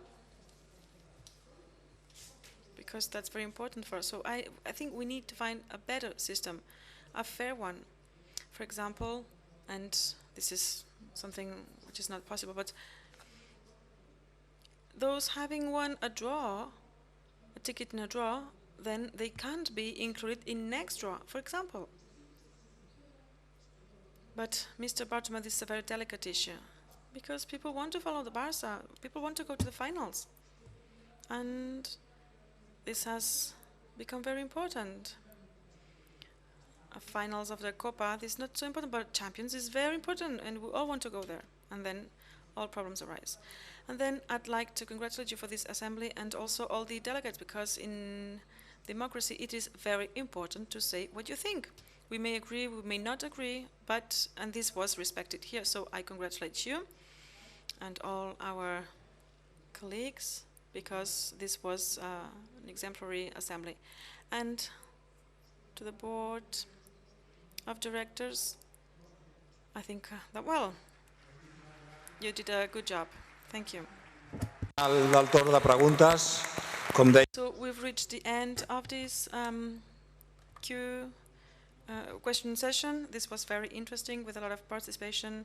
You were quite critical, but the spirit was quite positive. So thank you very much for your participation and for sharing your ideas with us. There is no doubt that this board of directors will take good note of everything that you said to improve things as maximum. So now I'm giving the floor to Mr. President to answer the different questions that were put during this part of the assembly. Thank you. Thank you all for these questions and suggestions. It's all been very interesting, and I am going to try to answer some of these questions, but We will also have other members of the board of directors responding, because oftentimes they're the ones with the precise information. So first, thank you, Mr. Antoni Gil. Thank you, not just for you, but all of the Confederation of Fan Clubs or Peñas, because this beginning of your ambition to put forth this project, which you have mentioned, involves your sympathy and support. This has been received positively and all around the world, and soon we will have a demand for this freedom of expression. Thank you. We have several questions. Mr. Berenguer asked about the raffle or the drawing for entries or tickets, because as a board, we distribute 20% for members, 15% for delegates, and then 85% for the fan clubs. And this is something that we have talked about a lot over the last few weeks. And Barça has always made this distribution, and we don't want to modify it because we think that what the other previous board of directors have done has been correct, and that everyone has the right to go to the finals. And this is something that we have been doing for a long time like this. The only thing that we did was to reduce from 20 to 15%. We made a 5% reduction, which the board of directors and the club has for delegate members and for members. This is maybe, if there's more profound changes that need to be made, we can talk about this on another day. But we don't, from the board of directors, want to change the distribution. And this board of directors and our previous one are going to continue with the same commitment. Concerning the number of fan clubs, there are 17,000. You are correct. These are fan club members, and I said earlier that one of the challenges of the next 6 years will be members creating fan clubs, which is a way to get members close to the fan clubs and vice versa. We have a will that perhaps those of us who are closer or have more ease in arriving to the stadium than members who are far away from Barcelona. The fan clubs that are around the region is one way of meeting, coming together, and carrying out our Barcelona support in all areas. And so this project has this motive of having our fan clubs become members, and that many fans and many members can also be fan club members. Another question about tickets for fan clubs. When it comes to tickets, Jordi Carbonell will be answering this. He's in closer contact with the Confederation. Do we have this information? Good afternoon. If you will, I would like to thank you all for your behavior. I think that an act such as this one today merits recognition, and that's what makes us different as a club. And we can be critical, we can receive constructive criticism with participation and involvement of the club, but always with respect, which has been present all day. So from my responsibility of the social area, I would like to thank you all for this. Now, distribution with fan clubs is something that is the same as it has been for the last 30 years. But I would like to make one specification about this comment by Jordi Berenguer concerning Article 10.5 with the in compliance of this article. Yes, the article says textually that the club must raffle these tickets amongst its members, and it says that it may apply criteria with an objective character, which means that the fan clubs are pondered criteria, and the 50 entries that they give to the organ of senators, or the body of senators, there are many that are members with a lower number than myself because they have representation and they were approved by the board of directors, and they have the possibility of having 50 entries. also the 18 tickets that are reserved for members of the entity that can prove their disability. If you notice in the last raffle for tickets for Berlin, there were 3 different raffles held because we understood that this was a possibility. These 17,000 fan club members, which also hold the condition as members and fan club members, they distribute their tickets, and everything is distributed to residents of the 30 federations, and all of which are members of Barça. And then in turn, those are distributed through the 1,300 presidents of the different fan clubs. And all of these are also members of Barça. So because of regulations, conditions, if a certain fan club member or someone gets a ticket and gives it to another fan club member or a friend, this can happen with members. It doesn't necessarily have to be that way. It's not a nominative title, rather it's one for the carrier. So some members can voluntarily give their tickets to a friend or family member. I would like to ask for maximum respect amongst these 2 social collectives, which are completely complementary, and they make us great as a club, and they differentiate us from other clubs that don't have the strength of the fan club movement that we have in Barça, nor much less. I think that we can coexist perfectly and maintain our customs that our fan club members also have tickets. It is true. Mr. Joan Berenguer commented that we have reconsidered is that it doesn't make sense to have these 2 raffles or draws. If they have participated as fan club members, then there should be a rule that they cannot participate as members. That is something that we need to bring up and revise, and then present a modification of this regulation. Thank you.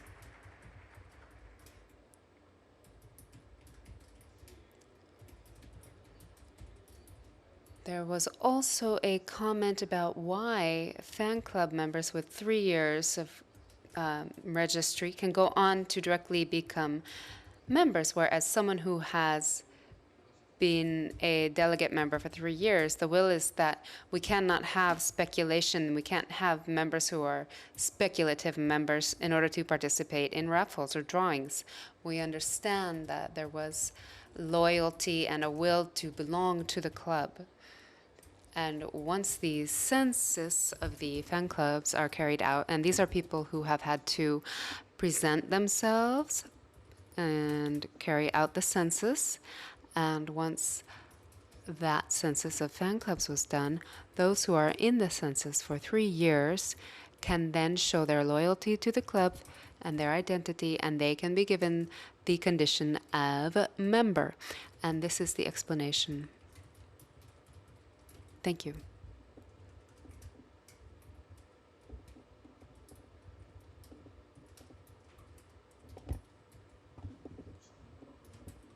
Okay, Mr. Tony Reyes asked several questions. Okay, the economical question will be responded by Ms. Monja, but today I said that I was happy with the participation in the elections last July. And precisely for this reason, they were in July. These are dates that are difficult. I had a lot of participations and things to do here. So to share this with you, in 2003, I participated in the electoral campaign, 53% of the members. In 2010, 48% of the members. But it was in June, and some were also on the day of a game. And the referendum, there were 32% of the members, and this July there was 43%.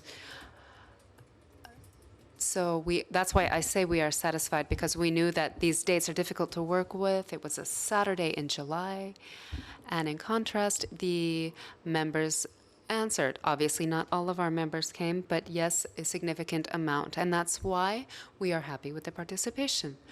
We called for the elections in January of last year. but we had hoped to finish the season. That's why we are satisfied. Talking about this fine by UEFA and why wasn't it negotiated?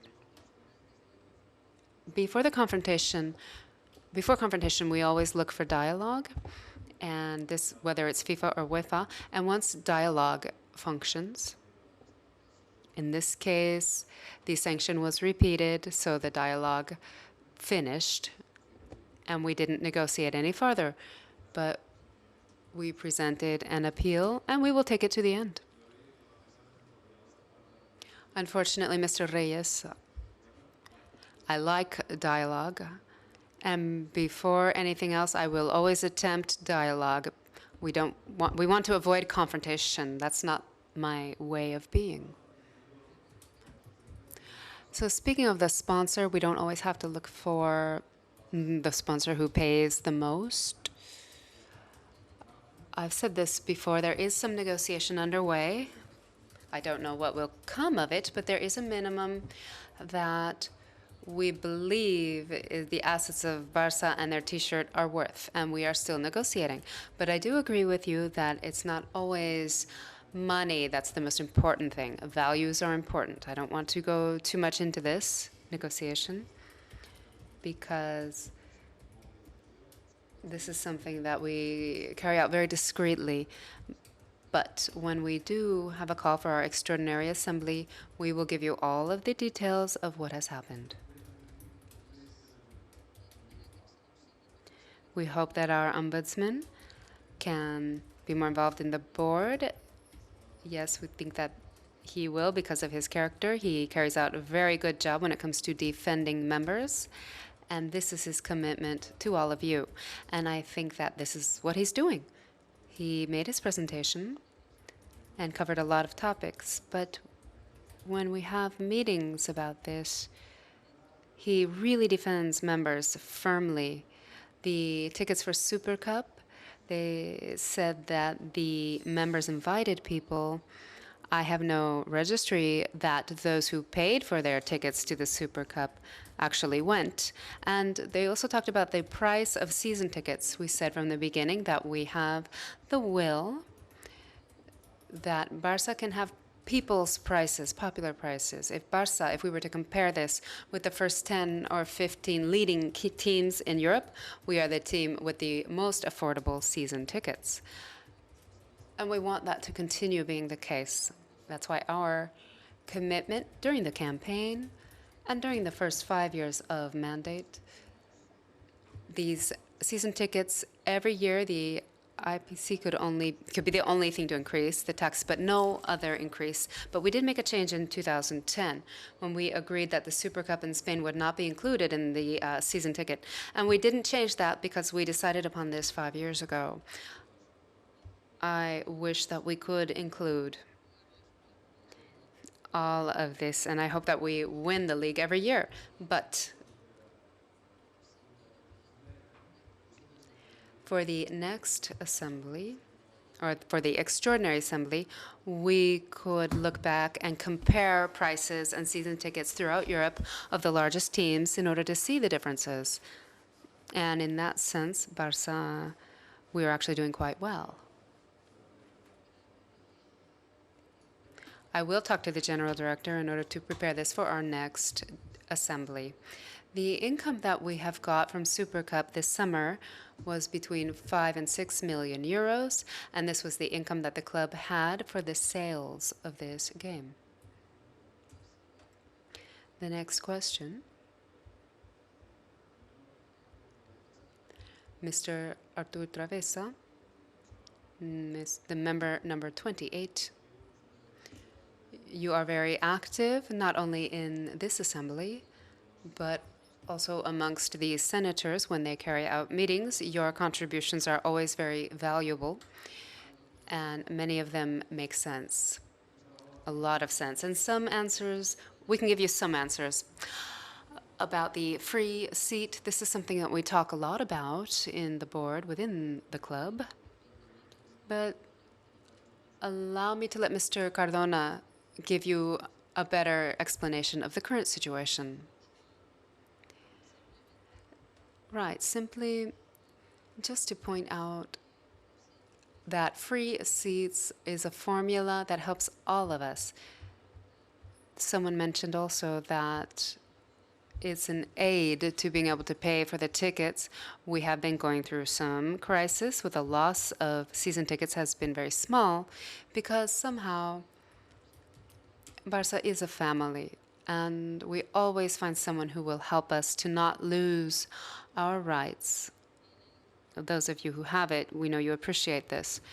But regarding the numbers or the price, I can give you a specific case. When a ticket is 80 euros, there's a 21% VAT applied, so maybe it comes to 100 euros. And then 10% comes from the 80, which leads to 62 euros, which is that is distributed 50-50. So a 100 euro ticket, sales price ticket, what goes back to the member is 36%. This is kept by the club, but we are not a bank. If a club keeps it, they use this for the service of members. Remember also that in the club there is a small percentage of members, and certainly some of you, who are given more money than what you actually pay. That is, if there are 476 euros for the season ticket at the end of the year, you may receive 600 or 700 euros if all of the games were considered. There was a time when there was a maximum cap on what could be paid, and you couldn't receive more than what was paid. And now it's free. So there are some members who are even receiving more money. As a board, this is something that we could revise. But just to finish, I wanted to say that really the positive outcome for the member, the real outcome of this free seat, if we do an average here,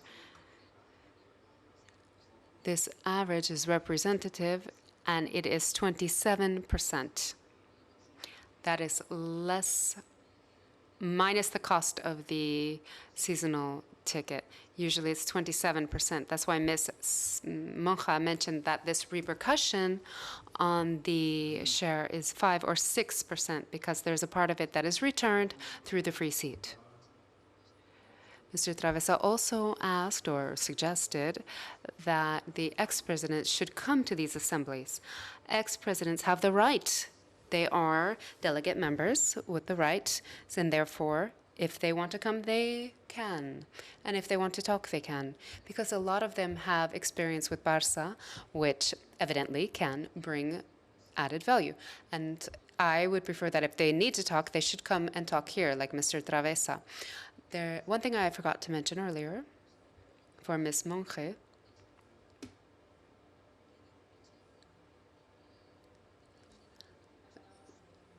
All right, so why are we doing better than we did before? Okay, I explained this before, but I have no problem talking about this again.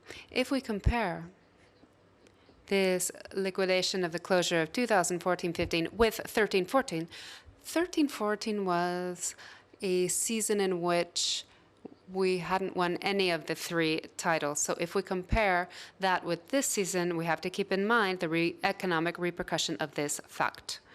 And if I say this and think about it, actually, economically, we are doing better. We should put up objective data. We have economists here. The first of these data is, despite having increased the debt with relationship to income, the same level is maintained. We have also increased income. On the other hand, there is an indicator, the capitalization, and the increase in our own funding and social capital that clubs have. And this is the net assets. We've increased this by 15 million over the last year. And therefore, our funds are at almost 70 million. So we have made progress. That's why we're doing better in our final balance. But there's another aspect, which is that Mr. Reyes asked, how, if we have decreased our EBITDA with respect to 13-14, how can you say that we're doing better economically? Well, it's very easy to have a similar debt or even a higher debt than the 13-14 season, in which we hadn't won any of the titles. But if you get to the last game of the league and you don't win, then evidently you will save all of the variable, but you won't have won the treble. And I prefer to win the treble, despite the fact that that means that I don't have the same benefits or profits as 13-14. And in other terms, economically, this is better for Barça. We're doing better than last year because we will recover in the next years. We'll have more income and generate more income thanks to the increase of value of our brand. Because right now we are the only club in Europe that has won 2 trebles. And Mr. Reyes, do not doubt that this is something we are working on in order to assess. Ernesto Alarcón ens preguntava si... Ernesto Alarcón asked if you recall that in the contract that was outdated, that contracts need to be improved. I would say that the Nike contract finishes in 2018, so 2.5 years from now, this season and 2 more. And clearly, when the sponsorship advances, we will also be working with Nike in order to elaborate this contract. And I do agree with you that this outdated factor needs to be resolved, because Barça today, just like with the sponsorships and the T-shirts, we are the best. But when it comes to clothes, we're not. So football is growing, Barça is growing and improving. And now if we look at the 14-15 season, to give you data, we have, from Nike, we have earned 67 million euros, which is 33 7 that are variable by title and 10 which in royalties. So the total would be 77. The club that has the highest income through clothes is United, which has Adidas. And I think that they are getting approximately 90 million per year. We're getting 67. As you said, yes, we're very far from that, and we need to improve this. I agree. And with Nike, we will begin negotiations. The next, Mr. Francesc Giralt.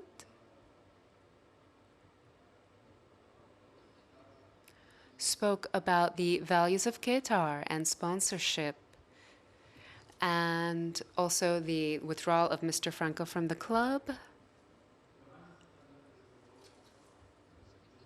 He asked that we listen to the games in Catalan, and we can listen to all of these in Catalan, and we can have the Josep Maria Pujol as the speaker, so we can always listen to Barça in Catalan, in addition to on the radio. Concerning Mr. Franco's medal or medallion, this is something that we will talk about on another day. We can't really focus on this topic right now, especially when there are a lot of members. We can't look at Barça, and in the board, we always have to submit to the members who are the owners, and therefore we will. And if there are requests about this, then this will be a topic that we could bring to the next General Assembly.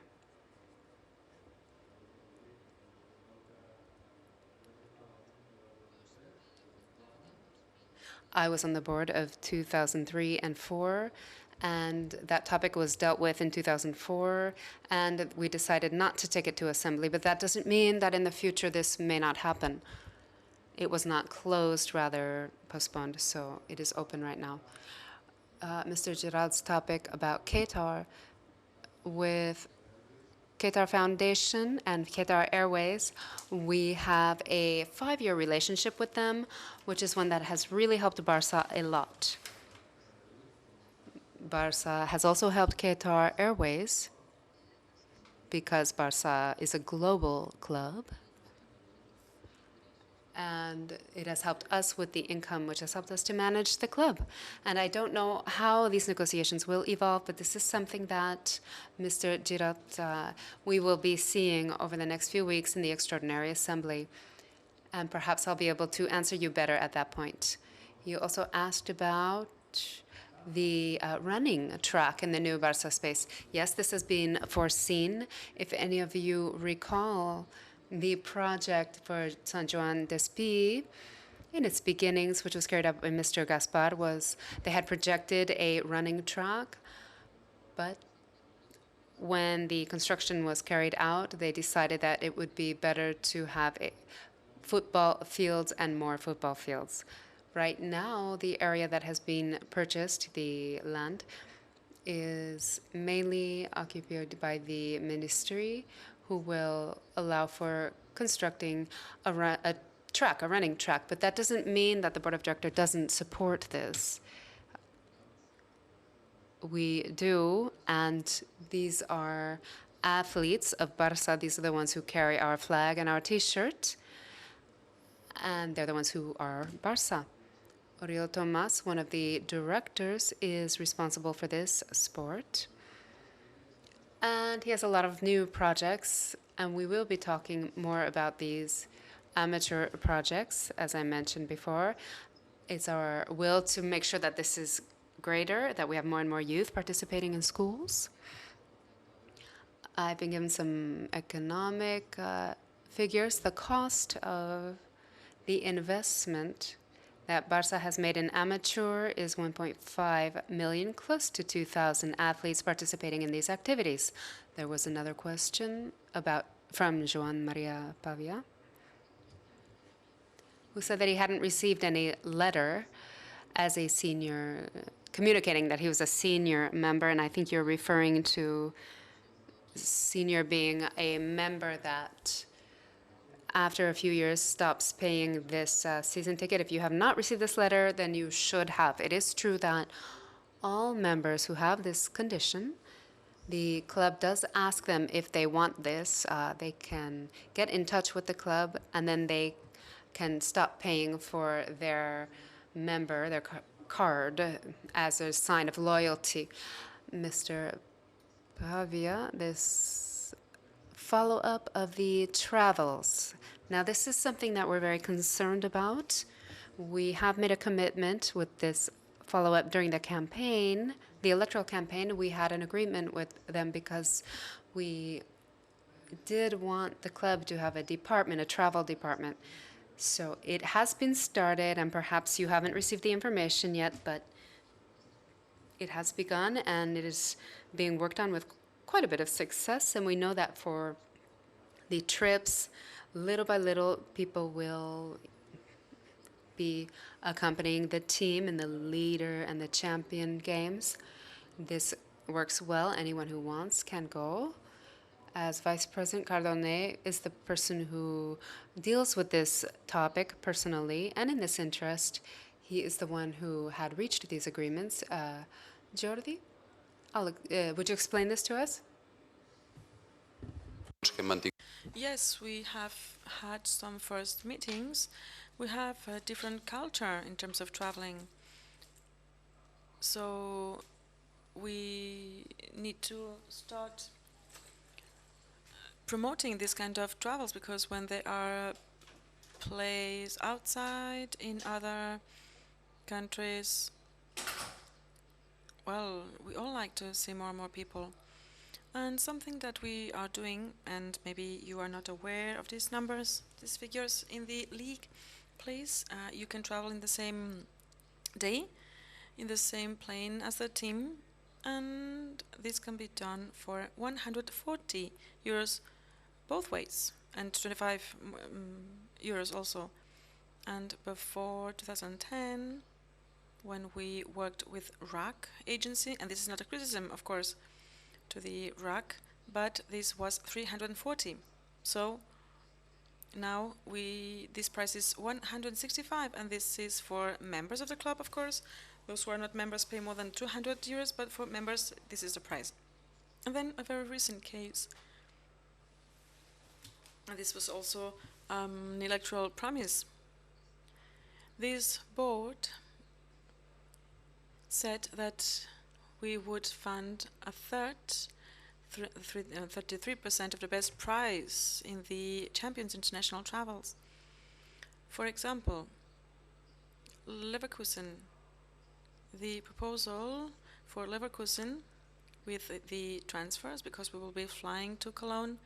And so with all the transfers all included, we are talking about a price for members of 225 euros. Of course, this is lower than the market price.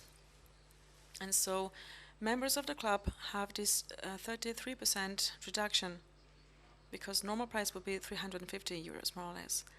And then also the travel to Japan.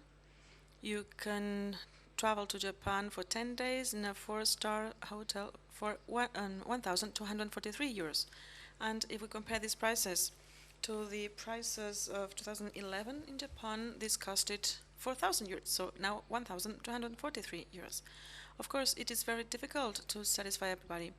It is also difficult to always have the best price, but we are making all the efforts, not only with our following up, but also with the creation of this new department. We will have expert joining the club, and we will also start working with the tour operators, so to say. So not only agencies, but also we will be able to buy packages in order to improve things. So as I said before, we need to change our culture in terms of traveling. And many times, members from the Peñas and young people, we will start because we have been talking with the most important bus company in Spain to have 8 or 9 travels when the distance is lower than 500 kilometers. We will be able to offer prices of about 25 or 30 euros. So for youngest people, this will probably be useful. But in any case, we are working on that, and we will do as best as we can and a little more.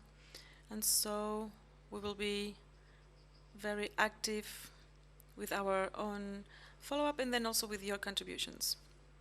And then, as Mr. Bartomeu said, we said that we would move forward the idea of the travel department. We didn't talk about an agency, but a travel department, because we are not specialists. And creating a travel agency is like creating an insurance company.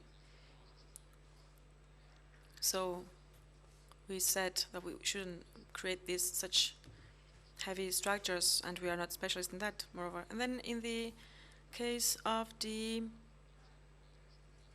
seats for young people and for animation, we said that we wouldn't do that, but we would say that we would promote other things for entertainment. So we have our entertainment groups, and the Peña Almogavers, which was created 25 years ago, and we are celebrating their 25th anniversary. Well, with them and with others, we are also working to promote this idea of having a less serious Camp Nou. Today this is different because, well, many people come with our t-shirt. When I was younger, this was not so usual. So yes, we see that young people are really very enthusiastic. And so we saw this young lady encouraging us to be more entertaining, so to say. We will do that always with respect, with no violence, and with the common sense that we have always shown.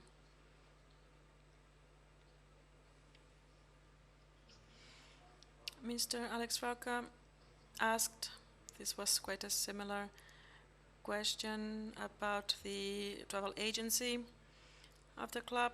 This was already answered, but please know that we are making a lot of efforts to offer you very low prices so that everybody is able to travel by plane or by bus.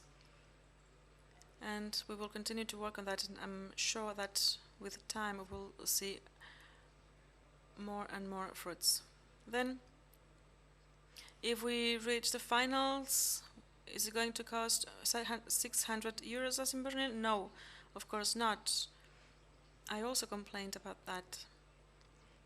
With this new travel department in our club, this is not going to be so expensive. But we still have a play today against Eibar, and, well, we'll make our best to reach the Champions final. Then Luis Mitchell asked about the presence of members here in the assemblies and the elections. Well, I talked about the elections since 2003, and until now. This has changed a lot. I think that the issue of the elections, well, it depends on us whether we want to be more active or less active in the life of the club. We have data of the last 10 assemblies in terms of participation, and you also talked about respect towards us by UEFA and FIFA and other bodies. Well, they do respect the Barca, they do respect us. And we also earn this respect in the field of play and in the offices also. But it's true that lately it seems like Barca is always the target for everybody. And things that we do in the football world, it seems like we are the only ones to do that. So, for example, FIFA sanction for the kids who came to play with us, or now with the Catalan flags in the sanction. Well, as I said before in my speech, we all may have different opinions about this respect, but what's clear is that we are the club in Europe which has the most international titles. We have won the treble, the Champions League, the Spanish League, and I think that we should feel proud of our club. We need to be also proud of what we do. And of course, we have our head high. We always prioritize dialogue, and if not, we look for other alternatives, but we always have our head high. Then also you talked about the passion of Mr. Mosch. Yes, Mr. Mosch has a lot of passion and energy, and today he showed only a bit of it. He's one of the members of the board who really conveys the passion of our club. And then there was another question about the mechanisms for promoting the participation of members in the assembly. We have done many things, and Mr. Cardenet has done many things from the social area. Yes, this is something which is very worrying for us, because this is something which is quite differential in our club, the possibility of participating in the life of the club. Statistically, it has been shown that this is representative. All the decisions made like that are representative, but yes, we are worried by that. And I would like to remember and to recall where we come from.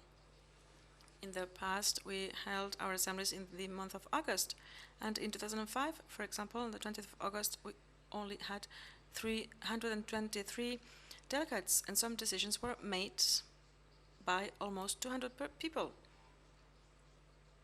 And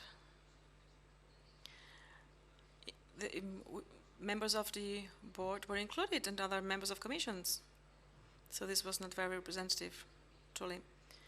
What did we do? Well, we did many things altogether. One of the things that we have done is to establish in the statutes that we will always do this kind of assemblies in a day of a match, of a play. And of course, since the exercise has to be closed, we can't always choose the match. This year, for example, we were trying to find a day, and it was the match with Las Palmas, Eibar, And of course, today the play is not having the highest audience, but we have tried to strengthen some aspects to increase the participation, because this is something which is very worrying for us. So the assemblies will need to be held in days where our team is playing, and then the members. So we always have 2 draws for your participation. So we call by phone the first delegates of the draw, and when they say, I can't come, then we look for a substitute. These are some very specific actions. Well, and also this year we have added a new stimulation to come. So the fact that you have a free ticket to the play.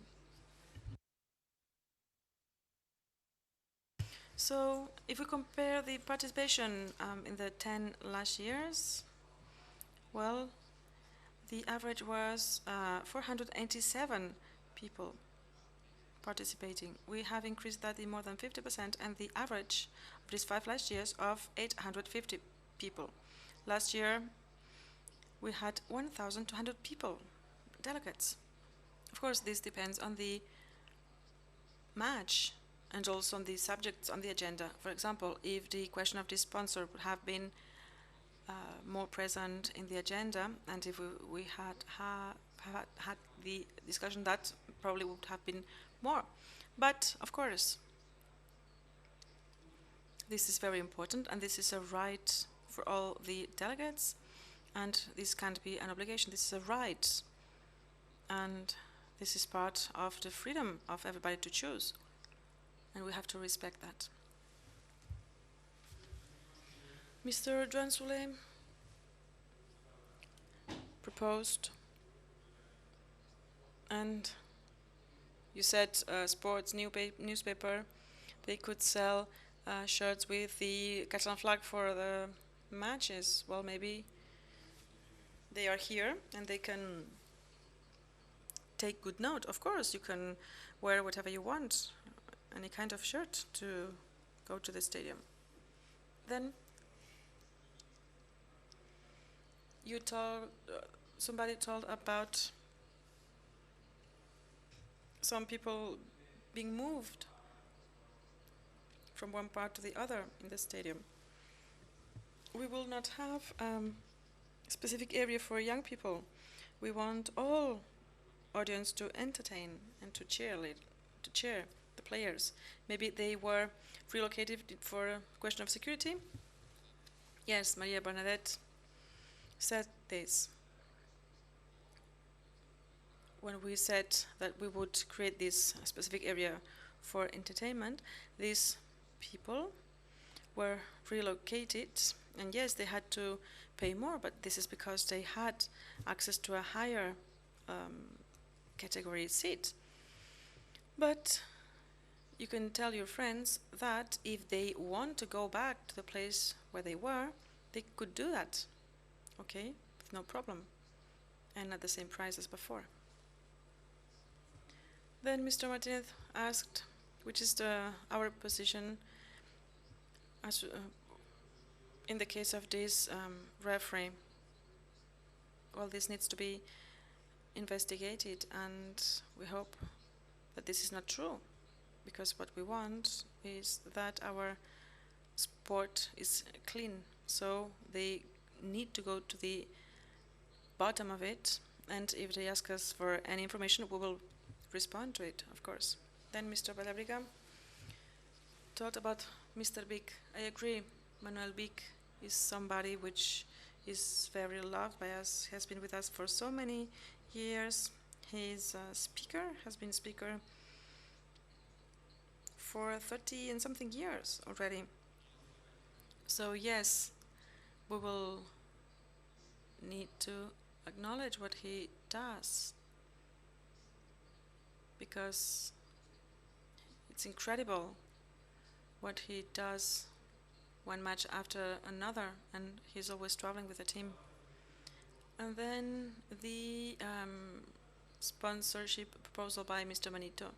Well, the day where we will talk about this question, we will tell you about the proposals that we have had. But today we'd rather not to talk about that, okay? Because we are in negotiations, which are very important. This is a very important revenue source for the club, and so this day, when we will tackle this question, we will talk about Botemania or the Mr. Bonito's proposal, but right now we think that we should be discreet.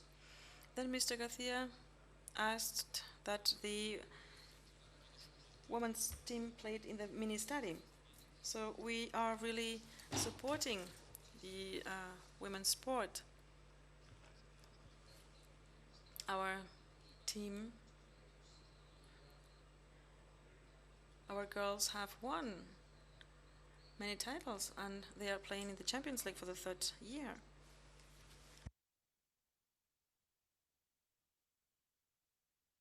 Our women's team play in the mini-study when they play in the Champions League. In the league, Spanish league, no, this is a question of priorities, because we need to maintain the grass, and they play sometimes with the Barça B, but every time that they can in the mini, and in the new project of mini-study that you've seen before, the illustrations in Saint Jean d'Espí, we have foreseen that Barça B will play there every time, and also the women's team, and also Juvenile A. So we will try and do that, so that these 3 teams can play there. Then Mr. Cortés asked about the question about the ID cards. Yes, there is an investigation related to some false ID cards. Yes, this is something which is pending. So the Court of Justice talked to us, asking us for some information, and this is pending. And as we said in the past, if this is true, of course we will need to discover that. So we'll see. The investigation is open, so let's wait until it ends. But we have cooperated with the Court of Justice, and we have sent all the information.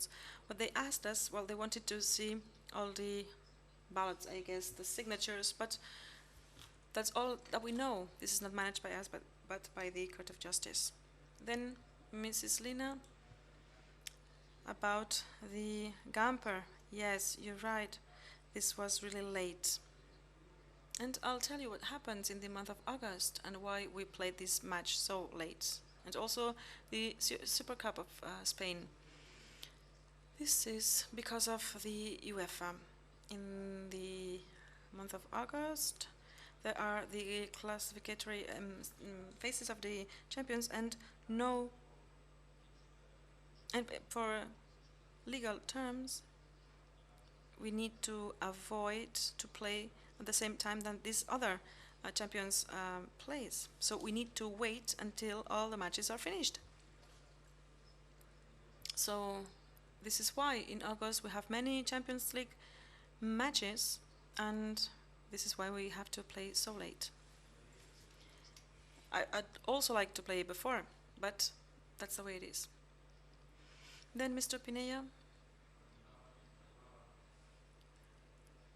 talked about the common sense. Yeah, it seems like we've met for a long time, and that's not like that, but I think that you think with your heart and with your head. You have common sense. So yes, we have to be responsible. We know that we can't do everything, but we have to try, and we try. Sometimes we succeed, sometimes we don't succeed, but at least we always try. And it's true. Well, I was was member of the 2003 board when we approved to cover with this spot our shirt. This had to be done for us to be competitive and for us to have such a good team, to be able to maintain also the price of season tickets, popular prices. And we need to make them affordable for everybody. And so I think that in the next assembly we'll compare the prices of the top 10 teams in Europe. And yes, I know that some members use this or sell their seats in order to afford the price of the season ticket. And so, yes, we will keep the price as it is right now. And you suggested to apply the mechanism that we had in the past in terms of the payment of these free seats. Well, then in terms of the Champions League draw, we'll talk about that, but I think this is not fair, because this is based on chance, of course, and on luck. But probably the statutes of the club will allow us to find or to make some calculations or to find a way to promote those members who have never been to a finals, or older members. I don't know. We'll have to look at that. And next time that we are in a finals, we will think of that. Before Mr. Cardonet said that, yes, those members who are members and also members of Peña have two opportunities. We'll need to solve that, because everybody has the right to go to a final. It's the same as being delegate in this assembly, because many people asked us, how do you elect them? No, this is a draw. And so this is luck. And there are many members who would like to come here, but this is a draw. Then, Mr. Pineda, I do agree with you. This year's assembly was very serious. Well, maybe I should give the floor to Mr. Secretary, and then I will close the assembly. No, I just wanted to thank you all for your presence here and your participation. So we are reaching the closing of this assembly by the President of the Board of Directors of Football Club Barcelona, Mr. Bartomeu. And so you have the floor to formally close this event.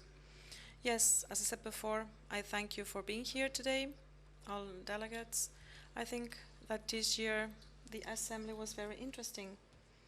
There were interesting proposals, and as usual, we have examined the accounts, the new budget, but today we also defended the right of freedom of expression, freedom of speech. We also had a presentation of this Universitas project of Barca, which is very important. You have approved that, and I really thank you for your trust.